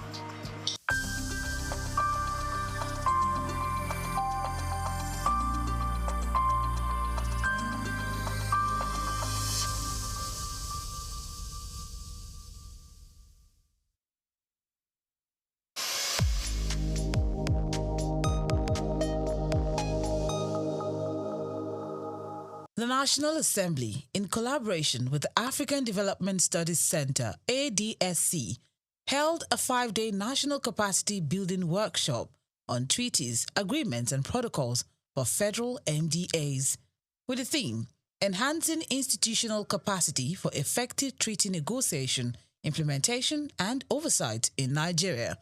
Honorable Barrister Rabiu Yusuf, Chairman of the House Committee on Treaties, Protocols, and Agreements in the 10th Assembly, highlighted the importance of strengthening the skills of key government officials in treaty processes. At this particular moment of our country, we need a situation whereby all the stakeholders involved in external engagement with other countries, particularly state and the federal governments, and mostly MDAs of the at national level, to ensure that they are aware, they know what it takes, they know how it will be, and they know what it takes to ensure the institutionalized democracy and the legal approach as far as ratification, engagement, domestication of treaties. That is why the 10th National Assembly, under the able leadership of the Right Honorable Speaker Tajuddin Abbas, mandated our committee, pursuant to Section 12, Sub 2 of the Constitution,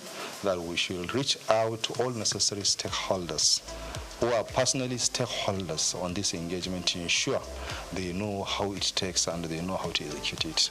Basically, that is the reason we are conducting this exercise. Actually, I think there is no point for me to deliver my remark at this time, because I'm very much aware that my remarks have been delivered instead of distinction. So in either words, I will just say I really sincerely appreciate your presence in this program, and I believe it will go far in helping the system, stimulating the system, and work for the Nigerian progress. So I wish you a fruitful discussion and a successful outcome. Thank you very much. The major challenge, everybody is going silo in the sense that we are not trying to bring ourselves into the same table to ensure that before you find any entity, be it state, local governments, or federal entity, as far as engagement is concerned with other outside worlds, you need to know there are provisions of the Constitution which you need to comply. Failure to comply with that provision of the Constitution, whatever you do, it will go to a nullity, invalid, and is inconsistent with the provisions of the Constitution. And to the extent of that inconsistency, it is null and void, and of no effect whatsoever. So we're trying to avoid this scenario whereby at national level or at international fora, Nigeria will be embarrassed because the stakeholders, the principal actors, they didn't even know what they are doing. So that is why we decided at this particular moment it is ripe and necessary to ensure that we engage with unnecessary stakeholders. That is the basic reasons for engaging these activities. Actually, I recommend their effort to any other entity because if you can see, most of them, they are legal luminaries. They know their audience, they know what they are doing. So I really appreciate they did a very wonderful job. And I sincerely appreciate. That's the main reason that I say I need to be here in Lagos, at least to supervise the happening in Lagos, and I'm impressed. Engagement with outside world it is two ways. It is going to be either bilateral or multilateral. So with this kind of workshop or with this kind of discourse, we believe the principal actors will now know what it takes to enter a treaty. And if they comply with what they are taught in this session, if they advise their principal when they go back to their respective MDA on the right way to go, I believe most of the treaties will be legally binding in Nigeria, provided they follow the procedure laid down by the Constitution. The future is bright. And the future, we will ensure in the future that all the treaties, all the agreements, all the international protocols have been observed to the letter, have been protected and enforced as it is enshrined in the Constitution. And with this kind of workshop, we believe we will create a series of avenues whereby we will engage other parties, other necessary stakeholders. We just set the ball rolling and we will be there, inshallah. Also sharing insights on the workshop, the clerk of the House Committee on Treaties, Protocols and Agreements discussed the value of the training in improving the understanding and application of international agreements across MDAs. He noted that the engagement served as an eye-opener, equipping participants with tools for more effective negotiation and oversight. I'm a Nigerian, I'm a citizen of Nigeria, and I want Nigeria to benefit from its interaction with the international community, and it starts from things like this. For us to be able to interact well, we need to know what it entails to engage in the international community. When we are talking about treaties, what does it entail to enter into treaties? How do we do that? How do we negotiate? How do we implement? How do we oversight as a parliament? So it is my duty as a clerk of the committee to advise the chairman and the committee members on how to go on all these issues. And also very instrumental to the organization of this workshop today. Our partners, the facilitators, are very, very excellent. We appreciate them. And it's also a collaborative effort between us and them. And so far, so good. What we have ensured so far has been fantastic. The participants are very, very impressed. I myself am impressed.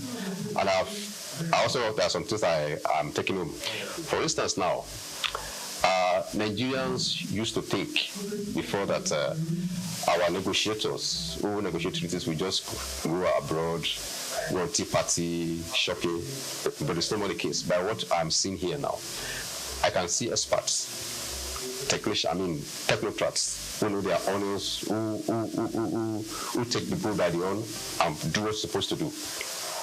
That one has been established. Even our facilitators can attest to that as well. Another thing is that the quality of ideas being shown and being given us here is very, very apt to our situation presently, so that we can apply in our situation in Nigeria.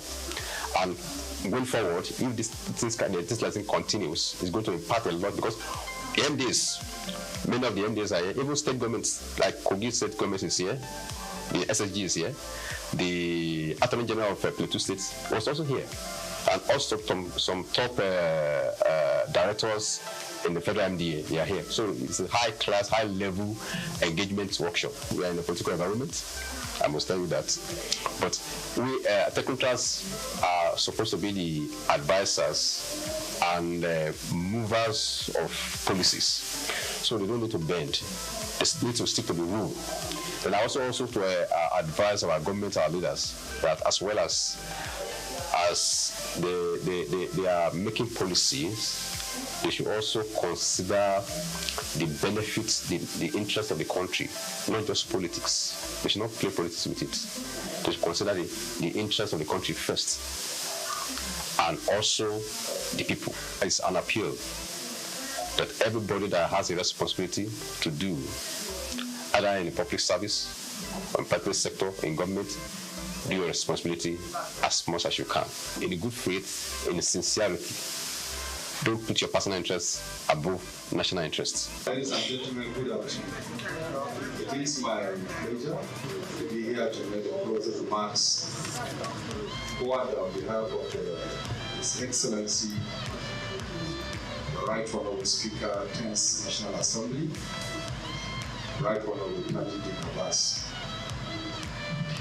He has mandated me to deliver this goodwill closing remarks.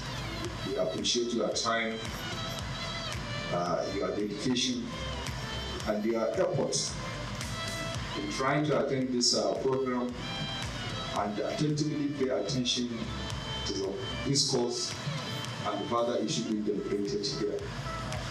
And it is believed that this message you have learned here, or what you have learned here, will be pass towards your chief executive officers, and at the same time you will guide them achieving the necessary mandates in deciding issues of treaties, population of treaties, and what have you.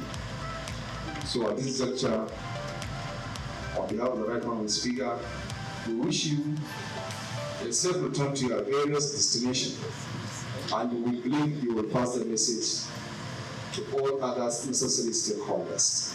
Thank you very much.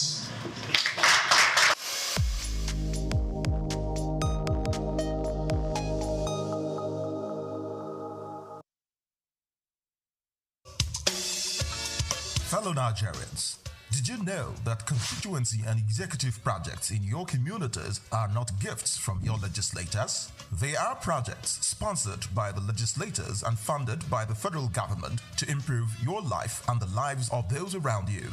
These projects belong to you. Without your vigilance, they might never be completed. Don't allow them to fade away into unfulfilled promises.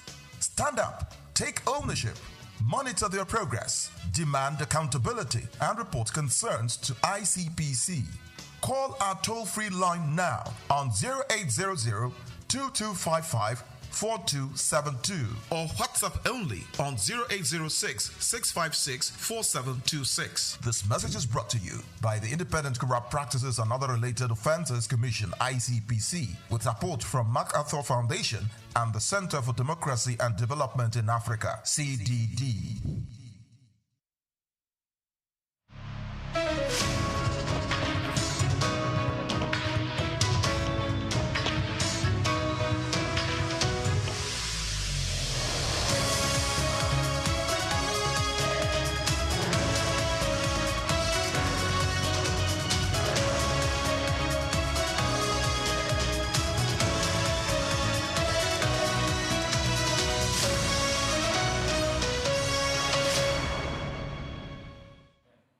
Hello and welcome to World News on SOUQ News Television. I am Olumide Shukoya. Now let's begin with today's top stories.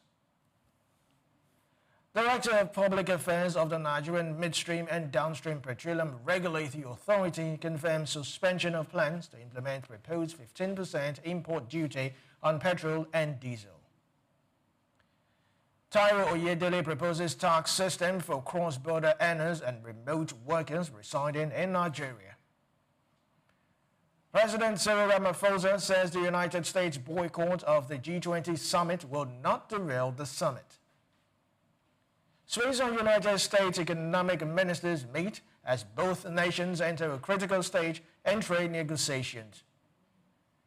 And in sport news, Galatasaray president Dursun Özbek declares Osimhen most valuable player in Turkish Super League followed renewed interest in him.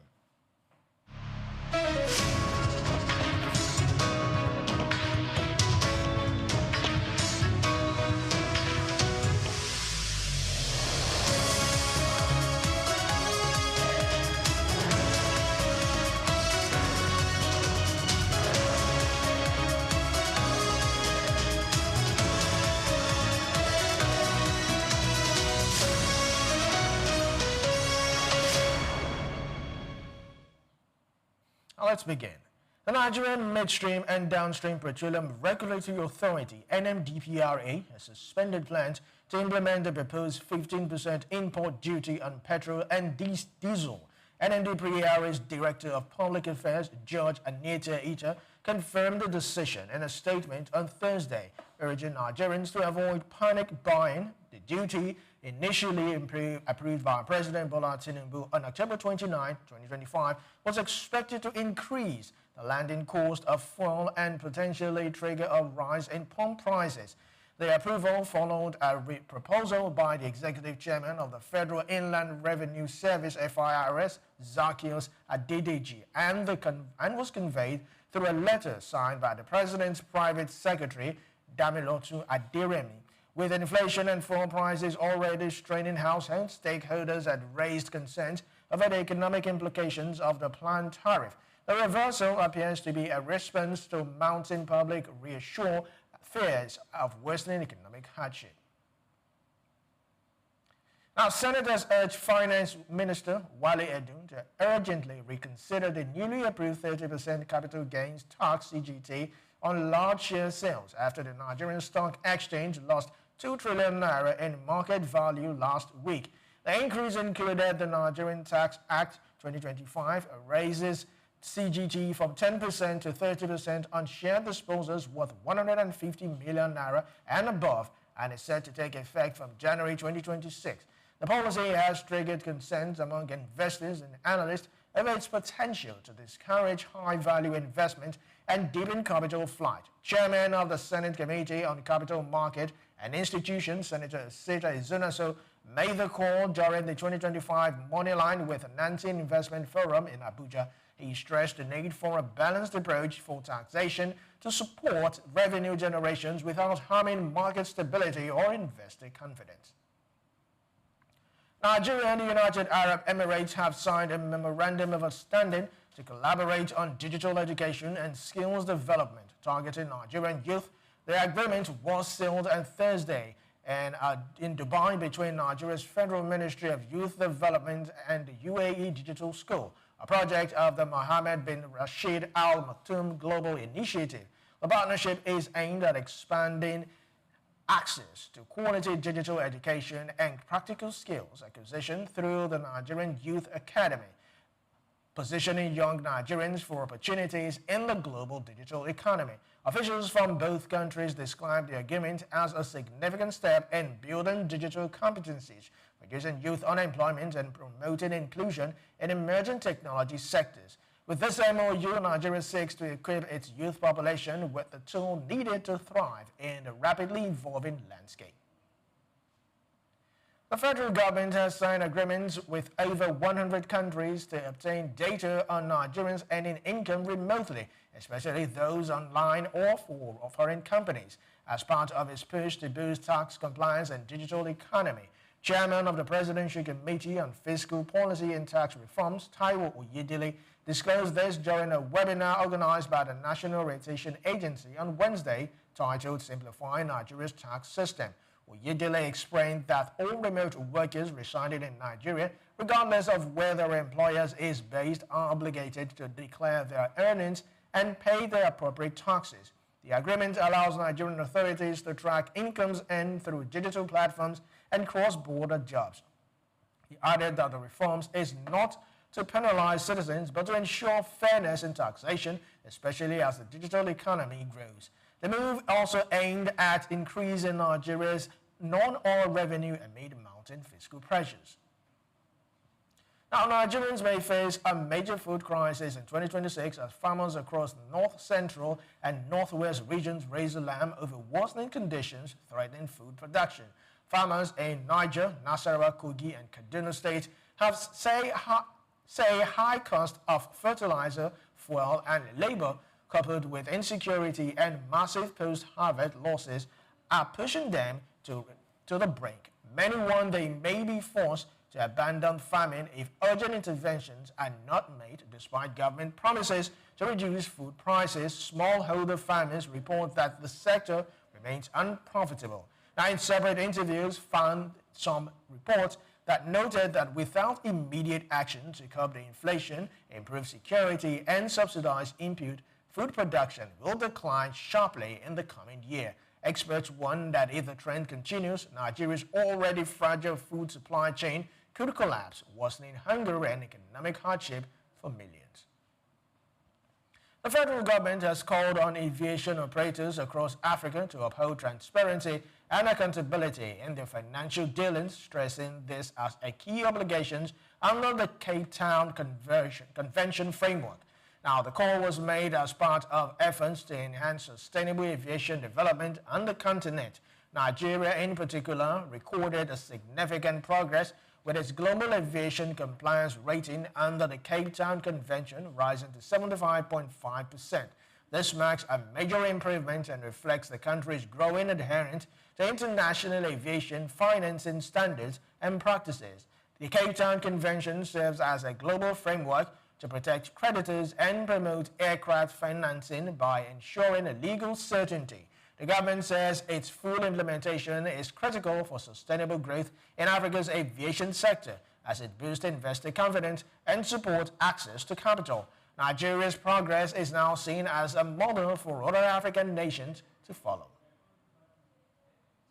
Still to come in the news, Zimbabwean lithium producers formally request the government to defer the 5%. We'll bring you more details after this break. Stay tuned.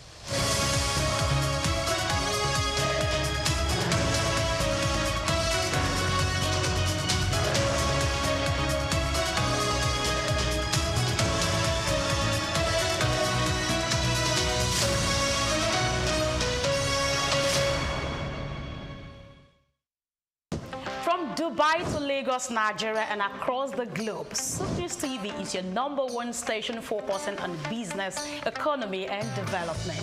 With global digital reach, we connect Africa's pulse to the world stage. Welcome to SOUQ News Television, and here we go beyond the headlines, from breaking news, in-depth conversational programs, to market analysis and indices. From policies affecting growth to unique documentaries, from live event coverage to bespoke productions, we deliver content that connects you to the world. At SOUQ News Television, we provide news surrounding business, economy, and development, infomercials and jingles that stand out, short and long-form documentaries crafted to international standards, independent production spaces with full technical support, special coverage for individual and corporate events, a special form of documentaries through our prestige package, Immortals, where we tell your story the way you'd love it, and business support services tailored for small enterprises. SOUQ News TV, powered by FemWatch Limited, also home to the Isle 95.9 FM Lagos and Kasua 99.7 FM Kano, and Emirate News Television Abuja, together forming Africa's trusted media powerhouse. Storytelling, coverage, and connection that matters. SOUQ News TV, your home for business, economy, and development.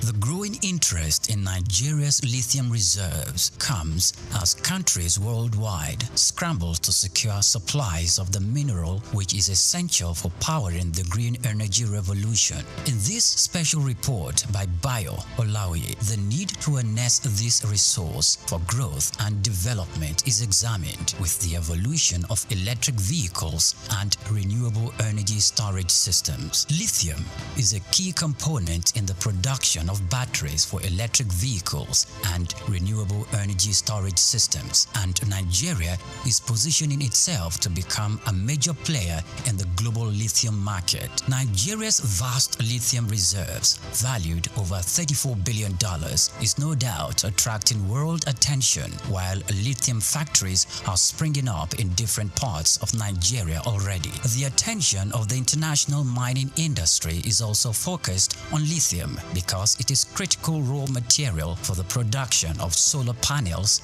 and electric vehicles. Analysts predict that global lithium market could grow robustly over the next decade, driven by the rapid adoption of electric vehicles and renewable energy technologies. Data from a global future market insight showed that the lithium mining industry has emerged as a cornerstone of the clean energy transition, driven by the skyrocketing demand for lithium-ion batteries. The surge in lithium demand is driven largely by the electric vehicles market, which accounted for over 70% of the global lithium consumption in 2024, according to an Iranian-based research firm. With countries such as the United States, China, and members of the European Union pushing for next zero emission by mid-century, lithium demand is expected to escalate further. The federal government, indeed, the Ministry of Solid Minerals Development, should intensify efforts geared at renewing and resuscitating the viable lithium industry in the country to its full potential. As Nigeria diversifies its economy into other sectors, the lithium industry offers hope and expectation that this sector would earn more revenue for the country. Nigeria should not just watch with folded arms, but must strive with the political will to develop and strengthen the country's vast lithium reserves.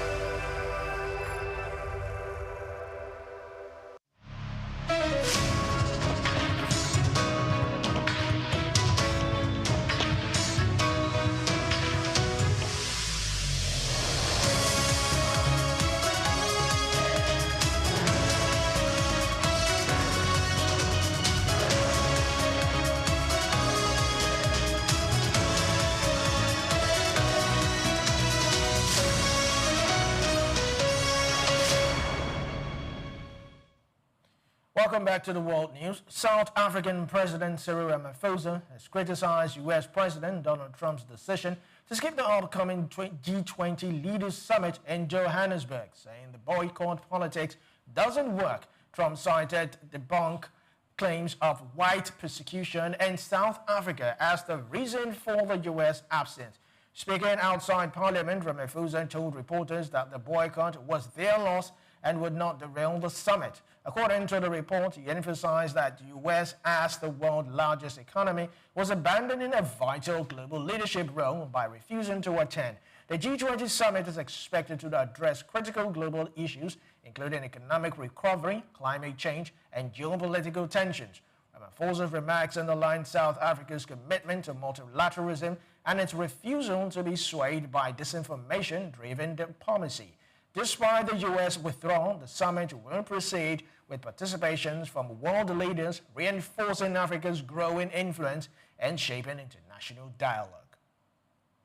The Zimbabwean lithium producers have formally requested the government to defer the 5% value-added tax on lithium concentrate until the end of 2026. The delay is intended to allow miners to secure funding necessary for constructing local processing plants and increasing beneficiation levels.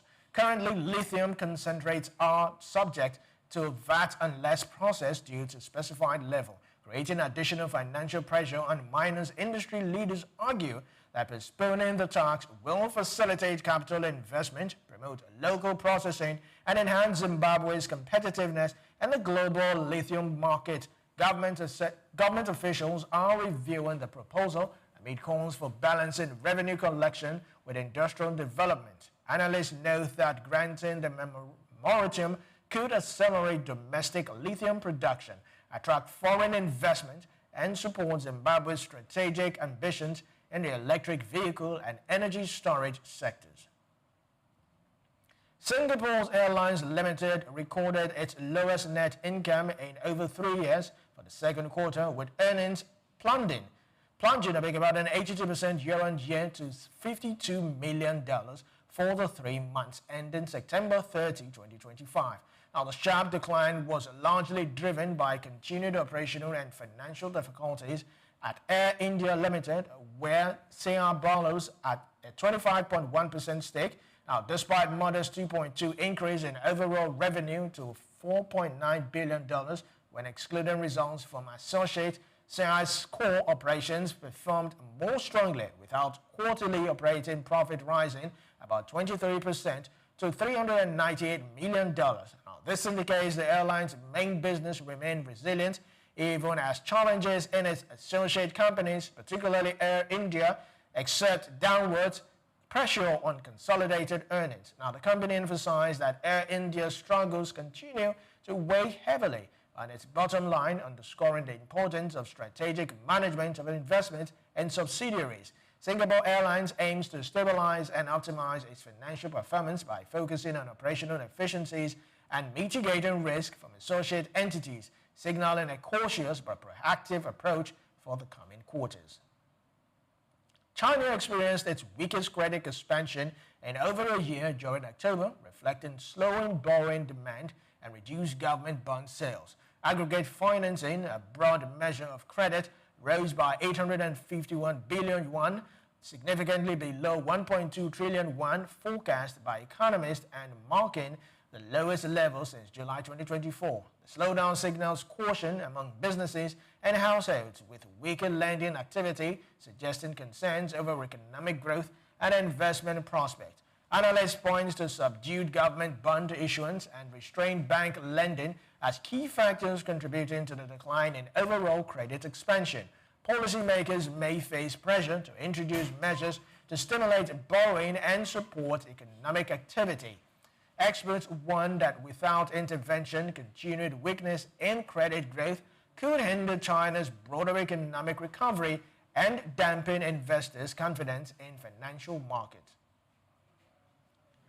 South Korean companies, including tech giant Samsung Electronics, have raised concerns over Vietnam's proposed reforms to its high-tech investment incentives, warning that the changes could raise operational costs and deter future investment. Korean trade officials say the reforms would reduce tax breaks and regulatory benefits that have long attracted major foreign investors to Vietnam's booming electronics sector.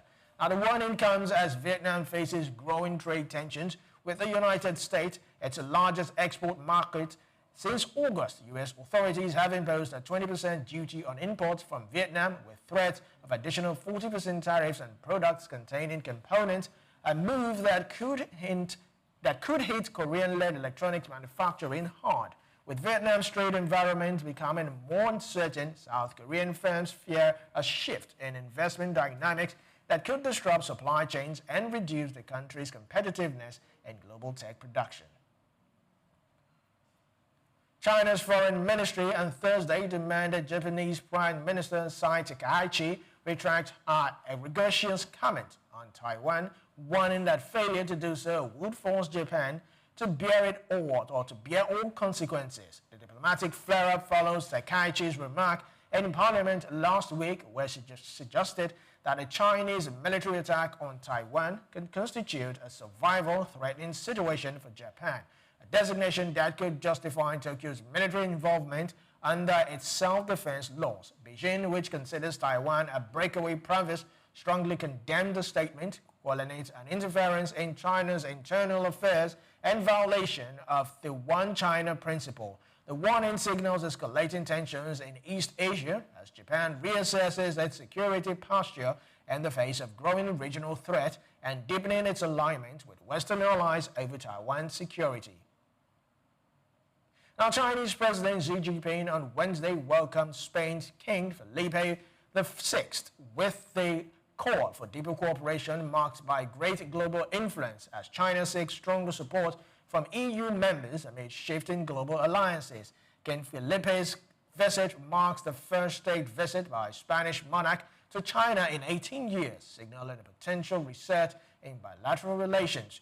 The meeting comes as Madrid takes a leading role within the European Union in attracting Chinese investment, particularly in key sectors like infrastructure, green energy, and digital technology. Beijing's overtures followed heightened transatlantic tensions, especially after U.S. President Donald Trump warned Spain to double its NATO contributions or faced increased pressure. China is now positioning itself as a stable economic partner for Europe, offering security in enhanced and exchange for diplomatic alignment. The visit underscores the strategic importance of China's relations amid geopolitical realignment and rising economic nationalism. Still to come in the news, Brazil's finance ministry announces reforms to country's meat voucher system, projecting annual savings of $1.48 billion. We'll then give this and more after this break. Stay tuned.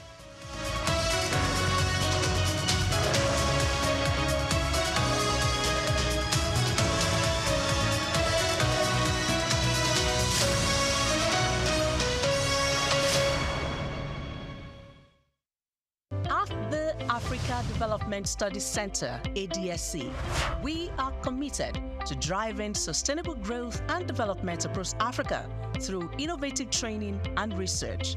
Our mission: empowering leaders, policymakers, and professionals with the tools they need to create lasting change. With customized training, dynamic research programs, and study exchanges on leadership, management, and other critical development topics, ADSC offers a platform for exchanging cutting-edge ideas and global best practices. We provide comprehensive services in research and consultancy, capacity building and training, education programs, publishing, and knowledge sharing. Our esteemed faculty, composed of seasoned experts and researchers, ensures a learning experience that is insightful and practical. We specialize in policy development, implementation strategies, monitoring, and evaluation. At ADSC, learning is engaging and enjoyable. Our unique methodology includes talks, interactive exercises, games, video screenings, and lively seminar discussions, all in a comfortable and friendly environment. Ready to make an impact? For more information, email us at info@adstudycenter.com or call +234 912 439 2362. Visit us today at www.adstudycenter.com to explore our programs and upcoming events. Africa Development Studies Center, rethinking development for Africa. Fellow Nigerians, did you know that constituency and executive projects in your communities are not gifts from your legislators? They are projects sponsored by the legislators and funded by the federal government to improve your life and the lives of those around you. These projects belong to you. Without your vigilance, they might never be completed. Don't allow them to fade away into unfulfilled promises. Stand up, take ownership, monitor their progress, demand accountability, and report concerns to ICPC. Call our toll-free line now on 0800 2255 4272 or WhatsApp only on 0806 656 4726. This message is brought to you by the Independent Corrupt Practices and Other Related Offences Commission, ICPC, with support from MacArthur Foundation and the Center for Democracy and Development in Africa, CDD.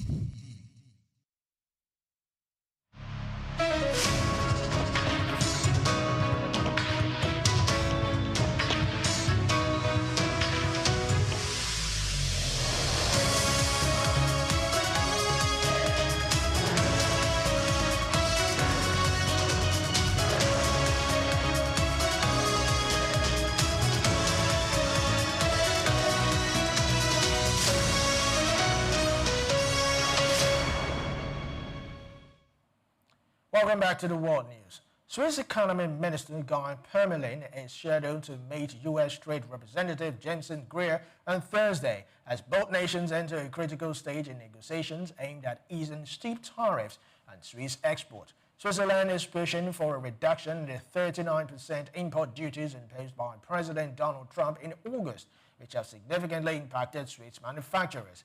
A source close to the talks told Reuters that a breakthrough deal is near. The meeting is expected to focus on securing fairer trade terms and reinforcing economic ties between the two countries. Both sides are reportedly optimistic, with Switzerland hoping to safeguard key industries while maintaining access to its vital U.S. market. Britain's economy expanded just 0.1% in the third quarter of 2025, a sharp slowdown from 0.3% growth recorded in the previous quarter. According to figures released Thursday by the Office of the National Statistics, the weaker performance was largely blamed on cyber attack in September that the Jaguar hit the Jaguar Land Rover JLR, disrupting production and weighing down industrial output. As one of the UK's largest car manufacturers, JLR's shutdown had a ripple effect across the manufacturing and supply sector. The data comes as a critical time for Finance Minister Raquel Reeves, who is finalizing her upcoming budget. Economists say the figures underscore the fragility of UK's post-pandemic recovery and highlight the need for cybersecurity investment and targeted fiscal support to sustain growth. With inflation moderating but global headwind persisting, the government is under pressure to prioritize resilience and innovation in its economic strategy. Poland's economy grew at its fastest pace in 3 years during the third quarter, offering critical reliefs to the government as it navigates a widening budget deficit. Preliminary data released Thursday shows gross domestic product expanded by 3.7% from the same period last year, exceeding the revised 3.3% growth recorded in the previous quarter.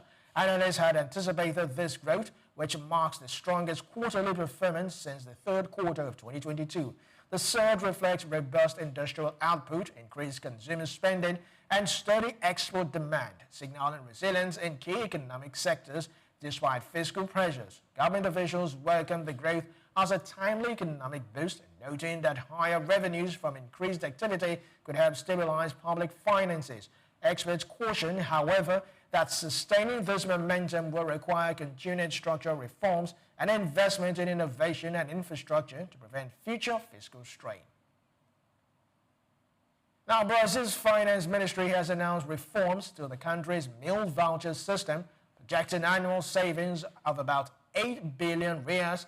The measure aims to reduce intermediation costs and improve efficiency across the market. The reforms unveiled Tuesday include capping merchant fees charged by meal voucher companies at 3.6% and cutting settlement times from 30 days to a maximum of 15 days.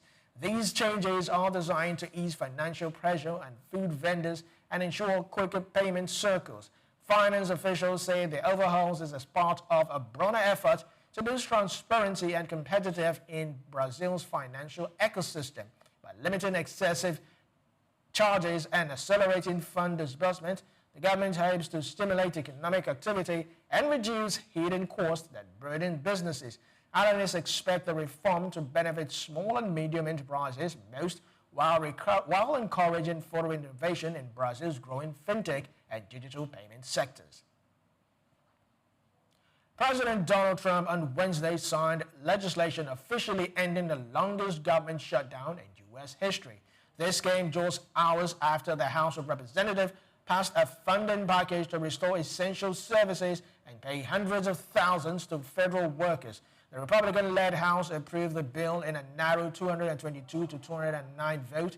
Backing was key in maintaining party unity amid fierce resistance from House Democrats, who expressed frustration that prolonged standoff originally triggered by Senate Republicans without securing a deal to extend federal health insurance subsidies. The legislation will restart critical operations, including food assistance programs and air traffic control services, which had been significantly affected during the shutdown. Although the immediate crisis is over, partisan tensions remain high, with Democrats criticizing the compromise for falling short on key healthcare provisions and accusing the administration of political brinkmanship. In the world of sport, Nigeria and Gabon will face today at the complex sportive Prince Moulay Al Hassan in Rabat, Morocco, in a crucial semi-final of the 2026 World Cup African Playoffs. Now, the match is part of the four-team showdown featuring Nigeria, Gabon, DR Congo, and Cameroon. The two semi-final winners will meet on Sunday to decide who advances to the Intercontinental Playoffs scheduled for March 2026. This high-stakes encounter marks the 10th meeting between Nigeria and Gabon, with both sides eager to secure a place in the global tournament, set to take place in the United States, Canada, and Mexico. The battle promises intense competition as both teams aim to keep their World Cup dreams alive. Still in sport news, Galatasaray president Dursun Özbek has declared Victor Osimhen the most valuable player in the Turkish Super League, following renewed transfer interest in Nigerian striker. Osimhen, who just joined Galatasaray permanently from Napoli last summer for a record of 75 million euros after a stellar loan stint, has quickly justified a price tag with strong performances. His market value is now reportedly around 150 million euros. Top European clubs, including Chelsea, PSG, Manchester United, and Barcelona, are said to be keeping close tabs on the 26-year-old ahead of the January transfer window. Özbek praised Osimhen's impact, stating his presence raises the league's profile. As speculation builds, Galatasaray may face a battle to keep hold of their prized asset amid growing international interest. And that's a wrap on the news, but before we go, here's a recap of the top stories. Director of Public Affairs of the Nigerian Midstream and Downstream Petroleum Regulatory Authority confirmed suspension of plans to implement proposed 15% import duty on petrol and diesel. Taiwo Oyedele proposes tax system for cross-border earners and remote workers residing in Nigeria.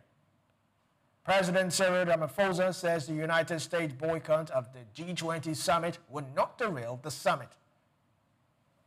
Swiss and United States economic ministers meet as both nations enter a critical stage in trade negotiations.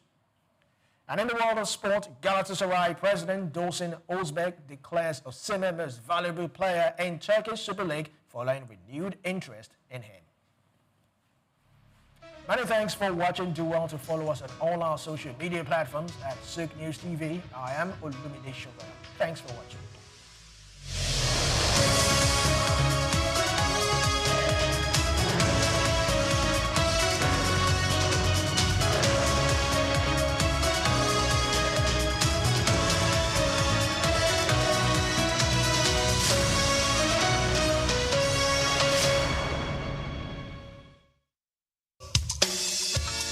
Fellow Nigerians, did you know that constituency and executive projects in your communities are not gifts from your legislators? They are projects sponsored by the legislators and funded by the federal government to improve your life and the lives of those around you.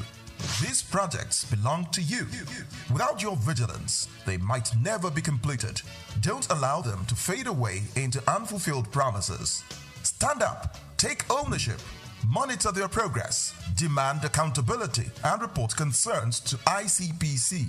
Call our toll-free line now on 0800-2255-4272 or WhatsApp only on 0806-656-4726. This message is brought to you by the Independent Corrupt Practices and Other Related Offences Commission, ICPC, with support from MacArthur Foundation and the Center for Democracy and Development in Africa, CDD.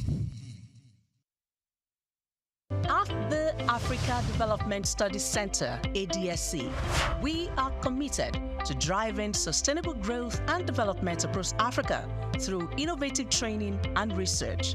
Our mission: empowering leaders, policymakers, and professionals with the tools they need to create lasting change. With customized training, dynamic research programs, and study exchanges on leadership, management, and other critical development topics, ADSC offers a platform for exchanging cutting-edge ideas and global best practices. We provide comprehensive services in research and consultancy, capacity building and training, education programs, publishing and knowledge sharing.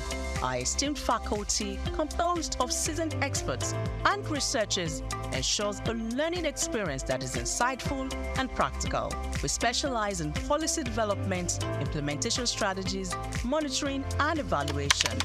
At ADSC, learning is engaging and enjoyable. Our unique methodology includes talks, interactive exercises, games, video screenings, and lively seminar discussions, all in a comfortable and friendly environment. Ready to make an impact? For more information, email us at info@adstudycenter.com or call +234 912 039 2362. Visit us today at www.adstudycenter.com to explore our programs and upcoming events. Africa Development Studies Center, rethinking development for Africa.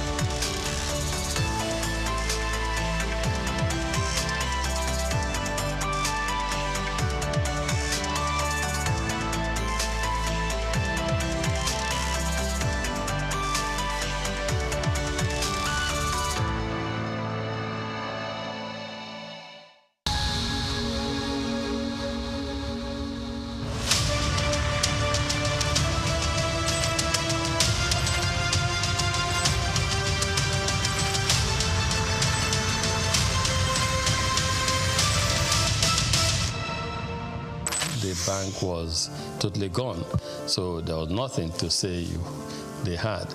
But we still approached them and said we would like to take over this bank. The journey since 1997 has been one thing or the other, and I'm happy that many years down the line we look back and we're happy that we're audacious and bold to make them move at the time. That's why today in UBA, perseverance, resilience is a core virtue, a core attribute, a core value of ours, because we apply that early on in this journey. So that's how it all started. Leadership, according to some Peters, entails vision, enthusiasm, trust, verve, passion, and consistency. If there's one man who graciously combines these virtues, the name Tony Elumelu comes to mind. They say that success to a large extent is dependent on being at the right place at the right time.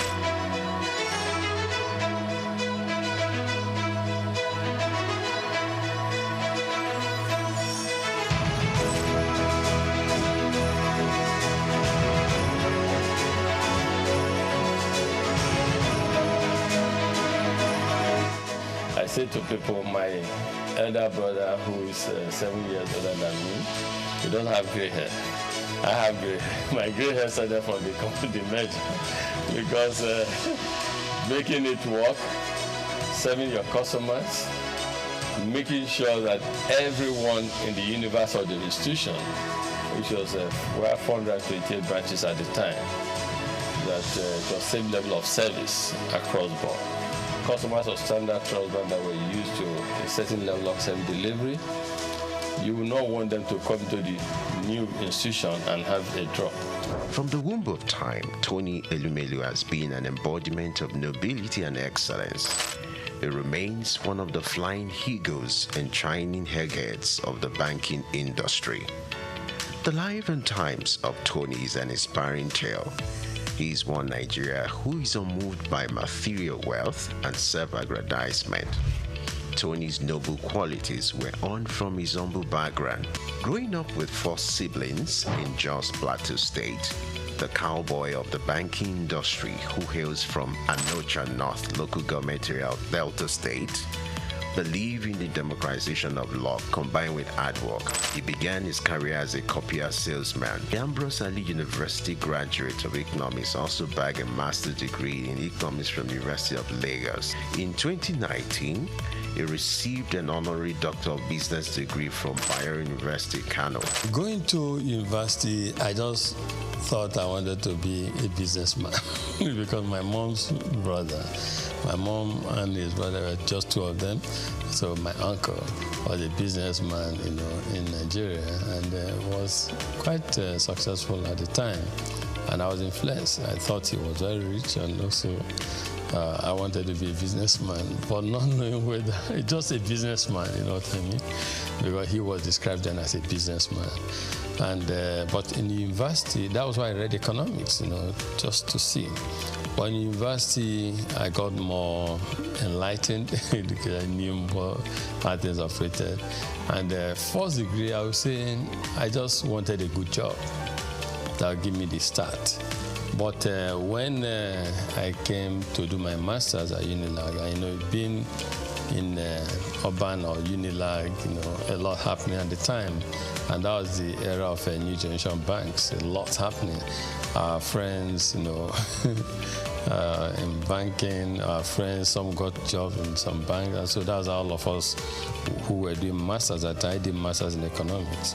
Who were doing masters at the time, we just became interested and fascinated. We were interested in working in a bank. New generation bank, not old generation bank, not. And so that was how it all started. And we started applying for jobs in our banks. And I got, yes, at the master's level, it was clear I wanted to work in a bank. And yes, that was started. As in then, Santana was a posh guy. So we the oppressors in school, I must say. And then we too wanted to become the big boys in future with the blue shoes, suspenders, white shirt, dark suits, etc. The growth and development of any institution is determined by the quality of its leadership. For Tony Elumelu, his sterling performance and leadership scorecard in the banking industry remains a reference point. He rose quickly to become the youngest bank branch manager at Allstate Trust Bank at the age of 36. He formed a coalition to acquire a distressed financial institution, Crystal Bank, and became its CEO, an action that earned him and his circle of peers the nickname the Cowboys of Banking. In 1997, some of us came together and acquired a distressed financial institution. We acquired the distressed financial institution, we turned it around, we set targets for ourselves, strategic plans. That's targets. We have first year strategic intent. We want to make it a viable financial services company. Second year intent, we want to become a leading financial services group on the continent. And third financial intent is a strategic intent to become a player in the global financial arena. As we all know, there's so much private global capital seeking the right investment destination. All it takes is for a leadership to show that this country is set for business and people come there. We want to move into an economy where they can invest freely as well as move their monies out when it comes for time for dividend and remittances and repatriation of a dividend. So I will continue to invest because of the signal that we see in the market, because of certain fundamentals that are right. He audaciously led the largest merger in Africa between United Bank of Africa and Standard Trust Bank. Tony's fancy for red tie remains emblem of his appearance. He retired as CEO of United Bank for Africa in 2010. He is presently the chairman of Heirs Holdings, the United Bank for Africa, Transcorp, and founder of the Tony Elumelu Foundation. I can't express how excited I am in words to be here and to be selected among the 1,000. It's the opportunity for me to realize my dreams. So I go into business and start to make my way. It challenges you to do things you never thought you could do. Maybe if you'd have gone to a private school or an MBA, you must have paid a lot to get this kind of, enlightenment. Ça me fait plaisir de voir des frères et sœurs qui veulent se rencontrer, se connaître, les partager et créer un réseau, peut-être le plus grand réseau africain. Venho de Cabo Verde. Je suis tunisien. Je viens de la République du Bénin. I'm from Edo State, Nigeria. I'm from Ghana. Zimbabwe. Sudan. Rwanda. Gabon. Uganda. Senegal. Niger. I'm from the Gambia. Welcome and thank you for coming to Lagos. I'd like to start by congratulating all of you. You have done well. Most entrepreneurs are creative people. They have creative mindset. They're innovative. Those who dare to dream and who dare to innovate in Africa should have the opportunity to prove their innovation. And that is why we have $10,000 for these 10,000 Africans to help prove their concept and prepare them for bigger scale financial support. We don't give because we see it as a moral burden to just give charity. But we want to give people because we want to uplift them. We want them to be self-reliant. We want them to be fishermen. We want them to do what we are doing. We want them to prosper in life, become successful. Tony made a tremendous contribution to giving back to the society. His selfless efforts and huge investment into humanity through the Tony Elumelu Foundation is widely admired as the leading philanthropy empowering a new generation of African entrepreneurs, driving poverty eradication, catalyzing job creation across all 54 African countries, and increasing women economic empowerment. Since the launch of the entrepreneurship program in 2015, the foundation has trained over 1.5 million young Africans on its digital hub.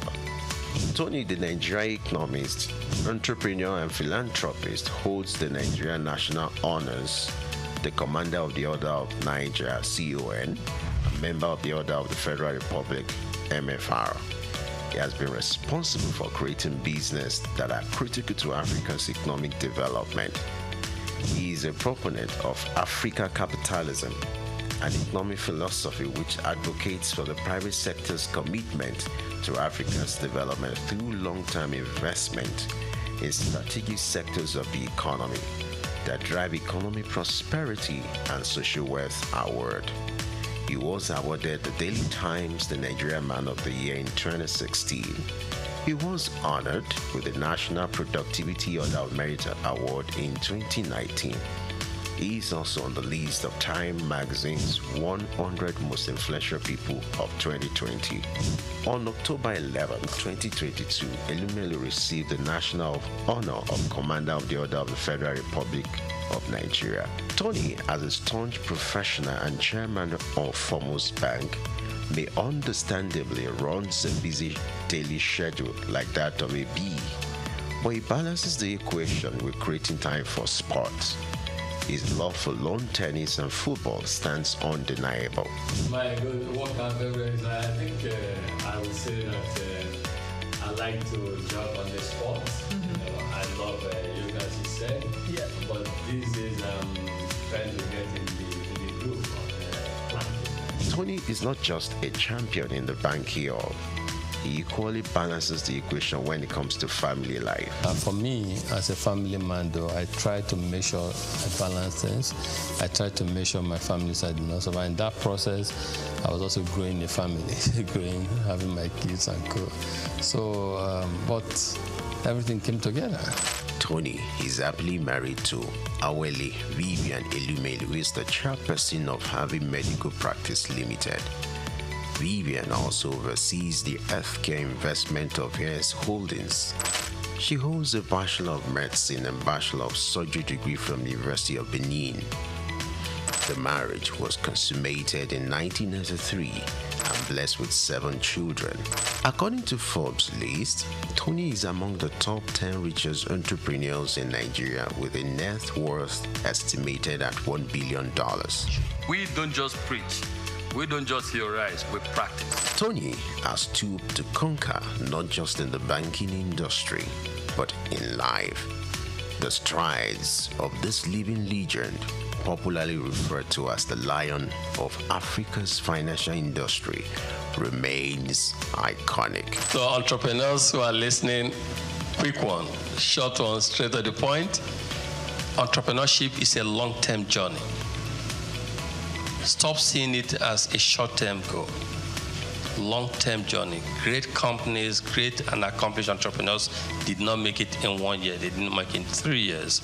It's a long-term journey. So move in, dare to dream, implement your dream, and stay focused.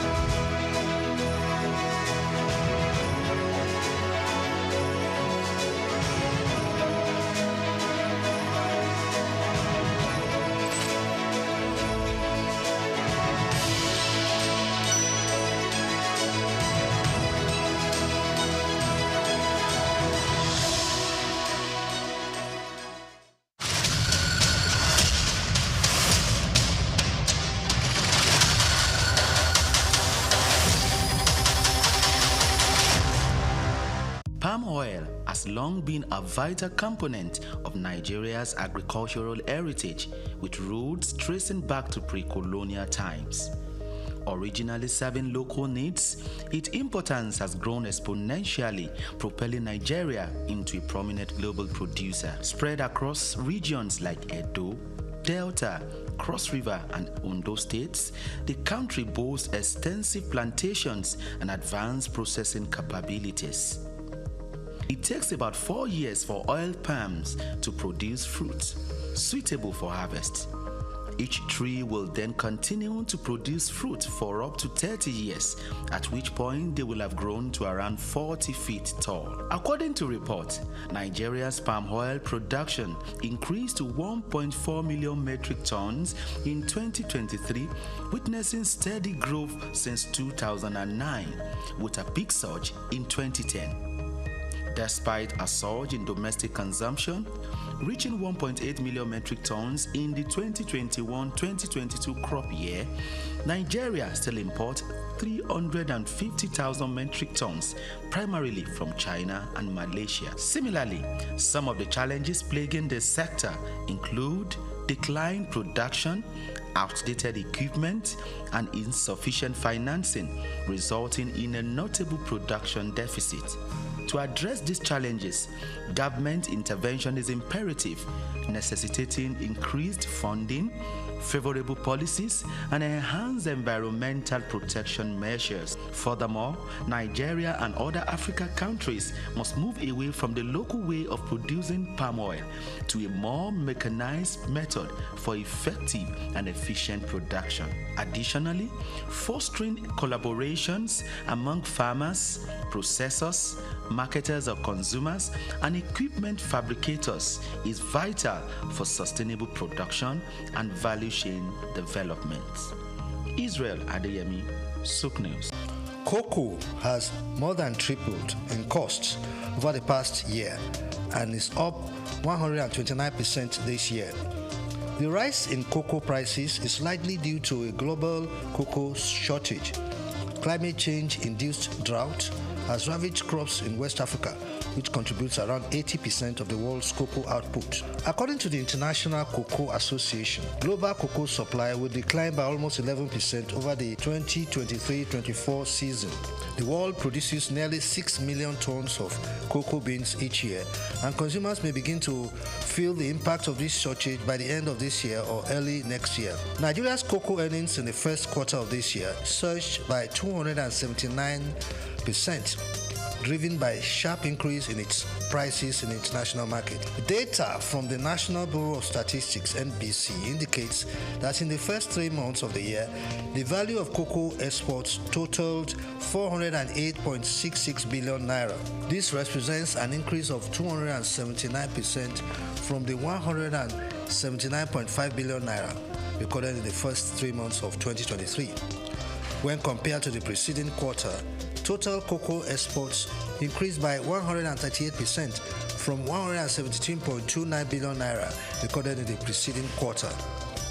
Despite the significant depreciation of the naira in the first quarter of the year, the dollar value of cocoa exports saw a significant increase both year-on-year and quarter-on-quarter.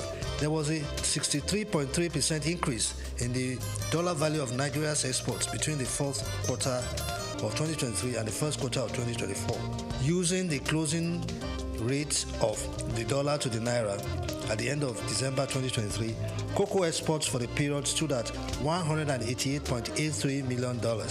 This increased to $312.19 million at the end of the first quarter of 2024, using the exchange rates at the end of March. Year on year, the dollar value of exports in the first quarter of 2023 stood at $223 million. Bayo Olaoye, SOUQ News.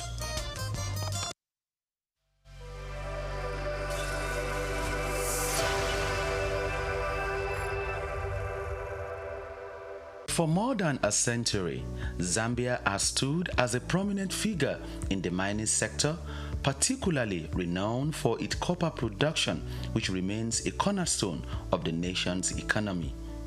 Accounting for 3/4 of the country's export earnings, mining plays a pivotal role in Zambia's economic landscape. The focal point of this mining activity is the Copperbelt province, home to major copper mines like Lumwana and Konkola, alongside Sentinel in the northwestern province. These mines, operated by renowned international firms such as Barrick and Vendetta Resources, hold majority foreign ownership, with Zambia Consolidated Copper Mine Investment Holdings retaining minority stakes. Smaller mines in the Copperbelt region, backed by investors from countries like China, Brazil, and South Africa, contribute to Zambia's diversified mining landscape. However, the country's mining sector faces various challenges, hindering the potential growth trajectory. Fiscal policies introduced by the government, including royalty increases, the taxation policies, have negatively impacted mining profitability. Also, price volatility in global markets, infrastructural deficiencies like inadequate transportation networks, power shortages, and an uncertain regulatory environment further increases the sector's challenges. Moreover, labor disputes, safety concerns, and geopolitical risks stemming from political instability poses additional hurdles to Zambia's mining sector.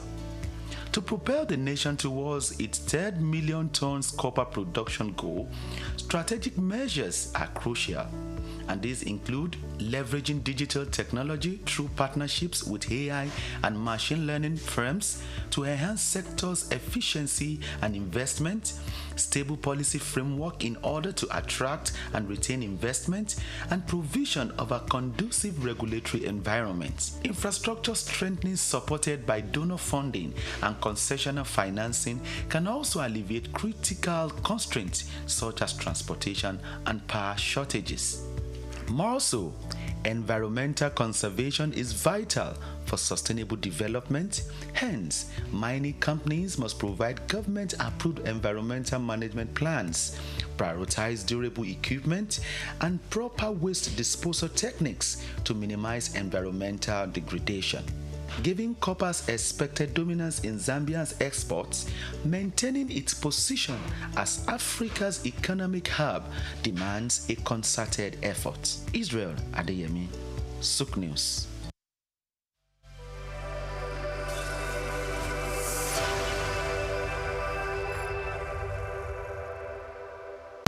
From Dubai to Lagos, Nigeria, and across the globe, SOUQ News TV is your #1 station focusing on business, economy, and development. With global digital reach, we connect Africa's pulse to the world stage. Welcome to SOUQ News Television, and here we go beyond the headlines. From breaking news, in-depth conversational programs, to market analysis and indices.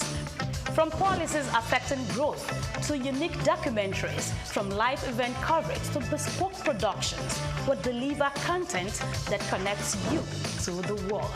At SOUQ Television, we provide news surrounding business, economy, and development, infomercials and jingles that stand out, short and long-form documentaries crafted to international standards, independent production spaces with full technical support, special coverage for individual and corporate events, a special form of documentaries through our prestige package, Immortals, where we tell your story the way you'd love it, and business support services tailored for small enterprises.